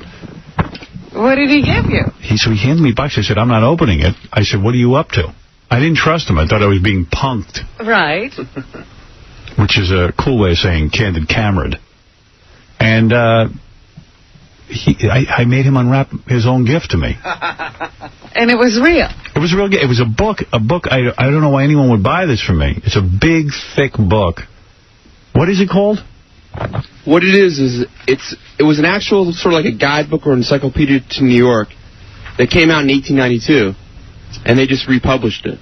I'm looking at this thing. I go, oh. He goes, I thought you would enjoy something like this. It's an old guidebook to New York City. Why would I want that? I think it's fascinating. And I'll never read it. I said to him, I'll never read it. Give it to someone else. I had to take a guess, and I thought maybe you'd be interested in it, too. No, not at all. It's a horrible gift. Have you flipped through it at all? No, not at all. I have no interest in it. It's sitting on my desk, and now you might want to give it to someone else. He doesn't want to crack it. Yeah, now I'm torn because it's like it's sitting on my desk. I feel bad. Someone gave it to me, but it's like I'm never going to read this. I want to just throw it out in the garbage. Well, you know, what did that cost you? I think it's like $20. Oh, what a waste of money. It's sitting next to my Neil Young picture. Yeah, I mean, my God, give it to Tom Chiusano. Give it to Fred. He loves it. I got it. I already had bought another copy for Fred, but I was going to wait a while to give it to him. Give him mine. Well, okay, I'll just have to change the inscription. It's such a waste of money. Is there an inscription? Did you read the I didn't even open it to read it. I have no interest in it. Oh, come on, read the inscription, please. I bet if you flip through it, you'll be fascinated by it. Other show news, Casey Armstrong. Casey, gay Casey. Yeah. You know, Casey's a homo. Yes. Casey, I found out that he's on Prozac, so I said to him... When did this happen? When did it happen? I thought he stopped going to a psychiatrist. Doesn't a psychiatrist have to put you on Prozac? Yeah, they do. And did a psychiatrist do this? No, I don't go to a shrink no more. So how did you get Prozac? The doctor did put it on me. What doctor? Put it on you? Regular doctor. No, be honest. The regular doctor. A regular doctor? And what all of a sudden, what happened? You went to the doctor, you complaining about what? No, I didn't complain about nothing. My brother made me do it. He said, hey, listen, this is what you're going to do. Why? But what was your complaint? My girlfriend and my friends came to him, and it was kind of like an intervention. Something like that, yeah. And Did they all sit down with you? No, just him. He goes, look, you're going to listen to me. And I said, no, I was like, F you, get out of here. Is your brother younger or older? No, he's older. Older. And then But do you hear what happened? All of his friends and the people who were around him went to his brother and intervened, and so his brother had to go take care of him. What am I missing? What did they say to your brother to get him to have an intervention? Well, they just say, just like, I'm a weirdo. No, but I mean, come on. You must have been doing something I don't know about. Give us the lowdown on what you've been up to. Just, they never saw me anymore. I'm just, I guess I'm kind of a dark person or whatever. But no, come on. What did they specifically say? What specifics? Yeah. It's not right. He's always pissed off. He's angry. And is that true? Well, yeah, but that's the way I've always been. You know what I mean? And so he goes, hey, you're gonna sit down. You're gonna listen to me. I'm like, no, F you. I'm not gonna listen to anything. So then he beat the crap out of me pretty much. Physically? Yeah. No. Yeah, because I was like, I'm not going to listen to F you, but he's a lot bigger than me. Mm-hmm. So he said, this is... He works out in the gym, too, and does sports? Yeah, but he's a lot bigger. So he said, this is what you need to do, and you're going to listen to me. So you went to a regular doctor? I'm not going to a shrink. I've been to And when you went to the regular doctor, he had to give you a battery of tests or something? Yeah, he gave me a test. What was the test? One of them was this written test with, like, answers and stuff. And what did they ask you? It just said, just like weird questions, like... do you have, eating, is your appetite better or worse? And do you don't find enjoyment in things? And do you find enjoyment in things? How did you answer that? No. You don't find enjoyment in anything? Not a lot of things, but there are some things I do. Yeah. You like sex? And gambling? Yeah. You like gambling? Yeah. You like coming to work? Do you like coming to work? I like work. Drinking and stuff. So he takes a test back. This is really funny. He takes a test back. But what do they? I mean, how does this test determine you need to be on Prozac? You do enjoy some things. You're angry some of the time. You don't know what the questions he answered wrong were. Right. Yeah. So he takes a thing back and he comes back in the room. He goes, you know, I went through the test and I scored it, and he goes, apparently this is a severe case. Oh, really? Yeah. So then he goes, what kind of doctor is he? As a general, I guess, I don't know, regular doctor. Regular doctor. So he says, this is, these are the options, this is what you should do. What were the options? Severe case. Yeah. I never heard of a regular doctor putting someone on Prozac. Well, obviously, you know, many people just go to their regular physician and they say, you know, I'm not feeling real well. There are a lot of people who are on these drugs who are not going to a psychiatrist. So you wrote down the answers, and then was there another test, a physical test of any kind? No, nothing like that. Then he spoke to you? A Rorschach test? Then he said, it's, you know, my first question was, that's not going to screw with anything, you know, like sexually. Yeah, that's, you know, but then, you know, he said it only happens to some people, whatever. But how long you been on Prozac? I think it's like 2 months. Wow. And it doesn't work. Why? It's because after the first month, he goes, come back and we'll see what happens. So then they double the dose, and I can't tell you there's any difference that it makes you feel any different. And stuff sucks. Really? But let me ask you something. When he said there were options, what were the options? They named a bunch of. He said you should also do therapy, you know, was psychotherapy or a psychiatrist or whatever. Why don't you do it? No, I've done that. It's stupid. It doesn't work. It doesn't work because you have defenses. Because you know, you got to. You're not willing to go in there and work. You're afraid. Not true at all. I've been to like 4 of them. How many times a week did you go? Once. Yeah, once a week. Who can afford going every day? Who can do that? They have programs that you don't have to pay. Yeah, I don't know about that, but I don't think you could go to like a clinic. A clinic where they charge like $10. You're a sick puppy. You need lots of help. Because, you know, it's told them that there was, you know, just like thoughts I wasn't comfortable with and stuff like that. And like what kind of thoughts? You know, you don't. You know his thoughts. Like killing and stuff? Drowning things? Yeah. Fag killing. Well, all right. Like the most important thing to me is my family. Right? That's the most important thing. Right. Your mother and your brother. Yeah. Right. And everything. And I was just getting these stuff. I know they're not real. I know it's not. I know. You wanted to kill him? Well, I never wanted to see them go through anything. Oh, you're wacky. You know what I mean? I would never want them to go through anything bad. So I had these weird thoughts that you know, I know that they're not. It's not reality. It's. What are the weird thoughts? It's like to guard them from that. To guard them from bad things happening? Yeah, but by killing them. Well, yeah. If they die, then nothing bad could happen to them. Exactly. That's smart. Yeah, you better. But I know it's not real. I know, I hear you, but you don't like those thoughts. Right. Well, what's wrong with having those thoughts? You know what? The thought of wanting to kill your mother is as edible as it gets. Doesn't mean you're really going to kill her, but don't be afraid to fantasize. Excuse me? Yeah. What? There's nothing wrong with him having thoughts, as long as he's not acting on them. There are reasons you have certain thoughts. As bad as my parents was, I never thought of killing them. I'm trying to get some more out of him. Yeah. Well, I have a thought.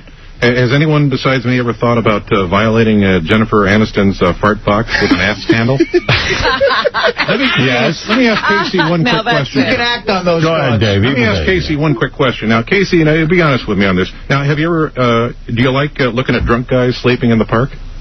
Yeah. Yeah, all right. Dave, this is a serious thing. You're making light. David Letterman, always with the joke. His problem, Dave. Sorry, what's your name? Gary. Yeah. I got the test. I give you. It's 20 questions. How do you have the test? Because you can get it. It's a Prozac. You go to the website. You can get it. Okay, go ahead. All right, I won't ask all the questions, but this. You have thoughts about, like, if you killed your mother and your brother, they would never have bad things happen to them? Exactly. Except that you killed them. No, but see, but I would, of course, in the thing that I would go too, you know what I mean? So, like... you would kill them and yourself. Yeah. But what do you think could happen to them that they need to avoid? I mean, I wouldn't want them just to be upset about anything. Right. Forget that. Do you hear me tell those stories every day on the air about guys like... See, I understand. I understand when people kill their families. I understand that. Oh. Do you think you might be gay and you don't want your mom to know? No, I'm being serious. What? Do you think that you're afraid to find that? Come out of the closet. I'm going to tell you this. Go ahead. I love women. All right. Okay. Period. And you want to be one. I'm just trying to figure it out. You want to be a woman? There is nothing about a man that turns me on sexually. Okay. Except shooting him in the butt. Not even that was fun. Yeah. Because that's funny. It's funny. Do you take steroids at all? Seriously? No. Have you ever? Yeah. You have. Maybe that's it. It maybe screwed him up and he never got over it. When your dad's a gym coach, and I don't mean to put it all on this, bad things are going to happen. Look, Casey's got bigger problems than that. Maybe he shouldn't have had that dad, But I will almost guarantee you Casey would have problems anyway. I don't know. With the best father in the world, because Casey's brain does not mentally work ill? right. Yeah. You want to some of these questions? All right, give me some questions. But do they have the right answers? Well, here's the deal. The answer is not often, sometimes, more often. Yeah, that was on. Or all the time. So I'm going to just jump ahead to some of the more interesting questions. I have crying spells or feel like it. Never. Or feel like it? Yeah. Yeah. Yeah, but I never have. Why don't you cry? Because I haven't. I don't. Now, is that happening more often? Why don't you cry? I don't know. I don't have that. I just never did. It wouldn't be manly. But do you have it more often now, these feelings like you want to cry? Is it not often, sometimes, or more often? Well, I never do, but to feel like it. Do you feel if you... Yeah, all the time, yeah. Do you stop yourself from crying because your dad never cried and he's a tough guy? No, not true at all. Okay. I just don't... That just doesn't happen to me. Okay. I feel hopeful about the future. I know the answer to that. Never. 2 years. I got Walmart. 2 years. Here's a really interesting one. I have trouble with constipation. Never. I got two a day, baby. Okay. I feel that others would be better off if I were dead. Oh, sometimes. A lot? Oh, yeah. Oh, yeah. Everybody feels that way. No, they don't. Yeah, they do. I don't. There are some people that... Who would be better off if you were dead? Some people hate you. Who would be better off if you were dead? Everyone in his will. No, really, who would be better off if you were dead? Name one person. I'd put women through bad stuff. I see. You know. Do you think your girlfriend would be better off if you were dead? Yeah. Yeah. The homeless guy. Why? Because she'd be rid of him? Yeah. Because you think you're a loser and you're not good for her? No, not true at all. No. Then why would she be better off? Doesn't she love you? Yeah, I guess. That's a bad thing to love you. No, no. Then why is she better Why off? is she better off if you're not there? You don't give her the love she deserves in return? Yeah, she deserves a better man. A lot better. Yeah. Well, that I agree with. Go ahead. So far, you're normal. Who doesn't feel that way, though? I think the gay hobo who Casey beats up every day on 5th Avenue would be better off. Casey, you keep saying who doesn't feel that way. I'm being honest. At least I'm the only one who's being honest. All right, go ahead. I feel that I am useful and needed. I know the answer to that. Did you screw up your breakfast yesterday? So you feel that never? No. No, there's some things that I'm... Like what? All right, go ahead, Gary. Yeah. Continue. I have trouble sleeping through the night. Oh, yeah, every night. So that's... There's this weird thing that was happening to me. Like, every couple days, this would happen. I would get up and I would think that somebody put a note on my TV. Wow. Like what? Like if you turn on the TV, there'll be a message for you? There was no, it was like a piece of paper. And then finally, when I got up there, it would never be there. You thought when you went to bed that you would wake up and find a piece of paper? No, I would wake up in the middle of the night. I would look over at the TV, and it would be a piece of paper there. But it would go up, and it was never there. It would happen all the time. That's called an hallucination. Yeah. No, but it's not like during the day that happens. It only happens in the middle of a sleep. Just wait. You know what? I'm looking at Howard. I know exactly what he's thinking. Yeah. He's thinking, he touches my food. No, I love you. Hardly I trust him. No, you should trust him. Then you might kill him. No. Yeah, by the way, I'm one of those people who believes I'm better off with you alive and me alive. Just for the record. How about this one, Casey? I am restless and can't keep still. Oh, yeah. You would say all the time. All the time, yeah. Everybody does. A lot of people do that. Go ahead. Who doesn't have like a... All right, go ahead, Gary. Here's another one now. I get tired for no reason. Who doesn't? I get tired for no reason. Yeah, everybody does. Well, maybe you ought to go give him one of your pills. Okay, here's an important one. I enjoy looking at, talking to, and being with attractive men or women. You have to pick one, obviously. So for you, it would be attractive women. Oh, of course. Totally. I do. Yeah, of course. Who doesn't? Yeah, so far. So far, I'm on the same page here. That apparently is the wrong answer. My life is pretty full. No. Go ahead. Yeah, my life's full. I feel downhearted, blue, and sad. When? Why? In general. How did you answered these the other day? Yeah, but it's a little tougher, like, doing it. Yeah, all right, fine. You know what? Answer it the way you answered it in the day. Yeah. Maybe he just took the test wrong. You feel blue. Maybe he just messed up. He's looking at me for the ansers. No, it's not one of those kind of tests. Here. Dude, there's no right answer. What did you have for this one, Howard? Okay. What is it, Mary? Hey, listen, Howard. Yes. I used to be a rep that used to sell Prozac, and just to give you a heads up, this guy, first of all, okay, he may be somewhat depressed.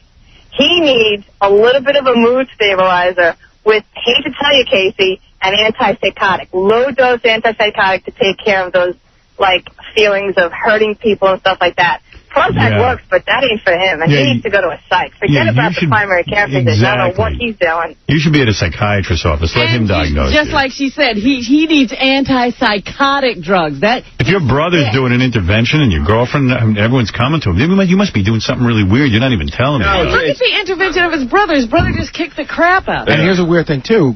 All that's going on, and he shows no signs of it here. You know, he's as normal as he can be. I don't see him as depressed or acting weird or anything. Now, you know what I do that might make you feel better, Case? Refer to your interventions as surprise parties. Ellen, you're on the air. Howard, I'm totally scared for your life, and Robin and everyone on the staff. This guy sounds like he should be in a loony bin. His brother should kick the ass out of him. I'm totally scared. I think Ronnie should check him for weapons and anything else that he might. That might not be a bad idea. You know what? She is absolutely right. We should put a metal detector. Yes, and Howard, don't eat the food anymore. I'm totally scared. This guy is scary. Thank you, Ellen. Bye. You don't have any weird thoughts about my food, are you? No, dude, you trust me. I would never do anything like that. Oh, trust him. You know what the thing is? You can trust me, though. I think he loves his job so much that it's the one thing in his life that's holding everything else together. Yeah, but what happens the day he goes click and he's all the way over on that other side where those thoughts are? I'm out of here. I'm not going to worry about him. Joey, go ahead. First of all, this self-loathing homo is too stupid to know if the Prozac's working. It's probably working. He just doesn't know. No, it doesn't work. Yeah, well, you got to go to a psychiatrist. I'm stepping in now. You got to go to a shrink. I'm not going to a shrink. You're going to a shrink. Talk to See, you know what shrinks are? Come on. Shrinks are like they're friends. I'm being helped. I'm being helped by a psychiatrist, and it's not a relationship like I have with a friend. No, they listen. Listen to me. No. Can I jump in for a second? The guy that you went to is not the guy you need to go to. Right. He was a nice guy. No, but he's a whole different level. You need to go to guys are so off. Casey can't go. Why? Because he's that bad off. He could never go. So what are you going to do? He's going until he's institutionalized. Do we have to throw him in a straitjacket and dump him for Belgium? So what should we do? Should we bring a psychiatrist in here and let him evaluate? Yeah, we'd have to hire one on the staff so he could just spend time with Casey every day. Casey not knowing. Where's Dr. Norris? I got buddies I could talk to if I wanted to. And let me add something. Yeah. Let me add. While you're at it, send Artie back to comedy school. Oh, that's ridiculous. Sure, that came out of nowhere. Dominic Barbara, who just recently had a ring put around his stomach, has already dropped 30 pounds.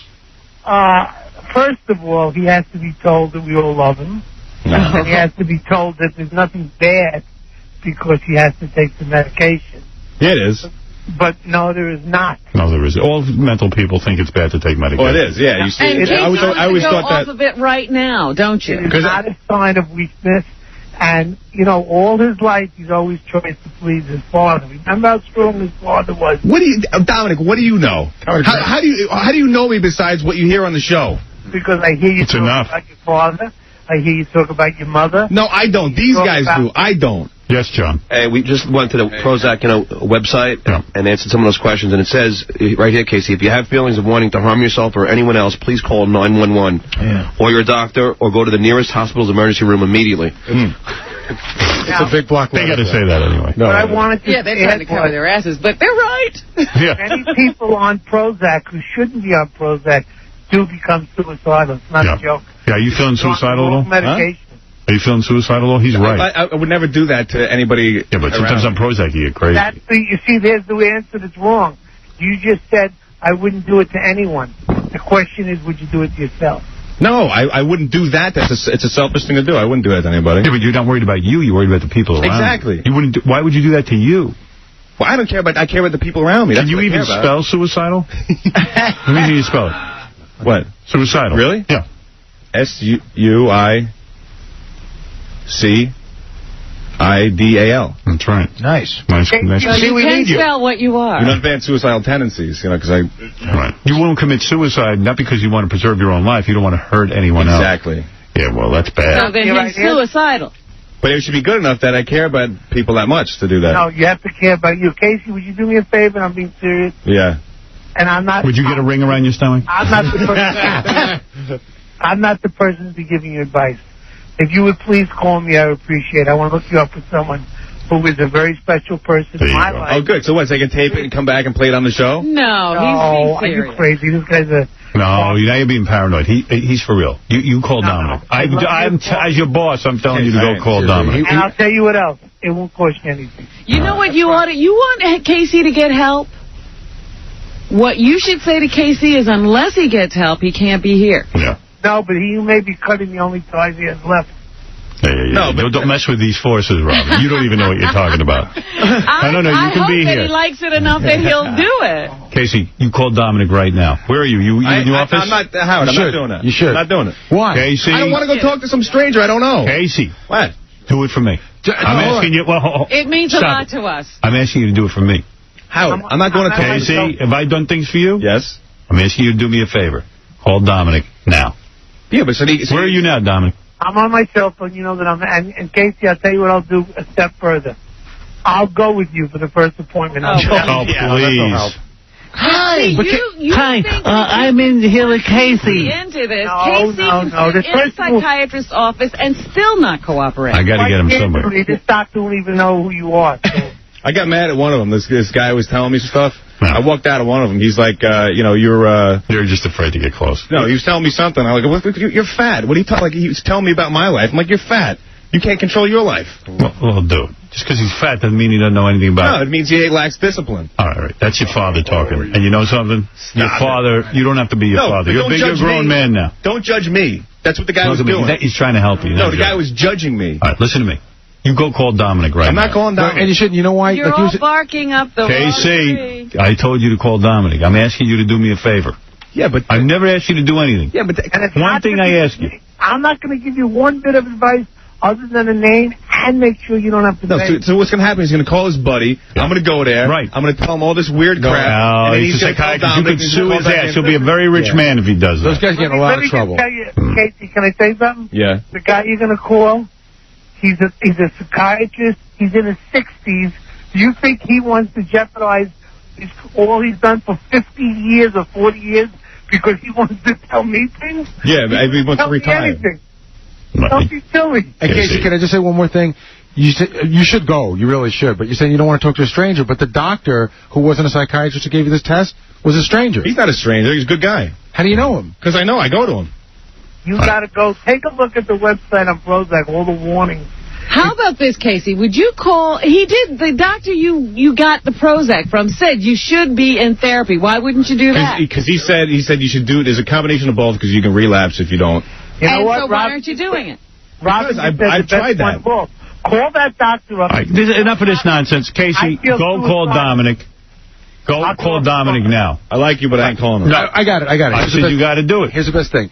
Call Dominic, get the number, tell your doctor will speak to Dominic's friend, and your doctor that you like and trust will show you that this guy is okay. There you go.